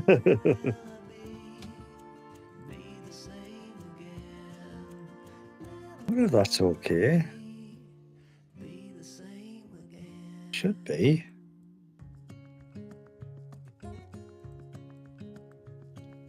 Irish, vanilla, caramel, coffee.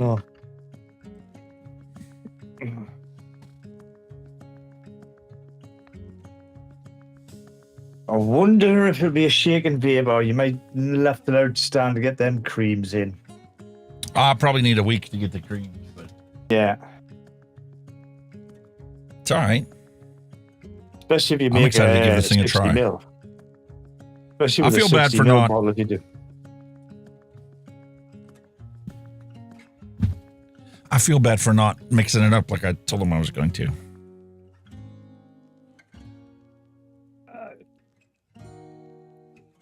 See, the proof will be in the pudding, my friend. I got it here. Oh, God. Oh, get out, you bugger. There you go. I had an itchy ear where my earpiece was. All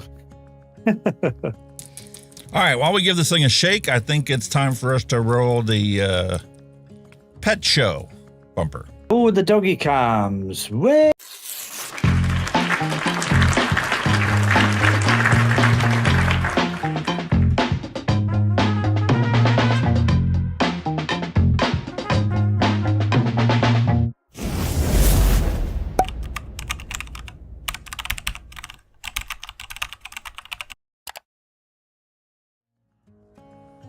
Time for the doggy treats. There they are. There's Maggie.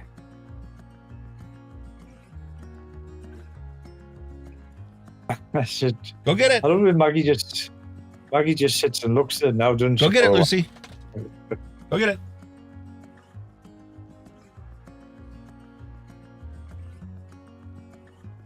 She's not I can't be turning her bothered. nose up. She's not turning her nose up, is she? Maggie's just gone, literally thinking of going back to sleep on top of hers. She's like, what am I supposed to do with this thing? yeah, she's like, I can't look chase it. Is Lucy going for it? Yeah. Oh, there's Maggie. She's finally. The penny must have finally dropped. Yeah, notice how she moved out of the camera. She's like, I'm not eating it over there. You can't make me eat that over there. I already moved my bed away from the computer and everything. That's Lucy for you. Doesn't like eating on camera. She's got manners. Oh. Then you get there. Notice Maggie hasn't moved. Her body hasn't moved an inch. It's just her head. She's just maneuvered her head. She hasn't got up. She hasn't moved. She's just moved her head roll. You lazy git. You know they like those. So when they you find were the asking comfy earlier spot. about the tattoo, right? You want to see the tattoo of Jester who was immortalized? Oh yeah, man. Oh, that's so cool. Lush. I like that. Oh. Wife got that done last week. She got bruised up pretty good too from it. Oh yeah, it's a decent size as well. Fair size. Oh, that's lush. That's done a good job on it. A wonderful That's gesture. their assumed positions. Always. Sprawled out. Talk about a dog's life, eh? Aye, mate. Yeah. Definitely a dog's life.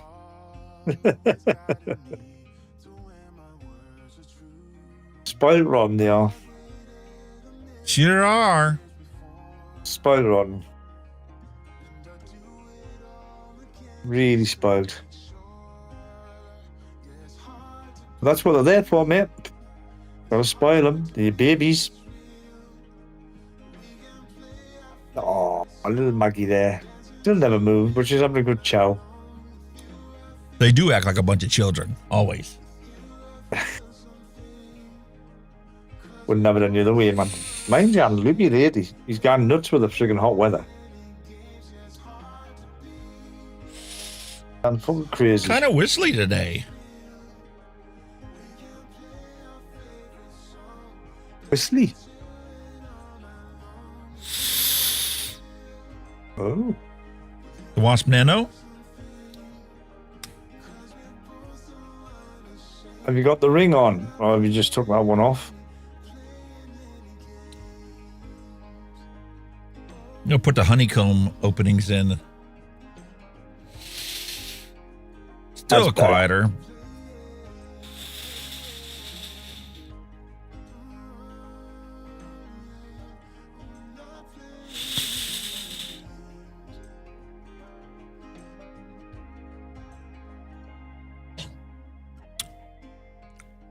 It is a tasty vape. you'd probably be getting a lot of the coffee, but not so much of the cream.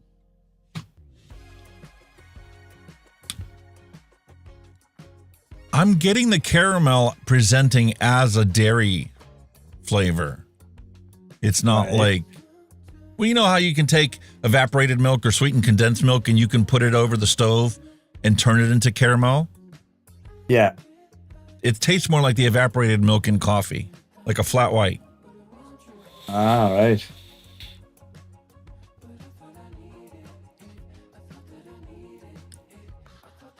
I can't judge the vanilla because I use vanilla creamer in my coffee, and the wife got me the latest version of vanilla creamer, and holy vanilla, is it awesome. So my tongue is probably muted to that vanilla characteristic because that's what I've been drinking the last 2 days. But that didn't help them. That wouldn't have helped at all.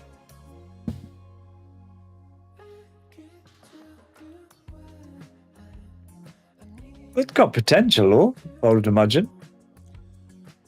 Yeah, but I don't get any like layering to this as far as like, where's that Irish cream at? I'm getting the cream characteristic of it, but I'm not getting like the fact that that cream is Irish cream. Maybe I just got to wait a couple days. Maybe even just overnight. I know that vanilla bean from TPA typically takes me, 7 to 10 days to get the full flavor of it. Yeah. When I've used it in other recipes. Yeah. If it's a steeper, it's a steeper. That's the way it works, is it? It's very interesting. It's not like your traditional coffees that I've made before. I definitely get that there's a dark roast espresso in it. So like that's really intriguing to me, and it is not overpowering the rest of the flavorings in there. Oh yeah. Anytime I've tried to mix anything up with that dark roast or any of the other dark coffees, the coffee's either way too strong or not strong enough in there to compete. Very well balanced recipe.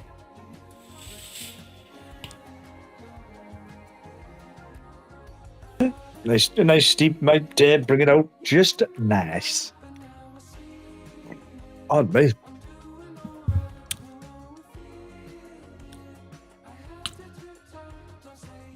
Wow, that's funny because drinking my coffee after that, I almost like get the sensation that the Amazon coffee I normally drink is a Robusta based or a mix of Robusta beans in there, like your bingo coffee, your cheapo coffees. Aye. Compared to this. Do you like, there's a coffee I think is disgusting. Do you like chicory coffee? No. You ever had a chicory coffee? It's Yes. vile. Yeah. It's absolutely rank. Who the hell thought of that? Like there's It's a big horrible. difference between Arabica coffee and Robusta coffee. Yeah. The cheaper coffees that are industrial scale made, and you would like, get the El Cheapo generic store brand coffee at a bingo. Yeah. That's the Robusta. Ah. I prefer the Arabica beans in anything I make, coffee or espresso. Got yeah. But it's interesting going back and forth between those two. This is nothing but creamer after vaping that. Neil Pitt said the Brazilian coffee by, what's that? SC. Wonder Flavors. Wonder Flavor, sorry, is a good coffee to mix with too. Mm. Yeah, SC is super concentrate. Wonder Flavors, most of Wonder Flavors is super concentrated. No, just I wasn't looking at it properly.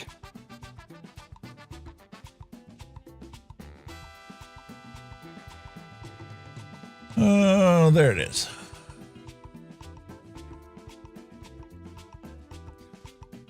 White grape cactus cooler. What? Wow. White grape cactus cooler. SSA cactus, apple cactus, citrus soda, exotic, super sweet, sweet tangerine, white grape. And I'm missing citrus soda from Flavora and white grape from Flavoria. So you swapped out the white grape.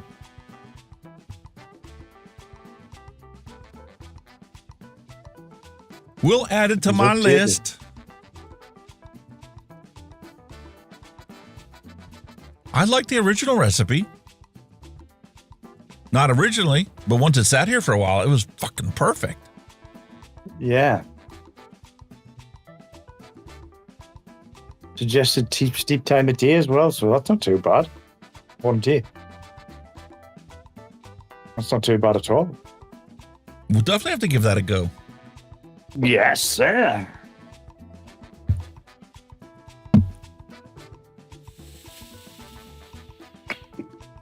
I want you to try and make a tart or a jam roly-poly at some point.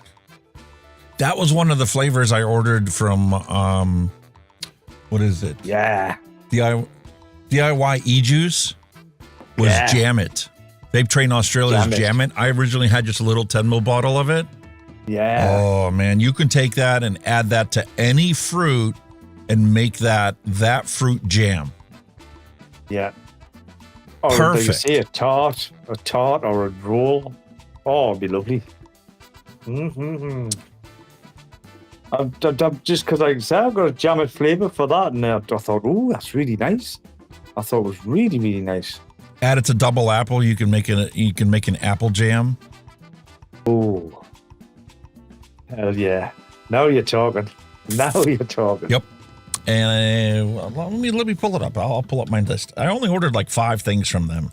It's like $10 per 30 ml bottle. Plus, you got to pay shipping on top of that. Shit. Because it's coming from Canada, so it's out of the country. You're not eligible for free shipping. I mean, I don't blame them. It's their business. They got to make money too.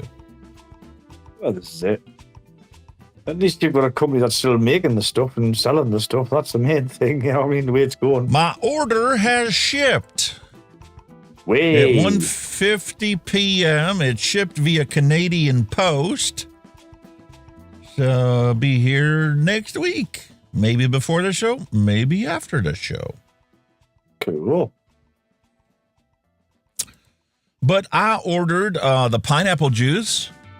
They're now Impact flavors, not Vape Train Australia. Yeah. I ordered banana custard. Jam It. I ordered orange juice. Ah. That's not orange tang. We'll see how that is. And that's it. And Barrel Oak. Patrick's wanted a caramel RY4. Oh, Barrel Oak. Yeah, Barrel Oak is one of the flavors that is typically represented in the clones of his favorite liquids. Ah. Interesting. So he like the Cavendish and like those classic tobacco flavors. Barrel Oak is one of the ones that's commonly put inside there. Ah. To give it a rich, hearty, earthy feel to it. Yeah, like an earthy, woody feel. I know what you mean now. So Barrel Oak is one that I had to pick up. And once again, I'm not going to the drive-in with my wife this week because the drive-in movie this week is How to Train Your Dragon, followed by Lilo and Stitch. Is it not the new one? Because there is a new How to Train Your Dragon out. I don't know which one it is. Like, it's the new one. All right. It's one of them ones. Is there a new Lilo and Stitch? It says 2025. Lilo and Stitch. Okay, I want to go to the drive-in with my wife and watch an adult flick. Yeah, it's normally a double show. So I mean, if they're gonna put a cartoony thing on the first flick, fine. We can always go for the second flick. Because a lot of people leave after the first flick because they go there with their kids and they want to take their kids and put them in a bed. Or if it's like a headline and one, and the other one's just a runner-up. Yeah, so the first flick starts at like 9:15, depending on, when it's actually dark enough to start the show. Yeah. But 9:15 is the first flick and 11:15 is the second flick. That's what I'm saying. Who's going to be watching Lilo and... What kid's going to be watching Lilo and Stitch at 11:15 at night? You want them in bed at that time of night, don't you? Fuck You would think. Yeah. What a weird time. I put a kid's movie on. But it was better than last week. Last week they had something on for the second flick. I was just like, my wife would never want to watch that. It was some serious, like, wartime movie about something that happened or whatever. But I'm like, oh, no. I don't mind. It's got to be a chick flick. Movies. It's got to be a chick flick, like a romantic comedy or something, Don't they make those anymore? Oh, then Bridget Jones has just done one, and the newest Bridget Jones, Mad About the Boy. That was it. Bridget Jones, Mad About the Boy. That's recently new. That's definitely chick flick all over Bridget Jones. God, is it not? I like the odd war movie, like a bit of war. I know I love it, but she's not into that kind of stuff. Yeah. I deleted last week's. I finally cleared out all my emails. Holy cow, was I behind on emails. Yeah. I got like 10 different email accounts for, different things, business stuff, and the vape channel stuff. I got, the Google account. I've got a YouTube, Yahoo one. I got my internet provider has one. And holy cow, did I get loaded with a bunch of crap. Finally cleared them all out. I've still got an old AOL one. It's still active. I can't understand why. AOL, for God's sake. They're mining your data. That's why it's always been free. Really, that's weird. There's no, it's empty. Like, I cleared it all out, so it's still sitting there running. AOL, man, America Online. You never forget. That was my ringtone on my phone for the longest time, too. You've got mail. You got mail, yeah. Can't remember that. You got mail. Can you remember the little paperclip assistant in Microsoft Office? I love that dude. That was a class one. I used to come and go, hello. Looks like you're about to post some shit on Twitter. Would you like me to put all caps lock on for you? No, fuck off. That was a general consensus. That was class. But you see, nothing now when you look back and you look at now, nothing that was like early AI starting to creep in. You know what I mean? That's exactly what it shot was there. Yeah, the little warning shot. Early AI, it was there. They were in. I didn't open up my El Cheapo Chintzy Amazon coil order. Whee! Whee! What the hell is that? Whee! That's what I want to know. What the hell is in here? Let's check it out. Whee! Move my tiny scale out of the way. Apathy Miller sent me a link a long time ago. He was on one of our shows a while back, and he was like, hey, man, there's this great scale deal on Amazon. It's like $25, and you get this big, beautiful scale down to 1/1000th of an inch. I ordered that thing. That motherfucker's like this big. It'd be perfect if I was mixing up liter batches of liquid. But, I mean, it would take up this whole... It would take up this whole thing desk right here. Yeah, before. It's huge. Holy moly. I didn't realize it was that big when I ordered it. So it's sitting on the table behind me. And like if I want to make up a big batch, like if I ever get the recipe figured out for the Hunky's Hawaiian Punch, I am mixing that up by the liter. Yeah, mix a liter of I'll bottle them in 60 ml bottles. I'm going to send out a couple test samples and I'm going to have a new flavor shot launch. Definitely. Holy moly. What on earth is in there? Whee! Whee! Cool. Juggernaut. Oh, Juggernaut coils are quite good. Juggernaut, Clanthal A1. Got little tabs on, you got to flick it off. How are you supposed to get the fucking things off? I can see myself ending up in the emergency room for stitches. Trying to get this thing Holy off. moly. You must have to pop it up because I don't think it's on some kind of ridge. Does it unscrew? No. Bastards. That's why it's called wee, because when you open it, all the coils fly out and they go wee. Yeah. It'll be all over the floor. Holy mother of God. How on earth?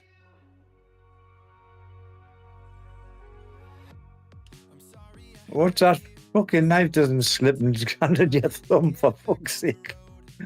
Jesus.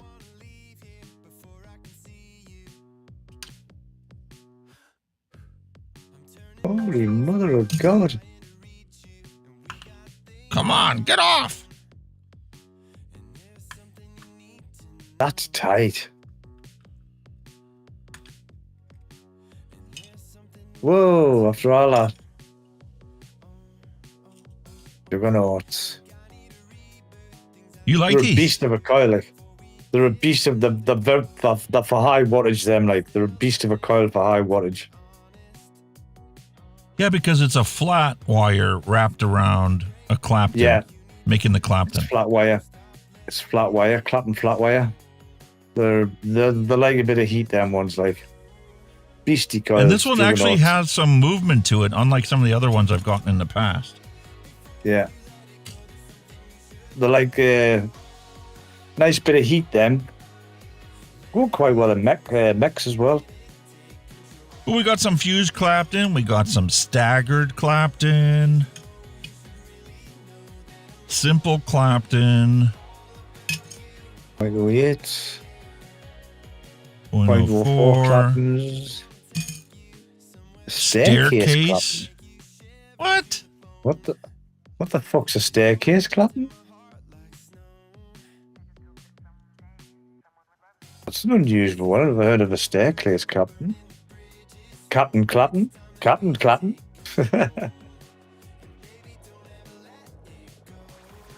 Interesting.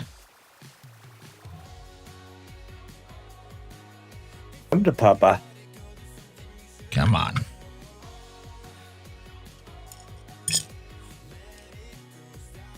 Whoa. What on God's green earth?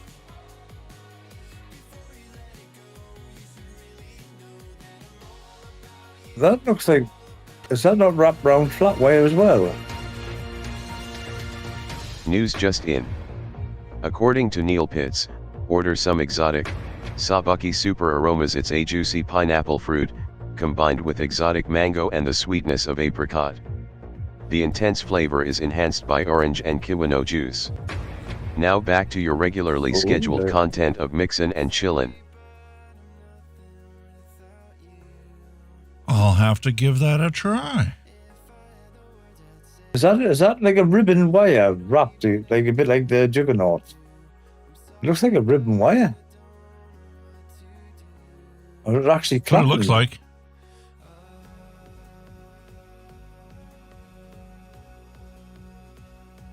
Funny looking thing, like, isn't it? It kind of looks like a Juggernaut. Yeah. That'd be interesting. That'd probably be a high wattage coil. Super flat? What the hell super flat? Canthal A1 0.3 ohms.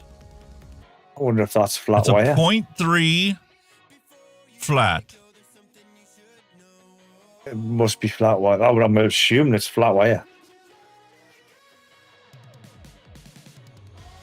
I'll tell you, this is really weird because not only is the primary computer OBS doing this flicker thing, so is the desktop computer.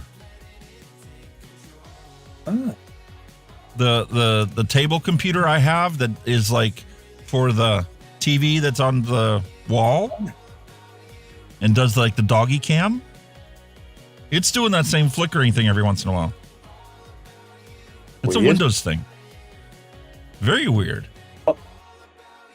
Wouldn't surprise me as a Windows thing, like.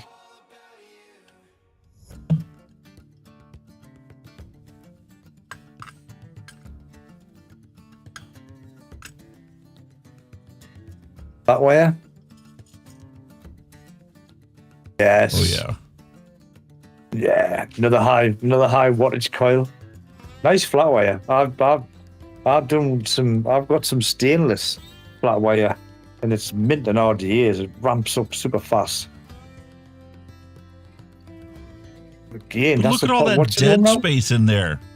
You'd have to make this a spaced coil in order for you to be able to get liquid on the outside of this. Yeah, not really. It's basic for heat. This is the best one. Aliens. I like aliens.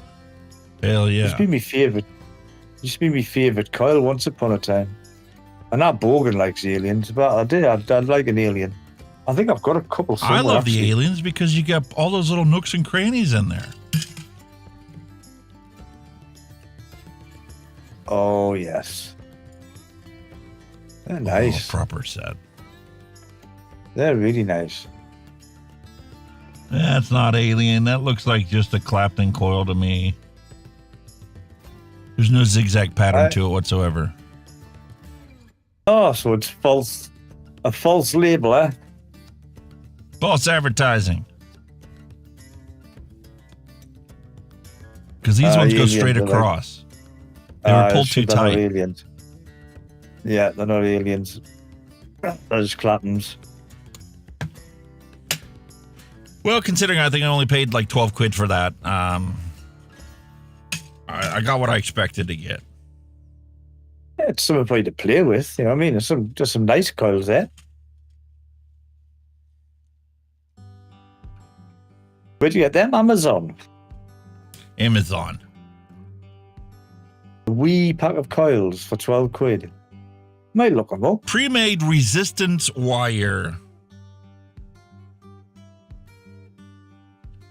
Pre-made resistance wire coils.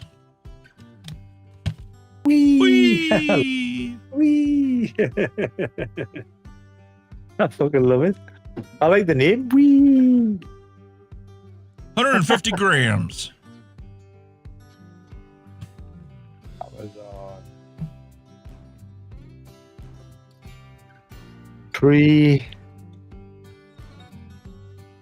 Resistance.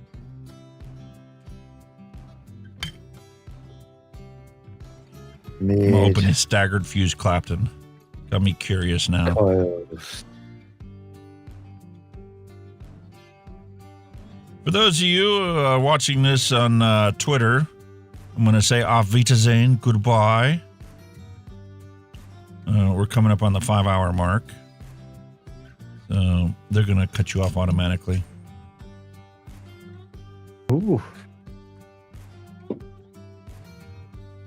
My daughter bought us a £15 Amazon voucher for Amazon for my Father's Day present. I'm thinking of getting a new, like a travel bag or gym bag for work, because the one I've got's like falling to bits and it's just full.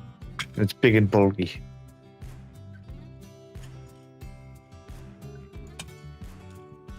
Oh. Staggered fuse Clapton. That looks about right. Lens. They look about right. Staggered, yeah. Yep. See, all right, them coils, staggered fuse Claptons. That does look good. Yeah. That does look like it would be pretty good on flavor.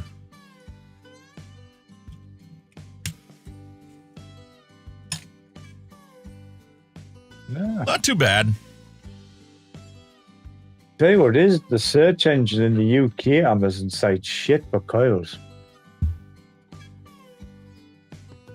Absolute garbage. Read chat. Read my damn comment. It's on the list. Hopefully, I'll get to use get the use of my arm back.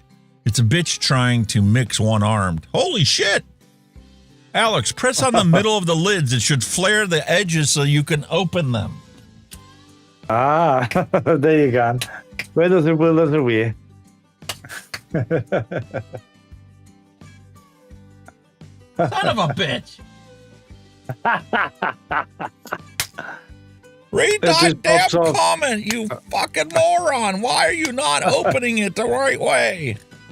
Son of a bitch, thank you. I love it. Holy, they're absolutely... Oh, man. That's awesome. Okay, now.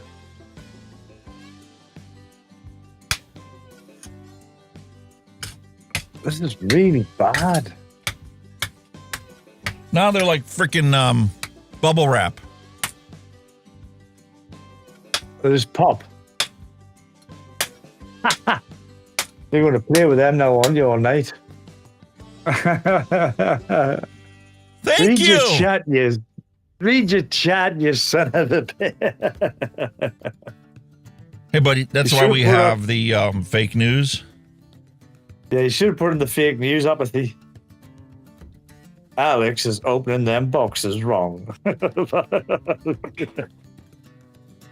Holy moly. Like that. News just in. According to Hunky Vape, pop the middle to easily open the tins. Now back to your regularly scheduled content of Mixin and Chillin. Simple as that, eh? And if you don't want to actually type it all out, you can just do...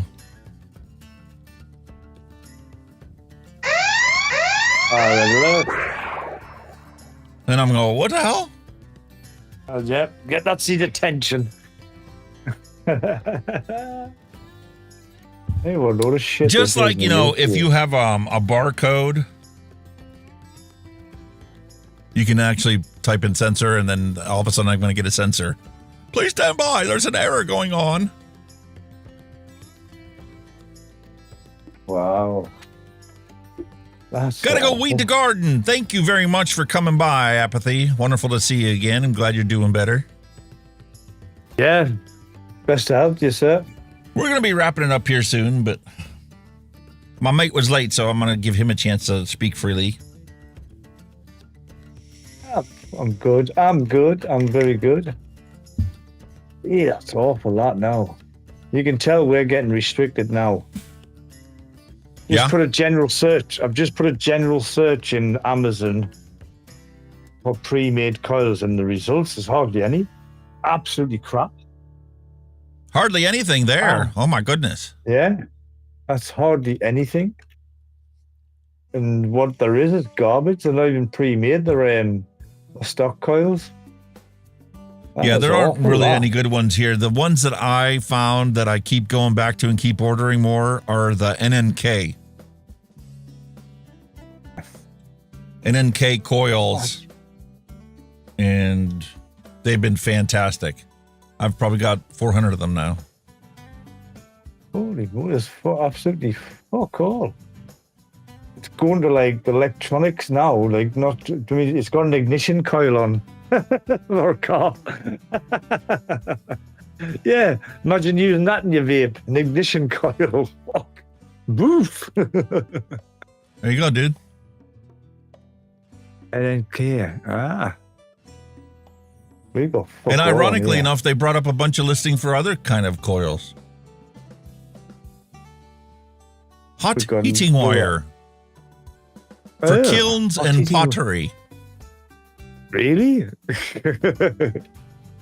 Dual core fused Clapton, 26 gauge ×2 wrapped in 36, 3 millimeter inner diameter, 0.38 ohms each coil, 50 pieces, $16. Wow. That's not bad. 16 quid. And then there's 21 gauge flat wire. I don't think that's flat. That doesn't look flat. I mean, it might be. $8. What the fuck's 50 that got to do with coils. that? And lots of ignition coils, just like yours. Yeah, ignition coils. Oh, I think Big Brother's starting to fucking clamp down on that shit now. Kenny, have you tried the C coils? No. Who are they? A UK maker, are they? I see. When I was on Facebook, I was in touch with this guy on Facebook, and he was a handmade guy. He used to make fucking fantastic coils. But when I come off Facebook, I lost touch with him. He used to make cracking coils. He made us the set for the Hog 4. Then it was like 13 wraps or something. They were fucking gorgeous. Really nice.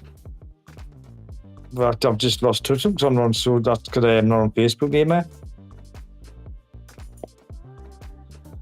My apologies to Apathy Miller for not seeing his chat message. If it doesn't scroll across the bottom of the screen, that means I don't see it.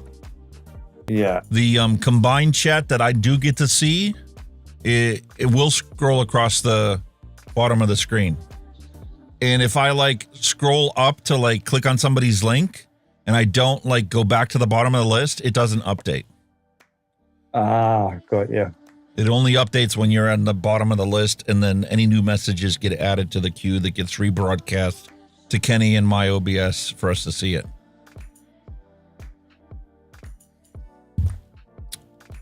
Like, for example, I'm sure that the Twitter did not work today.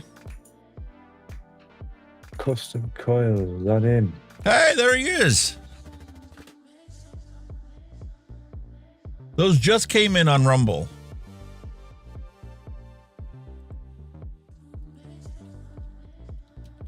There's guys on Rumble. There's one on Twitch. And Hunky Vape is not live on Twitter. I don't know why that one doesn't work.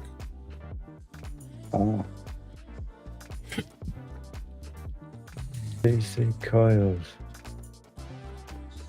He's on X, isn't he? There he is. Ah. Is that in? There's a bubblegum recipe. That's not in either. Strawberry kiwi bubblegum. Oh. Check that out.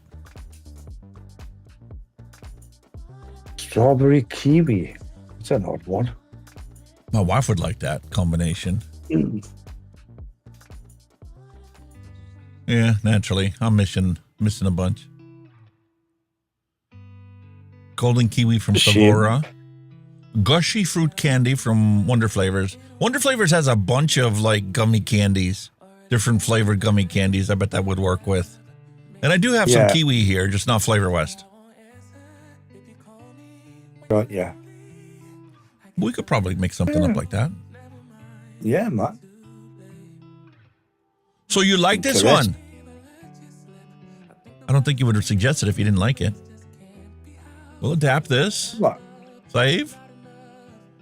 And keep building my flavor order. I got like 10 things on there already.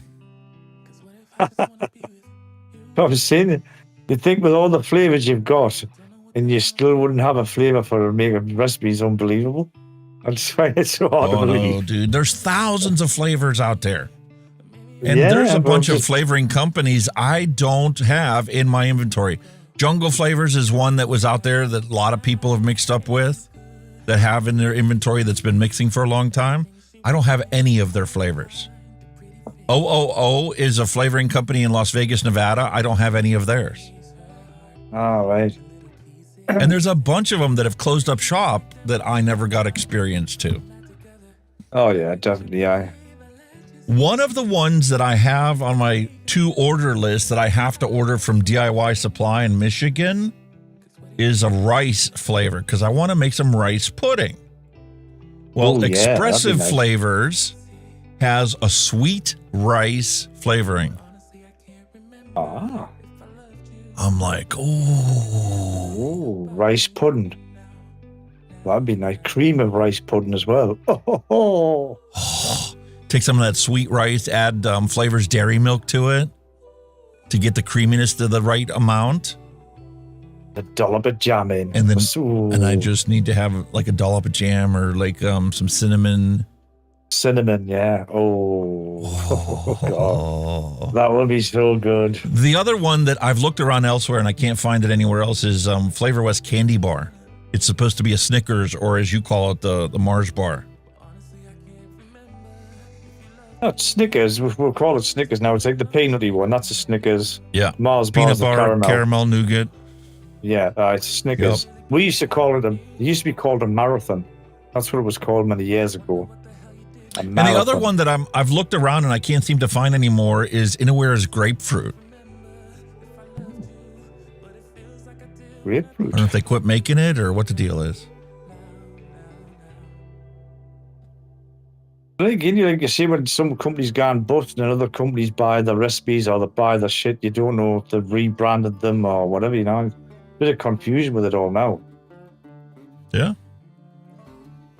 But I've got a bunch of flavors that are already in there that I need to pick up. That like the Bull City flavor order right now is looking at caramel candy from Flavor West, peach from Flavor West, yuzu flavor from Flavor West, cucumber from Capella, sweet watermelon from Capella, red oak, TFA, Flavor Art Oakwood, bourbon flavor from Flavora.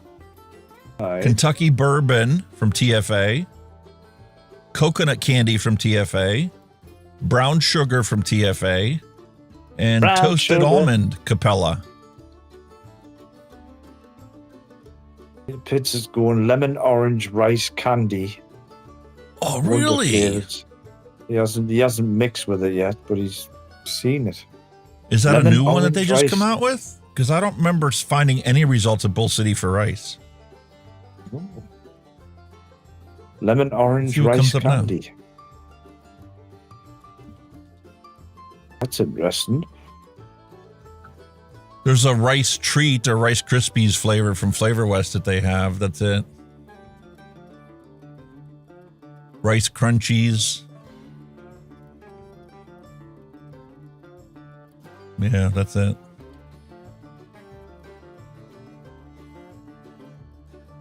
And then there's Just caramel had a rice thought, treat you know. flavor.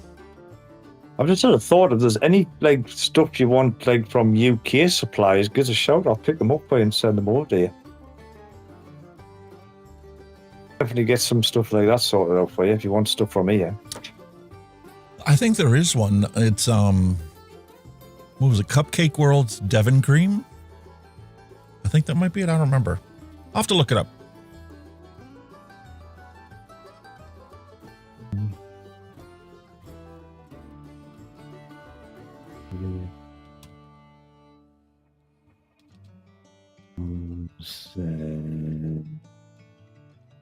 Treat.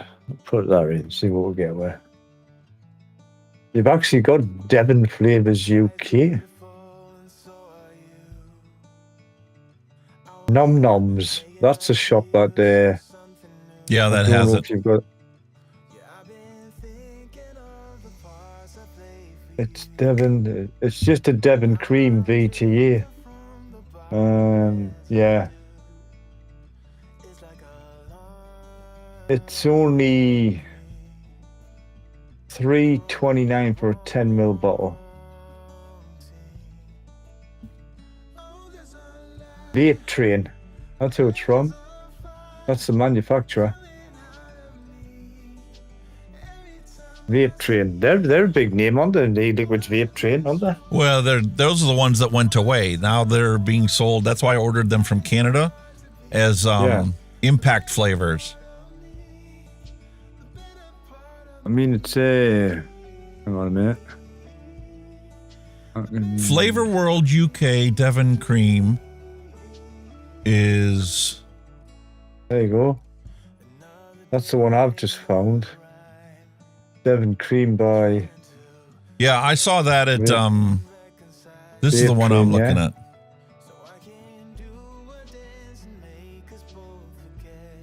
Flavor World UK. The brand is Cupcake World. Flavor World.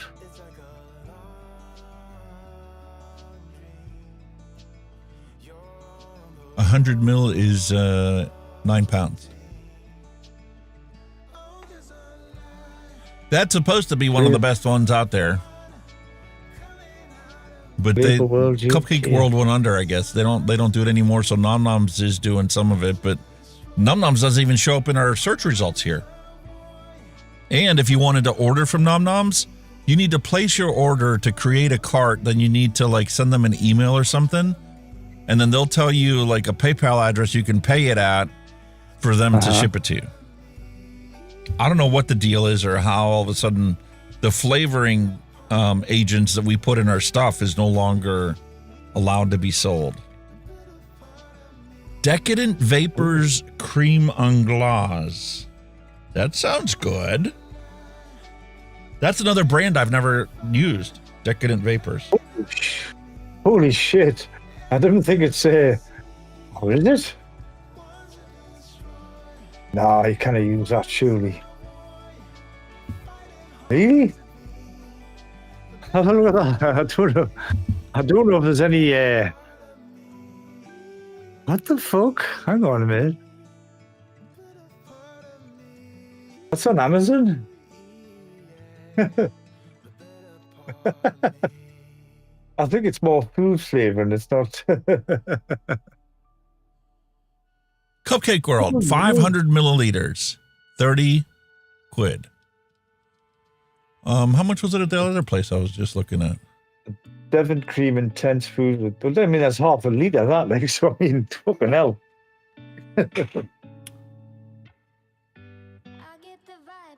Half a liter from flavorworld.co.uk is $28.95. So I mean that's right in line with yeah. And you don't know if Flavor World actually will charge shipping, whereas Amazon the shipping was probably free. Yeah, but if it's a UK company and I bought it UK, boom, should be free. Yeah, and we don't need 500 mils of it. I don't think I'll ever mix up that much of it. There you go, Flavor World. Yeah, they have the Devon Cream from Cupcake World.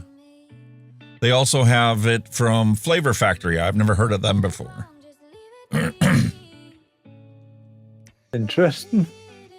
Yeah, but like I said, if there's anything that takes your fancy in the UK fucking site, I'll have a gander for you, mate. No problem. See what you require. I shall sort it out. We'll have a good gander. Yeah. Decadent Vapors Cream Anglais, Apathy Miller says. That's what I was looking up. Decadent Vapors Cream Anglais. The French spelling, you moron. Anglais. Anglais. Like Angard, but Anglais. Yes, because Crème Anglais, e-liquid by Decadent Vapors, is a smooth and creamy dessert blend featuring a rich, smooth custard fused with sweet brown sugar and subtle notes of vanilla in a layered vape. Well, that would be just on its own. That sounds gorgeous. Just on its own. Holy fuck. That would be lush.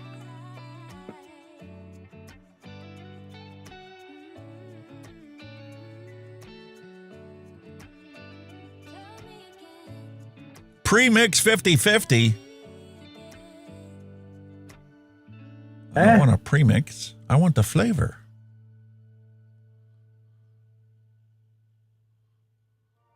Original e-liquids. Decadent Vapors. Sells it. You can pick your strength. 0, 3, 6, 12, or 18 milligram. 3 for $9.99.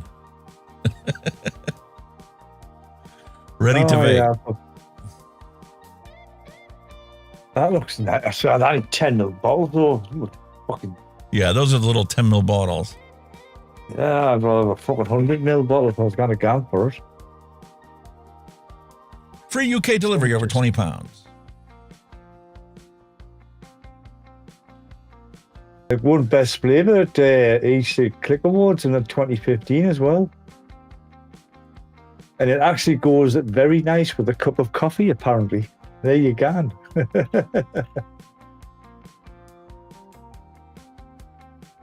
I've got a few things. Raspberry Classic Cola.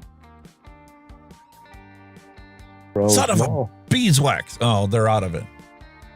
That place where I ordered from, DIY e-juice, sells creme anglaise concentrate by DV, Decadent Vapors. But they're out of stock. This they're doing 30 ml for a tenner. That's not too bad. I've got quite a few bits and bobs in. Jack Black, Lime Zinger. Oh, not menthol. New York 60. What the fuck's New York 60? I don't know, dude. All I know is I'm looking forward to getting this other show started. And it's not going to be this week because I got to finish up 3 more reviews. And after I get the 3 more reviews done, then I got to mount my camera in the corner to the new arm I got. Oh, very nice.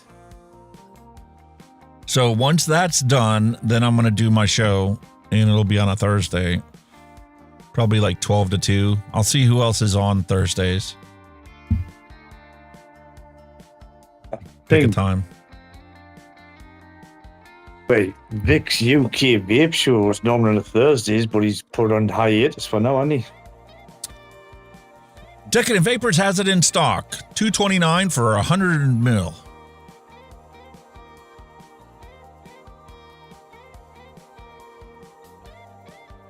We were just looking at that. Creme anglaise concentrate. There you go.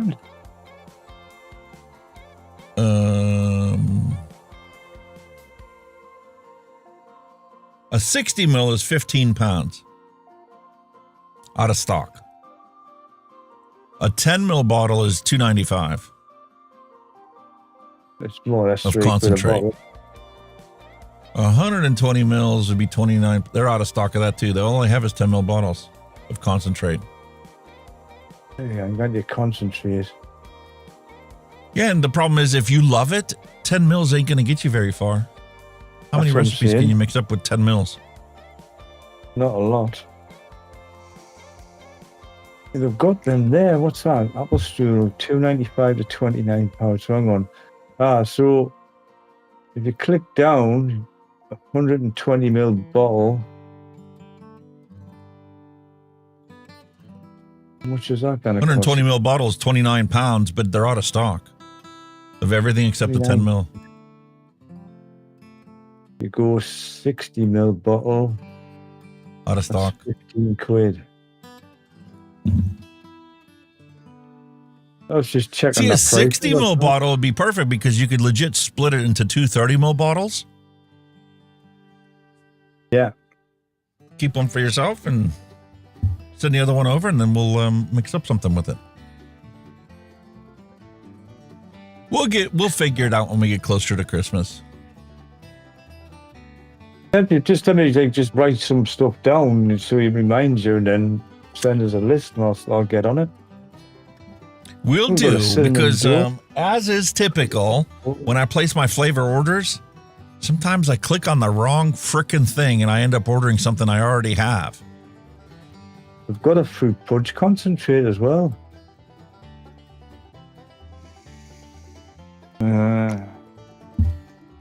Red berries, apricot, and a touch of apple. That's not the fruit punch that you would like. You'll email Tommy. Where's Tommy at?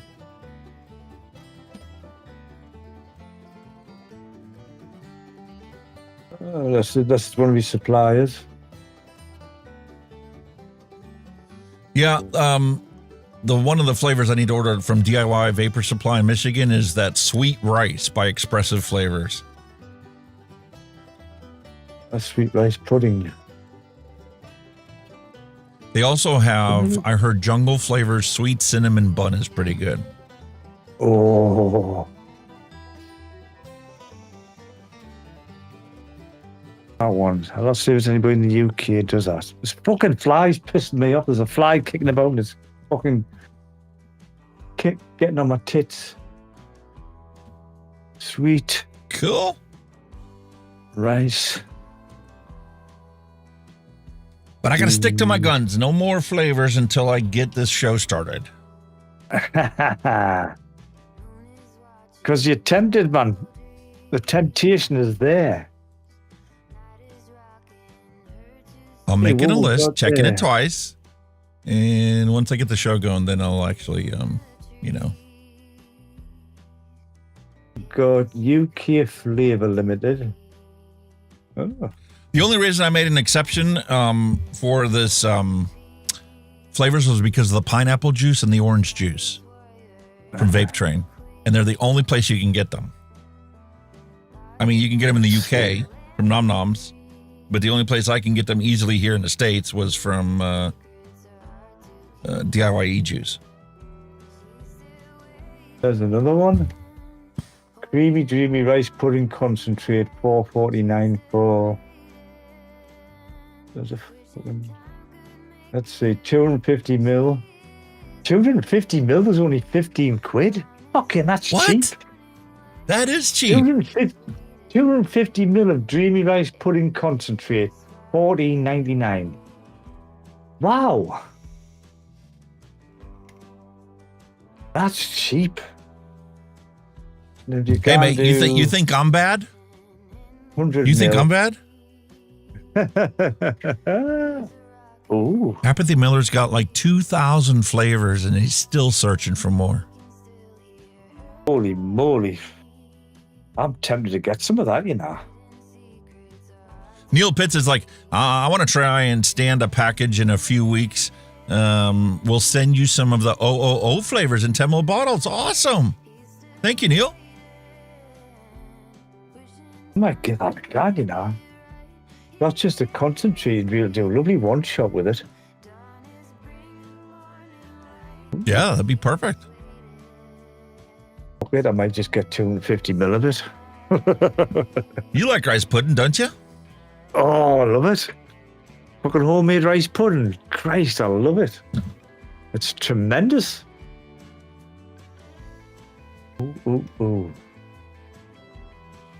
Who is it? Phil and Dimitri sell a rice pudding now. Did they? In their Greek store. I don't know who made it for them or who formulated it for them, but he said, Phil said that it tastes just like his Nana's rice pudding. Wow. Oh, man. I didn't want to create. I hate when they say create an account. Oh, I know. I don't want to create a fucking account. Well, you don't have to. Fuck it, I don't have to. Fuck that. We'll continue. So what do you have on the agenda for this next week, mate? It's just getting busy at work, mate. It's just absolutely ram-jam full. Because it's not just like busy, but there's a lot of people taking holidays as well. So like we're covering holidays as well. So it's getting pretty busy. And I seem to be doing a lot of Scottish border stuff lately at the minute. I've been up Scotland this morning. I was up there yesterday, and I've just had a message there before. I'm going back up there tomorrow. Do the same thing. So it's the only downside is I've just got to get up early for my travel time. That's all. Because I think it's about 26 miles to the depot from my house. And then once I get the coach from the depot, it's about 30, 35 miles to where I need to go next. I've got a lot of traveling, like there and back. So, yeah, man, it's going to be really busy. Absolutely crazy. One-on-One Flavors has a rice pudding. Impact Flavors has a rice base. And Impact Flavors or Vape Tree in Australia also has a pudding base. Ooh. Flavora has a vanilla pudding. At least this is a DIY Flavors. Might be, yeah. It sounds good. See, that's the problem. There are so many different people out there making so many different ones. Some of them suck. Some of them are okay. Some of them are really fantastic. And it's like looking for a needle in a haystack sometimes. The chance to take, isn't it? Finishing this off, matey. See what happens. What's the name of the place? That's not Dripping Desserts, is it? UK flavor. Okay. Happy said he had Dripping Desserts brand rice pudding custard from Nom Nom's last order and was not a fan of it. What the hell? I can always sweeten it up with something. Flavor Express sweet rice is pretty good. It's okay. I don't know who makes it. And then see, that's the other thing, is trying to find the ideal percentage for some of these flavors. Some of them are pretty weak to begin with, and by the time you put enough of them in there, that it's like there's no real room for other flavors. Got yeah. Or they don't hold up to other flavors. Awesome. Yeah, fuck it. Done. Look. I haven't had a nice custard or rice for ages. Could probably get some cinnamon, probably add a drop of cinnamon to it. That'd be cool. Definitely cool. There you go. Come wintertime, maybe we'll do a Saturday show. Yeah, it's a possibility. We could do something like that. We could get some people together. It's just some random, vape people, mixers and whatnot. Definitely, yeah. We could do that. A variety show. Vaping and what's going on in the world. In a good old rant. Yeah, so I'll give you a chance to rant about UK politics or whatever, your football team or whatever. Brian Ferguson could join us for a Saturday show. There you go. Apathy, you're always welcome.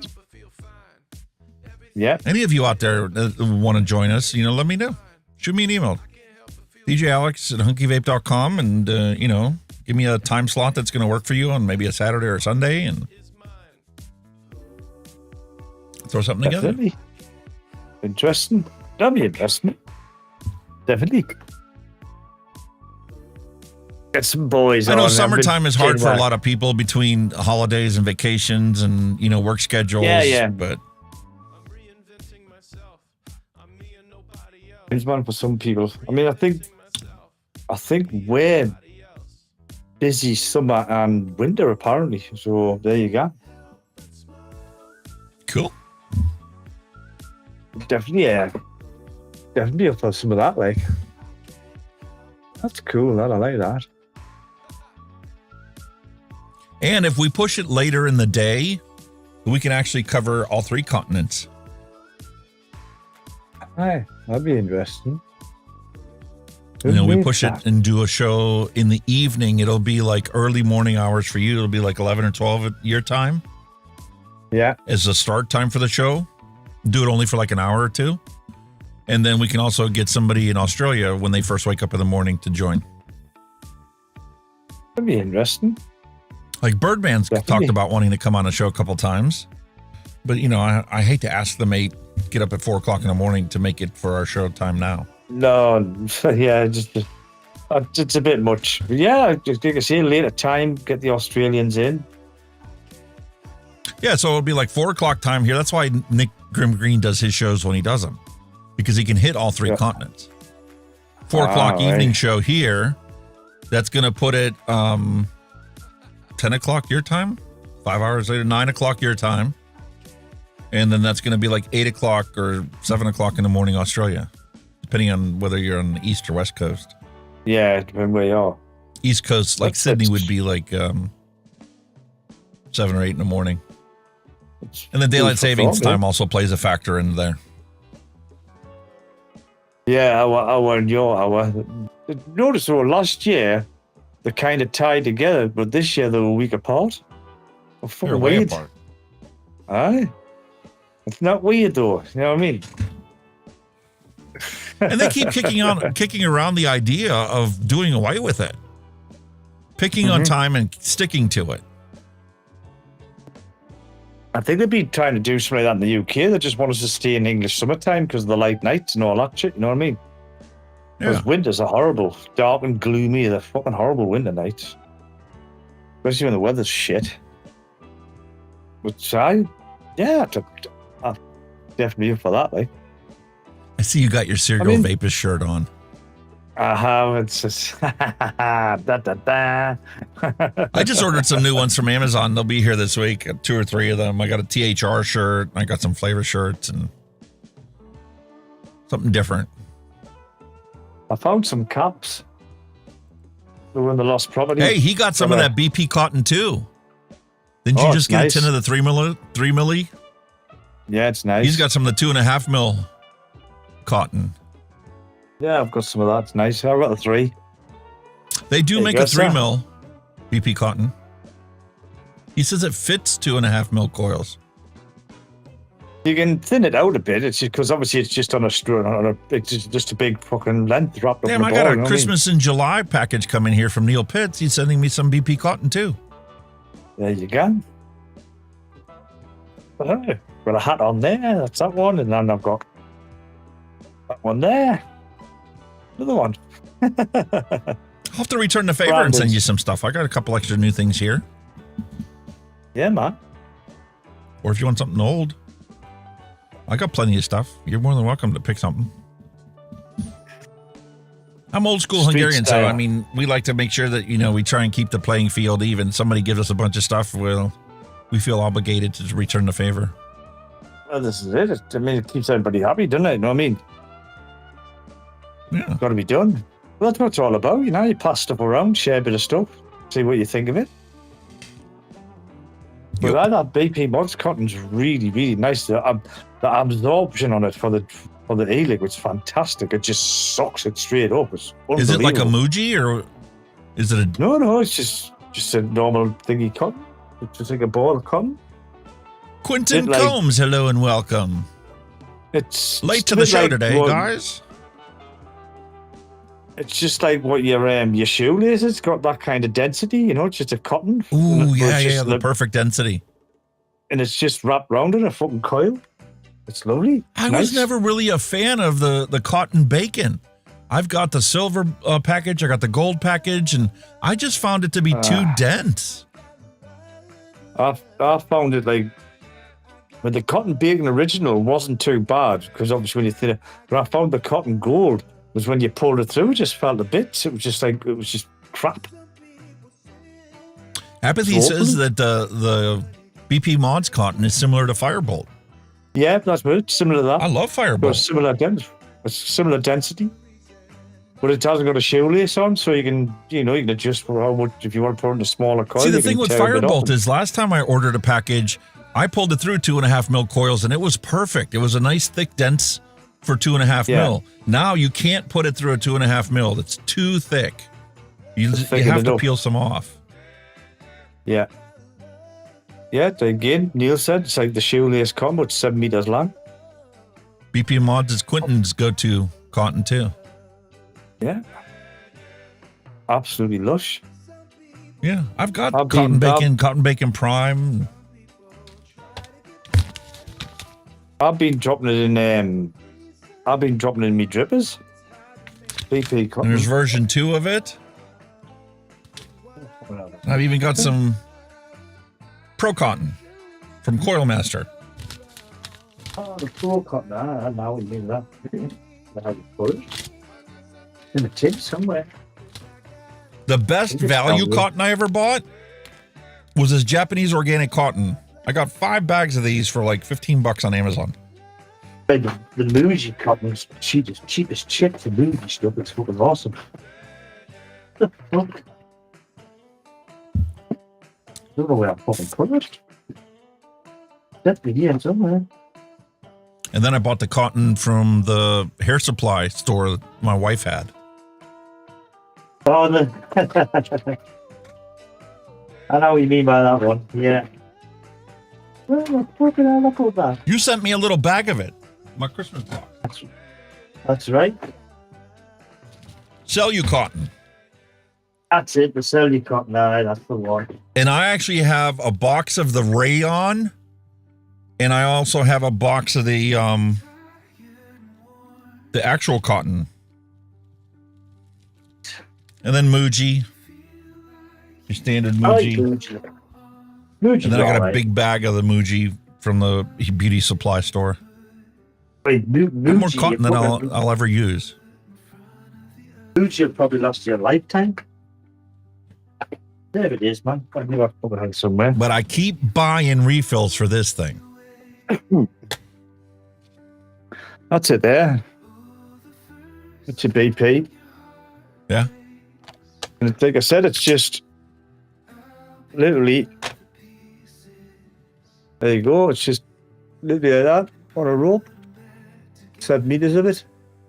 It's really, really Neil, nice. do you have any VSO flavors? That's what I want.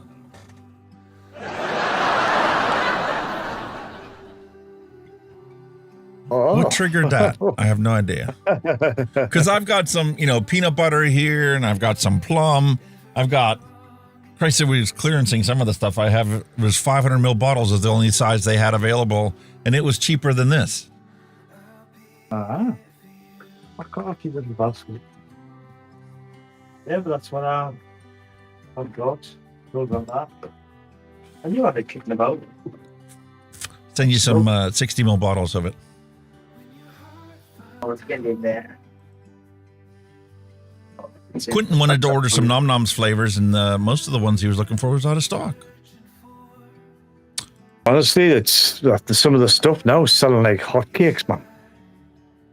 Absolute hotcakes. See, it's a very niche characteristic or part of vaping, but it's one that there's always people coming into the DIY mixing and leaving the mixing community.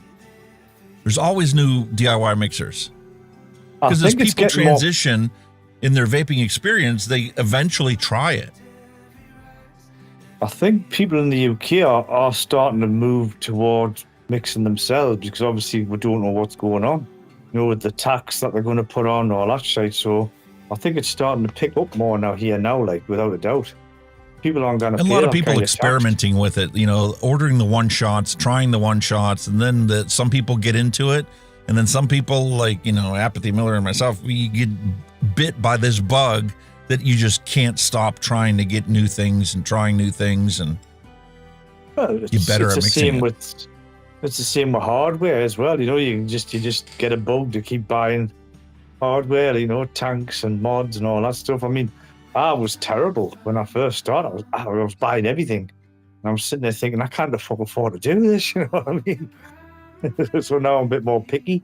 If it's something I like, I'll probably have a go at it. Or it's something different, I'll have a go at it. I mean, but it's like anything else. I mean, if it wasn't this stuff for vaping, it would be something else. Some people get a fetish for guns and have to have all different kinds of guns. Some people get into reloading to make their own bullets for the guns. Some people get into classic cars, and you'll spend $30,000 to restore a car you picked up for $500. Yeah. Everybody has their hobbies and habits. I mean, Grim Green just put his review of this Vape side-by-side pod thing that I've got. He's not impressed with it, because he doesn't like the exposed battery. Because his argument with that is obviously a pod kit is technically a beginner's kit. So if a beginner's got no knowledge of battery safety and that, well, that's just no good to them, is it? You know what I mean? That's no good. I can see where he's coming from, but I don't think it's a beginner's kit. I think it's maybe the next stage after you've, done that. Maybe move on to something like that. I don't know. It's definitely not a beginner one. There's another brand, Medicine Flower. Oh. Old school mixers have used that numerous times. Hippie Vapes has talked about it a couple times. He's got a couple flavors for Medicine Flower that he got talked into getting. There are so many different companies out there that was making their own flavors. Some of them were literally, coming up with their own one-shots that they sold as a flavor profile. And they didn't actually make the flavoring. They just come up with the recipe and sold it as what it tasted like. Oh, this is it. That's when you get into the science behind it, when people come up with these flavors, with the concentrates and that. It's like, that's when you get into the nitty gritty in it, the science behind it and all that shit. That's when the old board comes out with the equations and all that, Lordy, MnC Mate, equals that's blah, just blah, like blah. this one. Yeah, I know. Damn. And That needs to be, if it truly is different than any of the ones you've tasted, that's one that we need to sell as a one-shot. I will send you a box of them in your Christmas box so you can taste a real one and you'll see what I mean. You'll see what I mean. You'll know straight away. I'll send you the flavoring and you can mix up your own. Yeah. All you got to do is add the VGPG and your secret sauce and you're done. As soon as you try one, you'll know how to tweak it. You'll know what to do straight away. You'll just click like that. You'll know straight away. Honestly. Yeah, it's fantastic now, but the custard still needs amped up a little bit more in this, I think. Yeah. This is season 2, episode 47. So it'd have been like November-ish, October, November-ish when we mixed it up. Yeah. And I've mixed 3 of these so far, and this is the last of it. So you think the custard could probably be a bit better? A little bit more. Just a Apathy tad. Miller. Apathy Miller Flavors is one guy I've never gotten into. I'll tell you what it is, mate. If you were still sending stuff out, he's worth it. Trust us. Oh, I wish that he was still able to sell it. He's probably one of the best flavor guys I've ever come across. Ever. Because what that label says on his bottle is exactly what it is. No, there's no shit. It's spot on. Absolutely cock on. It's just a shame. All the flavors could be used as a one-shot. That's the other part of it. Easy. Well, that's good. Just a shame they've got all that bullshit going on in Australia. I would order from him all the time, basically, if he was still doing it, without a doubt. Yeah, I'm disappointed I never got to try Macca's apple pie. Oh, that was your favorite. World. Oh, it was awesome.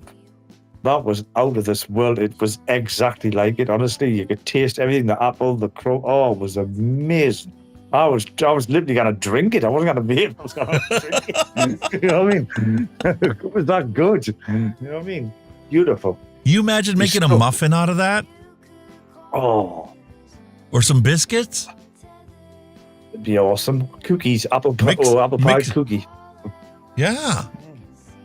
You could have mixed up some biscuits and dumped that into there as the flavoring and we'll be out of this world, like, because honestly, I mean, seriously, think of it. If you were to be able to go to the store and buy a package of cookies that tasted like McDonald's apple pie, well, that's something to get excited about. Oh, hell, we've got a guy called Rigdon's Tea. They're like a brand in here that do all various teas, but they also do like biscuits and cookies to accompany a tea, and they're doing apple cookie. Oh, it's fucking out this world. It's they're gorgeous. Telling you,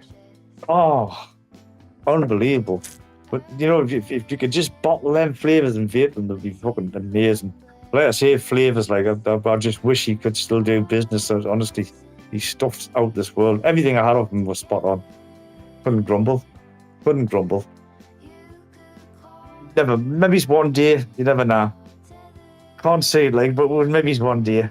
Yeah, you can't look into the future. You don't know what the future holds. Yeah, exactly. But if you could get maybe one day we'll get somebody to do the right thing.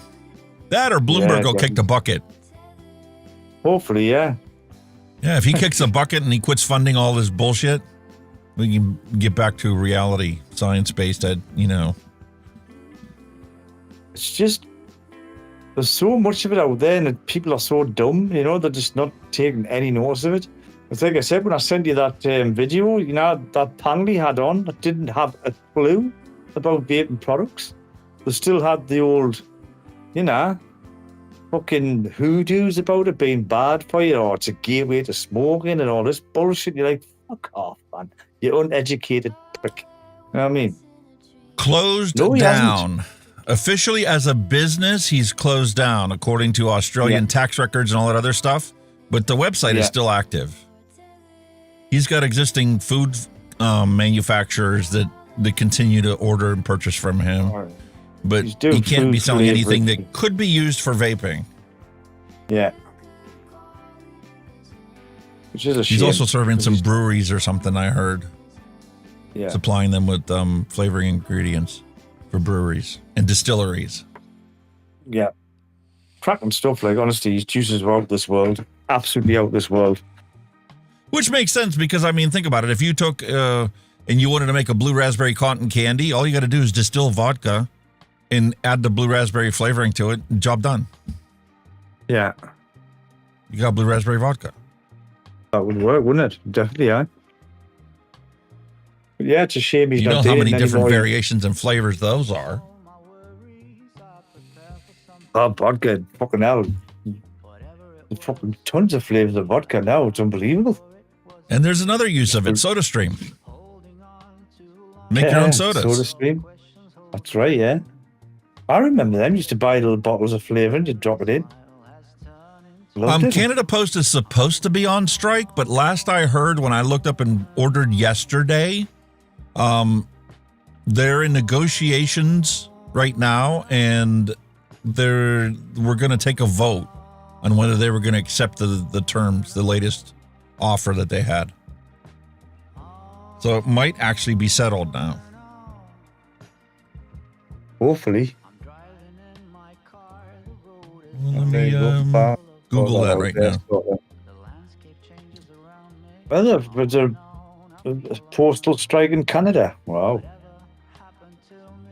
It began May 23rd, 2025. It's a partial strike. It's like the same thing here. There's certain essential services you can't actually go on a full strike. Mm-hmm. But Canadian government steps in to get workers to vote on the final offer from Canada Post. Set to go to vote by the union members later this week. I'd be taking a ballot. $1.3 billion loss for 2024. Ooh. That's a lot of money at stake, isn't it? Well, what? A little daft little pay rise for your workers, you know what I mean? It's a hit they could the take. United States Postal Service has the same problem here in the States. They just haven't gotten to the point where they need to have a strike for it. Because, Congress made changes in there, and you can't tell me that it wasn't like UPS or FedEx's lobbyists. They got the wording added to, the budget bills. Same way that they pass these vape mail ban is how they're passing this kind of stuff here. They actually made a law where if the post office were to hire new employees after a certain date, the post office was going to have to seed their retirement fund when they hired the employee and they came off of training. Right. For the retirement. So, if you got hired there, they had to take and put away enough money for your retirement as soon as you came off of training and were moved on to full-time status. Right, yeah. So no wonder the post office is losing billions of dollars a year. They're not actually losing money. It's created so that, they can put the finger and say, it's like the Vape Science. Look at that. They're losing all this money. We need to shut it down and privatize it. Yeah. That's DHL, kind of what happened here. FedEx, and UPS can do it now. We don't need it. It's what they've done with everything here in the UK. Everything's privatised. Railways, the fucking lot. All privatised. Water companies. And it's all about the shareholders getting their little chunk. That's all it's about. Meanwhile, go in any civilian job and you won't get a pension anymore. Pensions are not worth the paper they're wrote on now. Because when you retire, they tax you on the twat. They still tax you. My dad... Auto workers are but the only union that actually still has pensions. And teachers. My dad's nearly 90 and he's still paying tax on a pension. 90-year-old, still paying tax on a fucking pension. Unbelievable.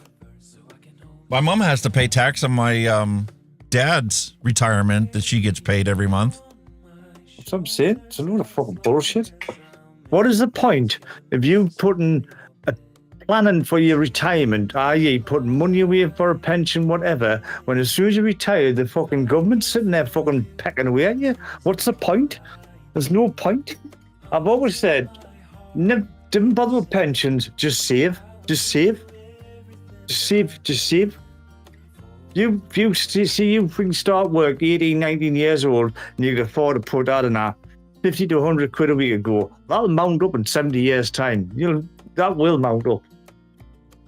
Somebody did the calculations the one time. They sat down, they said, if you took everything that you paid into Social Security and you actually put that into a private savings account, not even like putting into like money market accounts or any of that other stuff, just a savings account, you would be able to retire after 40 years of working, collecting $89,000 a year, and you would be able to live on that for 30 years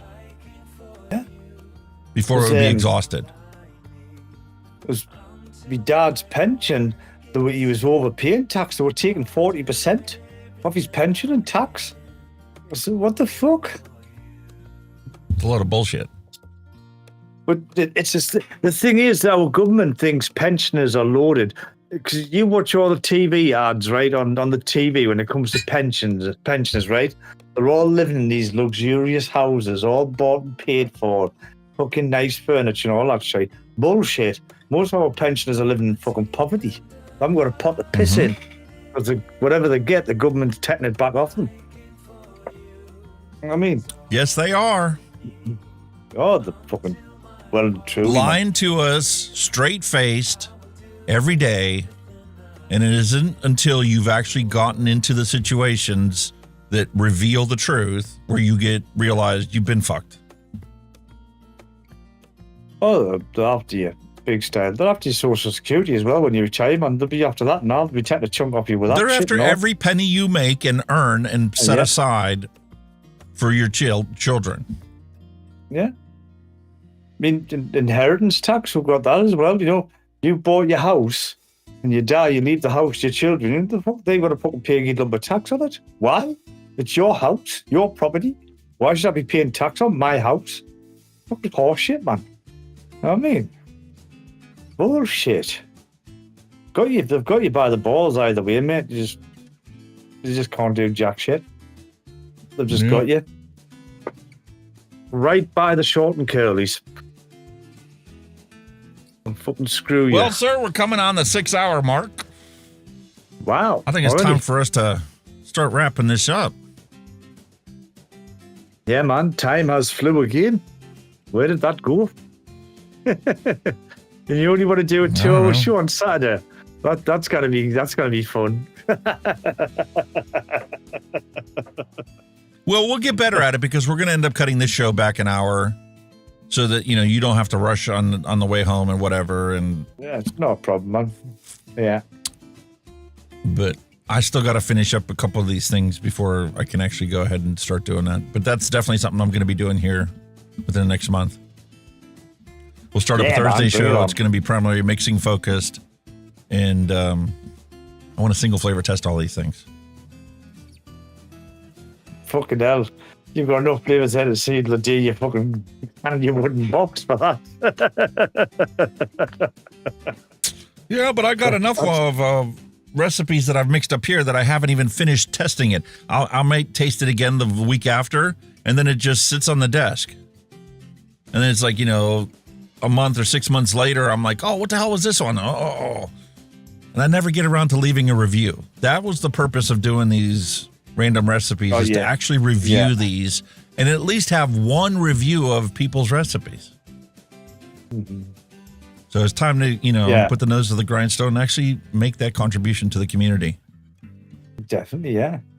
It makes sense. Definitely makes sense. So I can come up with the next recipe on the fly. There you go, you see. Job's a good one. Hey. Happy days, mate. Gonna be a busy boy.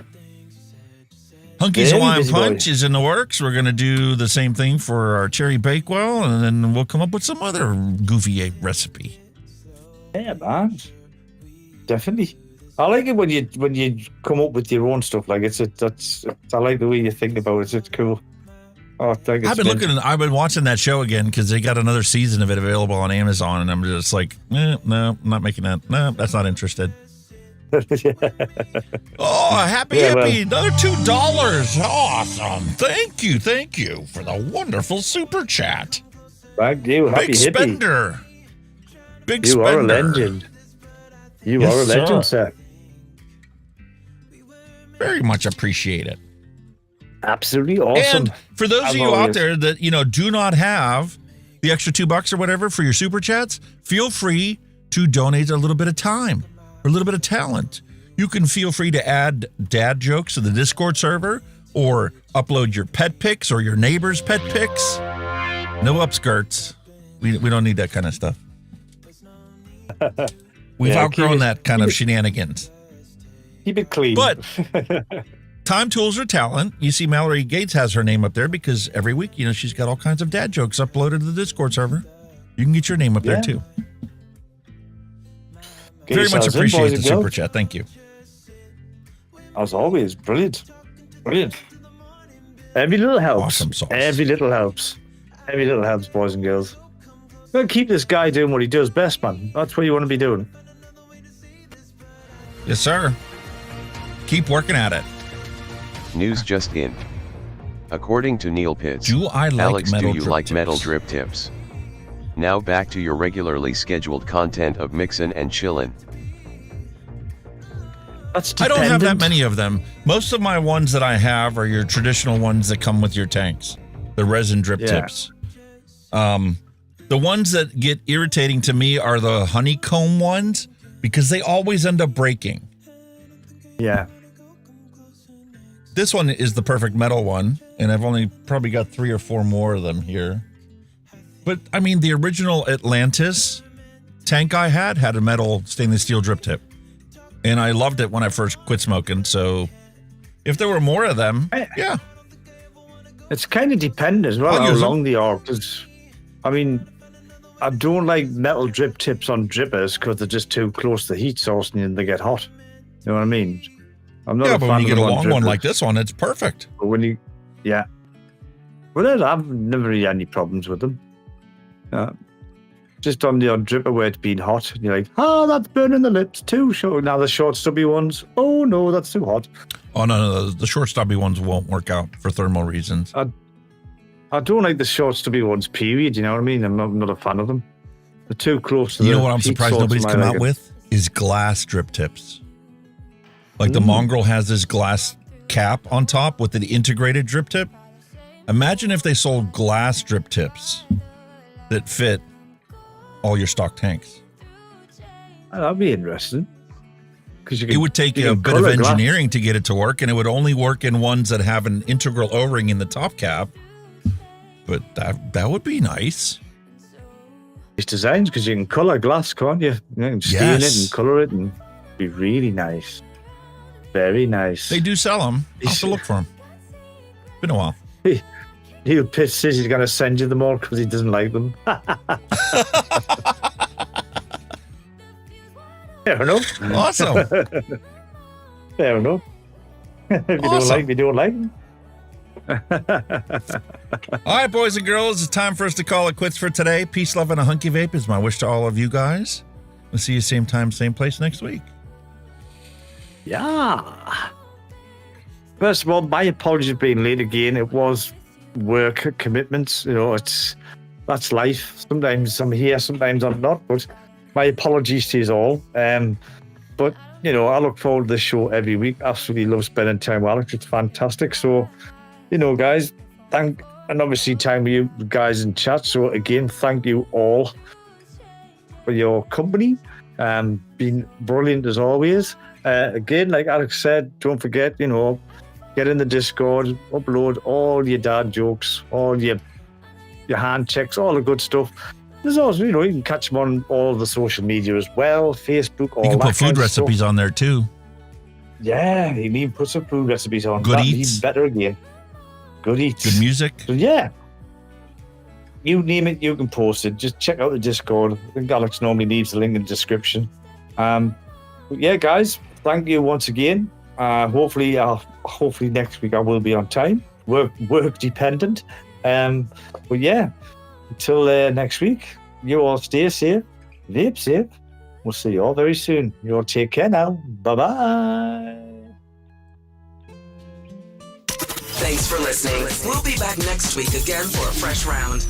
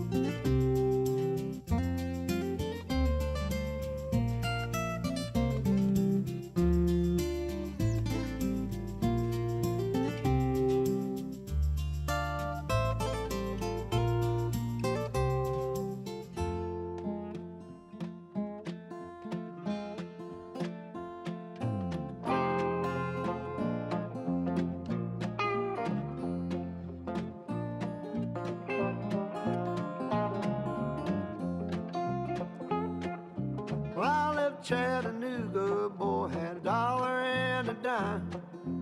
Headed out for Nashville on the Hard Rock line. I'm working on